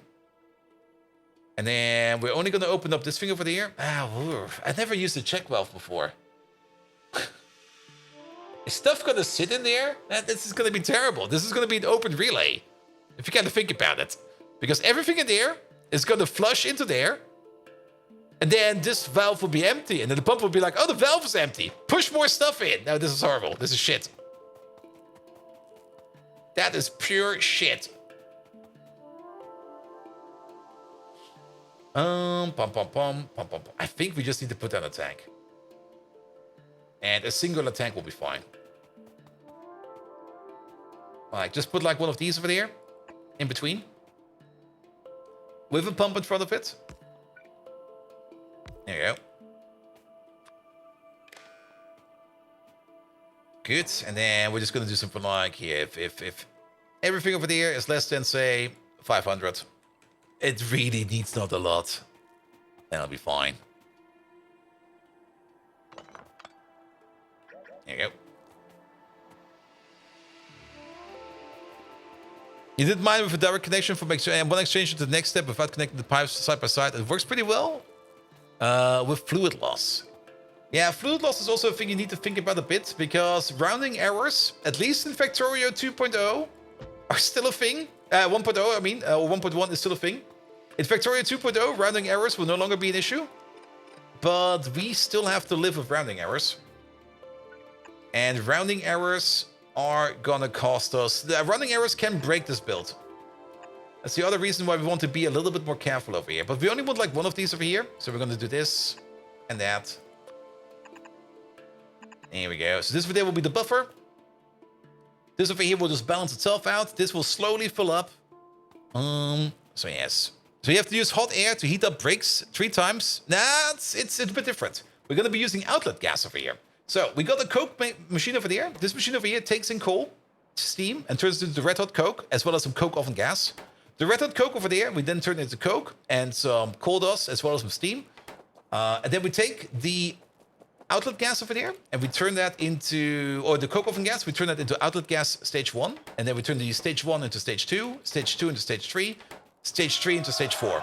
Once we got outlet gas stage 4, which is also running at 1000 degrees Celsius, we take the outlet gas stage 4, and we put it in over here into these hot, these brick making machines, and that will be this recipe over here first.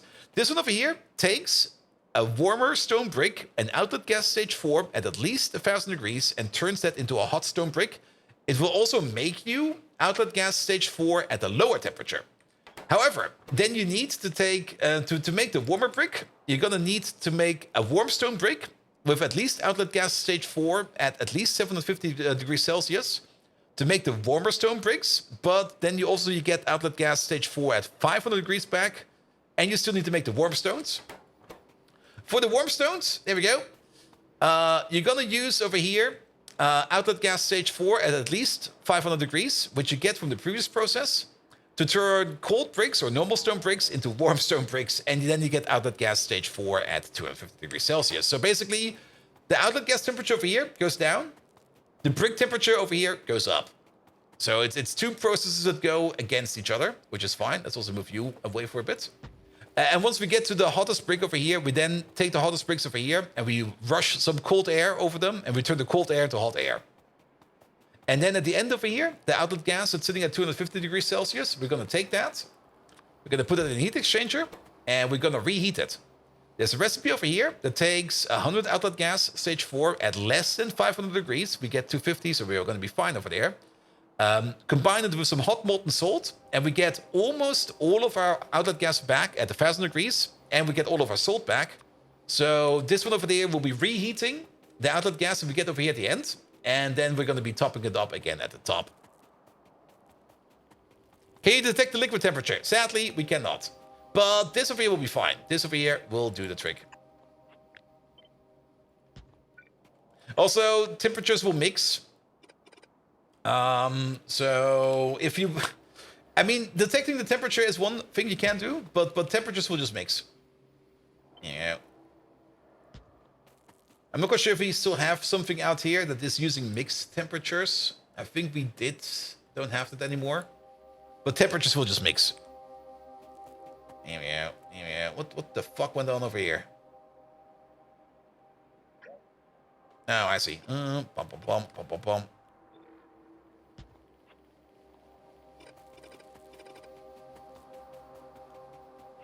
Good, good, good, good, good. And then you over there. You over there. You must be the only person that likes the hot air puzzle. I mean, the later stage hot air puzzle is way easier than the early stage one. Here we go. And actually, if you can think about it, yeah, we don't need undergrounds over here. That's a waste of resources. We only need one over there. Good.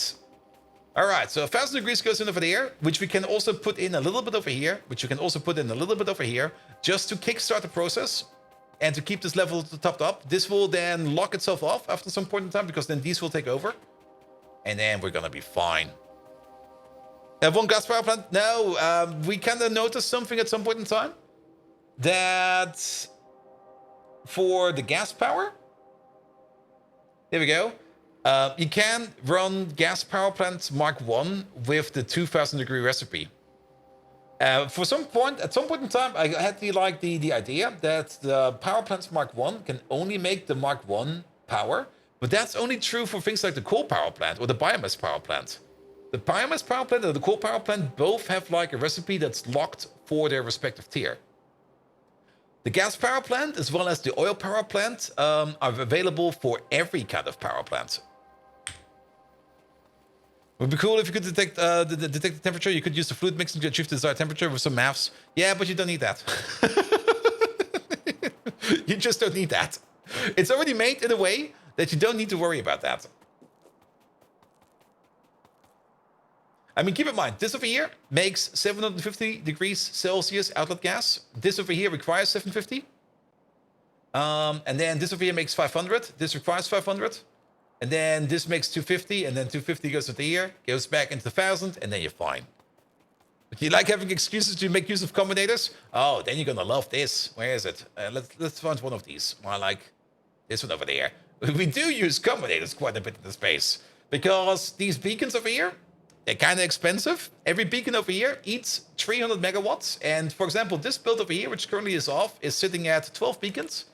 So this entire thing over here is eating about, if it's standing and idling, it's eating about 4 gigawatts of power, just standalone power. And I don't really want to spend 4 gigawatts on standalone power for a machine that's not going to do anything. So we got a whole bunch of RS latches over here that just check the inputs that we have available in these stations over there. And only if we have enough output space and enough input space, we're going to flick the switch over there. Where is it? Over there. And activate these machines. And we got a couple of these everywhere. And you just recently started playing with some overall mods, and the setups are insane. Yeah, we're playing Pi over here. Pi is, well, if you played all the mods for Factorio, at some point in time you're going to end up with Pi. And Pi makes things a bit more extreme. Fun, very fun. But it's not going to be just simple put ore into like a smelter and get plate. To get like plates like this, for example, the iron process is usually the best one to explain it for. To get like more, I mean, you can still put your ores into a smelter to get your plates. That's what you start off with. But over here, you start by crushing it. So you take your iron ore, you crush it into processed iron, and you take your processed iron, you sort it into grade 1, grade 2, and grade 3 iron. You take the grade 3 iron, you crush it into grade 2. You take your grade 2 iron, you crush it into grade 1. You take all of the grade 1 iron, you crush it into dust. And you take the dust and you hydroclassify it into iron pulp stage 1 and iron slime. You take the slime and you deslime it into iron slime over there. And you take your pulp over here and you turn that into iron concentrate. You turn the iron concentrate into fine iron powder. You turn the fine iron powder over there into iron pulp stage 7. You take the stage 7 pulp over there, you turn that into purified iron, like these iron cubes over there. Or you take the iron slime over there, both of them, you melt them down into molten iron. Then you take the molten iron, and you go all the way over here, where you can either cast it directly into iron plates, but I think we're backed up on iron plates, So we move on to the next machine over here, where we take our molten iron and we turn it into molten steel, which we can then cast into plates again, but I think we're also backed up on iron steel plates. We are. So we're exporting the steel plates, the molten steel over there to bring it over here, where we turn it into stainless steel. And to turn it into stainless steel, you combine it up with phosphate rock, nickel plate, copper plate, cobalt extract, sulfur, niobium plate.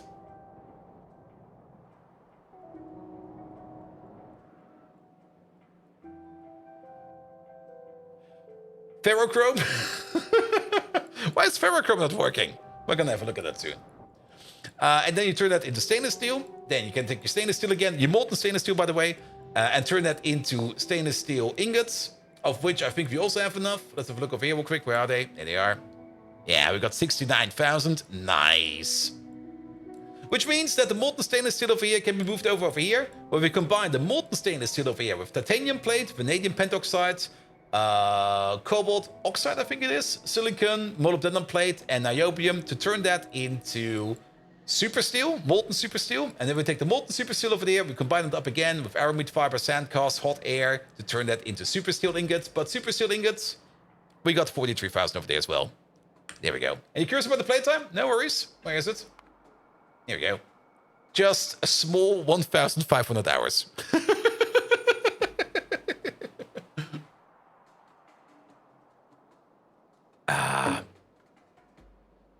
And seriously believe that you can't play Pi without using trains and not become crazy. Trains help a lot. Also, I mean, you can always skip on trains. I mean, just put belts everywhere. However, if you use belts, you're probably going to have like massive belt buffers, and storing like storing too many items in buffers might be detrimental to the whole process, because some of these things you only, for example, the whole lithium process we're doing over here, which we still need to hook up and finalize. I just got bored with it and wanted to do something else. But the entire lithium process over here, this entire build over here at the end, at this stage over there, that's more or less this is the end stage. This is just more auxiliary. This over here is going to be making about 5 lithium oxide? What is the last thing we get over here? It's not peroxide, because that's one of the products that we make after it. Lithium hydroxide. There we go. This whole process over here at the end is going to be making about 5 lithium peroxide per second. If you put that on a belt and you move that belt like around a massive base like this, yeah, you're gonna store so many items on that's gonna be insane. And with that super steel, you can make a burner inserter. You're gonna laugh, but how to put it? You're not gonna start off with splitters. To make splitters, you need to make a simple circuit. To make a simple circuit, you are going to have to make some copper zinc batteries, some ceramic capacitors, some air core inductors, some high power resistors, some printed circuit substrate tier 1, some vacuum tubes, and some solder. All of that does require a whole bunch of things like ceramic and tin plate, as well as copper cables and ceramics. Actually, I think you start off with these ones over here, with copper cables and iron sticks. Then you also have to make some coke, some glass, some tin plates. Also, you need to make some formica, some copper, and some vacuum. So you have to make a suck machine somewhere. Then you also need some graphite, some glass, some copper, and some iron plates for the tubes. And then, of course, you also do need to make the boards over there, which require formica. And the first recipe you get for that, I think, is this one over there, where you need to make some treated wood, some sap, some raw fiber, and some formaldehyde. Actually, raw fiber, is this for the first one, or is this the first one? I don't remember anymore. It's been a while. It's been a while. Good. All right. We're getting distracted again. That's also the other part. You get distracted so easily in this game. Lovely, but you get distracted so easily. All right, let's put these things on top. And let's maybe give them the same distance, so that these over here are equal. There you go. Good. How much hot air do we need, actually? After we get to this stage over there, where we then turn this into the bricks. There we go. We're going to need 75 pressurized air per second, or 150 in total if we use 2 of these. Our pressure pumps are making 100 per second at crafting speed 1, so at crafting speed 2, a singular pump over there is going to be fine. We can place you over here in the middle. There we go. You got 2 outputs, one to the left, one to the right. Bish, bosh, bish. That'll be fine. Even if we start beaconizing this thing, we can still think about beaconizing this thing, but I think if we beaconize this one over there, we're probably just going to be putting a beacon somewhere in the middle over here, and then just give it a little bit more speed. Sorry for the distraction. No worries, mate. Absolutely no worries. I mean, it's already almost midnight, and to be perfectly honest, the productivity in the stream, like the closer we get to midnight, the lower it gets. And also sometimes a Megatron. Could you maybe explain to us the core concept of Pyanodons mods in Factorio? And sometimes we mess around with AI, and then other things happen. It's just yes. What? What are we doing again? All right. Nevertheless, this thing over there is going to be making 100 outlet gas per second, because we've got 3 of these. This one over there is consuming 100 per second. Oh, it just gets... The absurdity of it all, Bold Viking. You're asking me to explain human amusement in a game? It's as infuriating as a dad joke about Optimus Prime's axle grease lotion. But fine. Piano, mods in Factorio.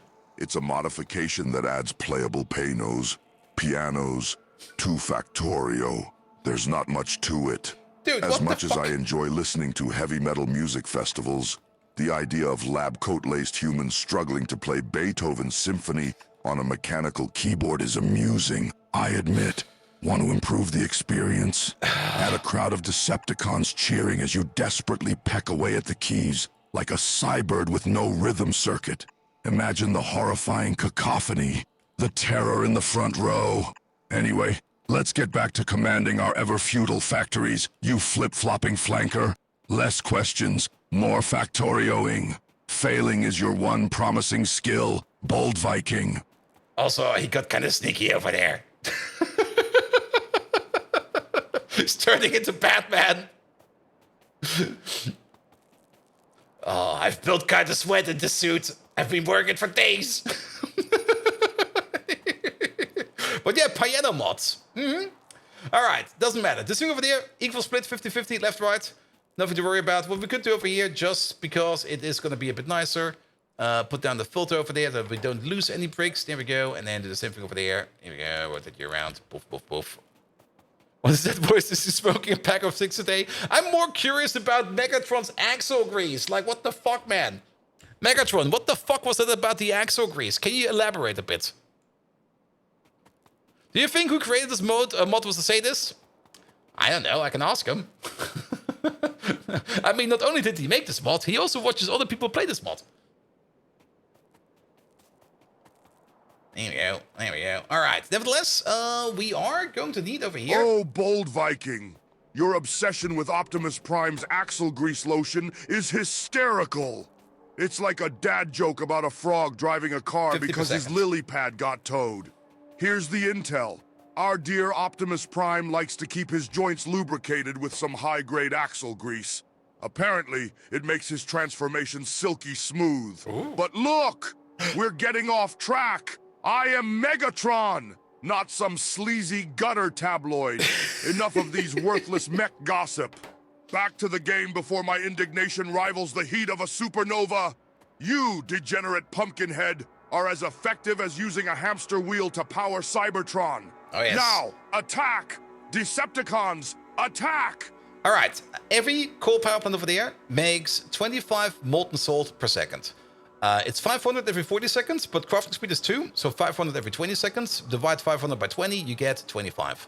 So we're going to need exactly 2 of these to power up. This is going to be such a small, compact build already. I already fucking love it. So how about we place like you, say, over there, and you, say, over there. Because then we can do something like this. You go out like this.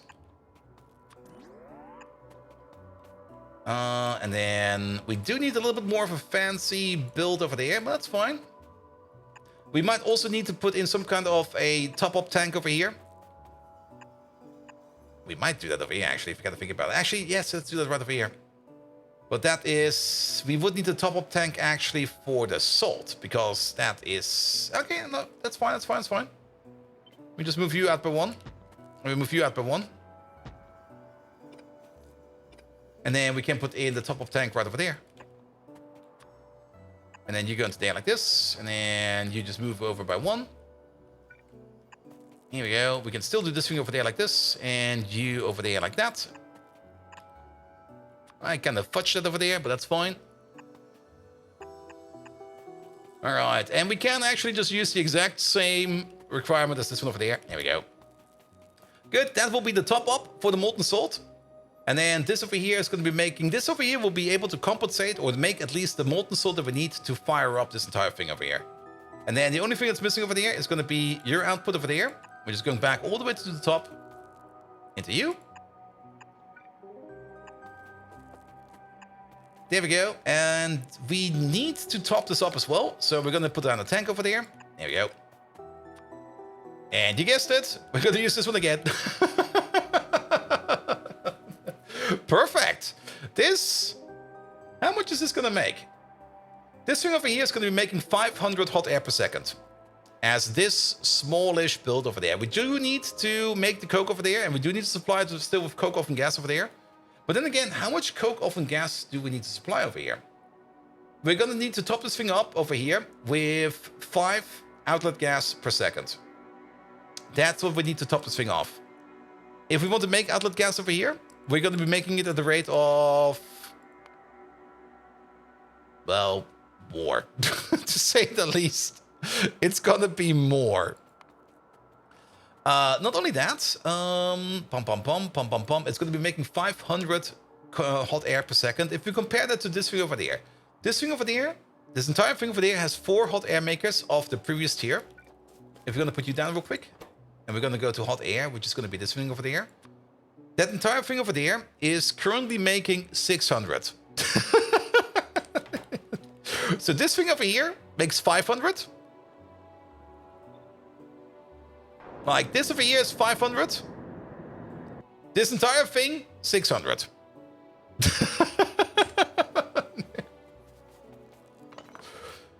This is gonna be good. This is gonna be real good. And then, yeah, we more or less just need like a small machine over here at the bottom. We don't really even care too much about what we do over here, to be perfectly honest.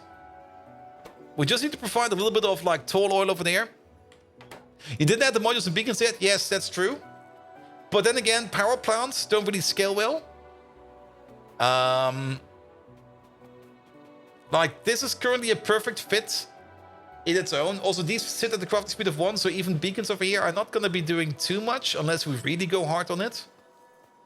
I would rather just maybe make 2 of these. Put them like next to each other, or maybe 3 of these, or maybe 4 of these. Which will be replacing more or less like one of these blocks. If we put down 2 of these, we're going to make 1,000 hot air per second, which is already exceeding the production over here. If we replace this entire thing with that build, we're going to be making 4,000 hot air per second. There we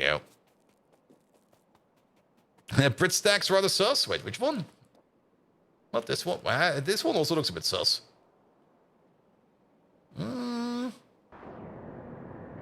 I don't see it. Maybe you see it.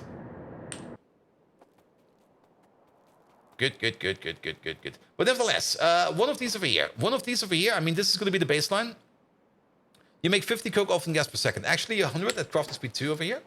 So you're going to be making 33 coke oven gas per second. We already said we need 5. Actually, the process over here, do we lose anything? This is a 1-to-1. Oh, burger and fries. Thank you so much for the lovely rate. This is a 1-to-1. This is a 1-to-1, and the last step is a 1-to-1. So this entire process over there is going to be turned 1-to-1 into outlet gas stage 4. So we're making 33 outlet gas stage 4 with probably the setup. We might need to tweak this around a bit, but with probably the setup over there, we're going to be making 33 outlet gas stage 4. Which kind of means that we could fire up 6 of these.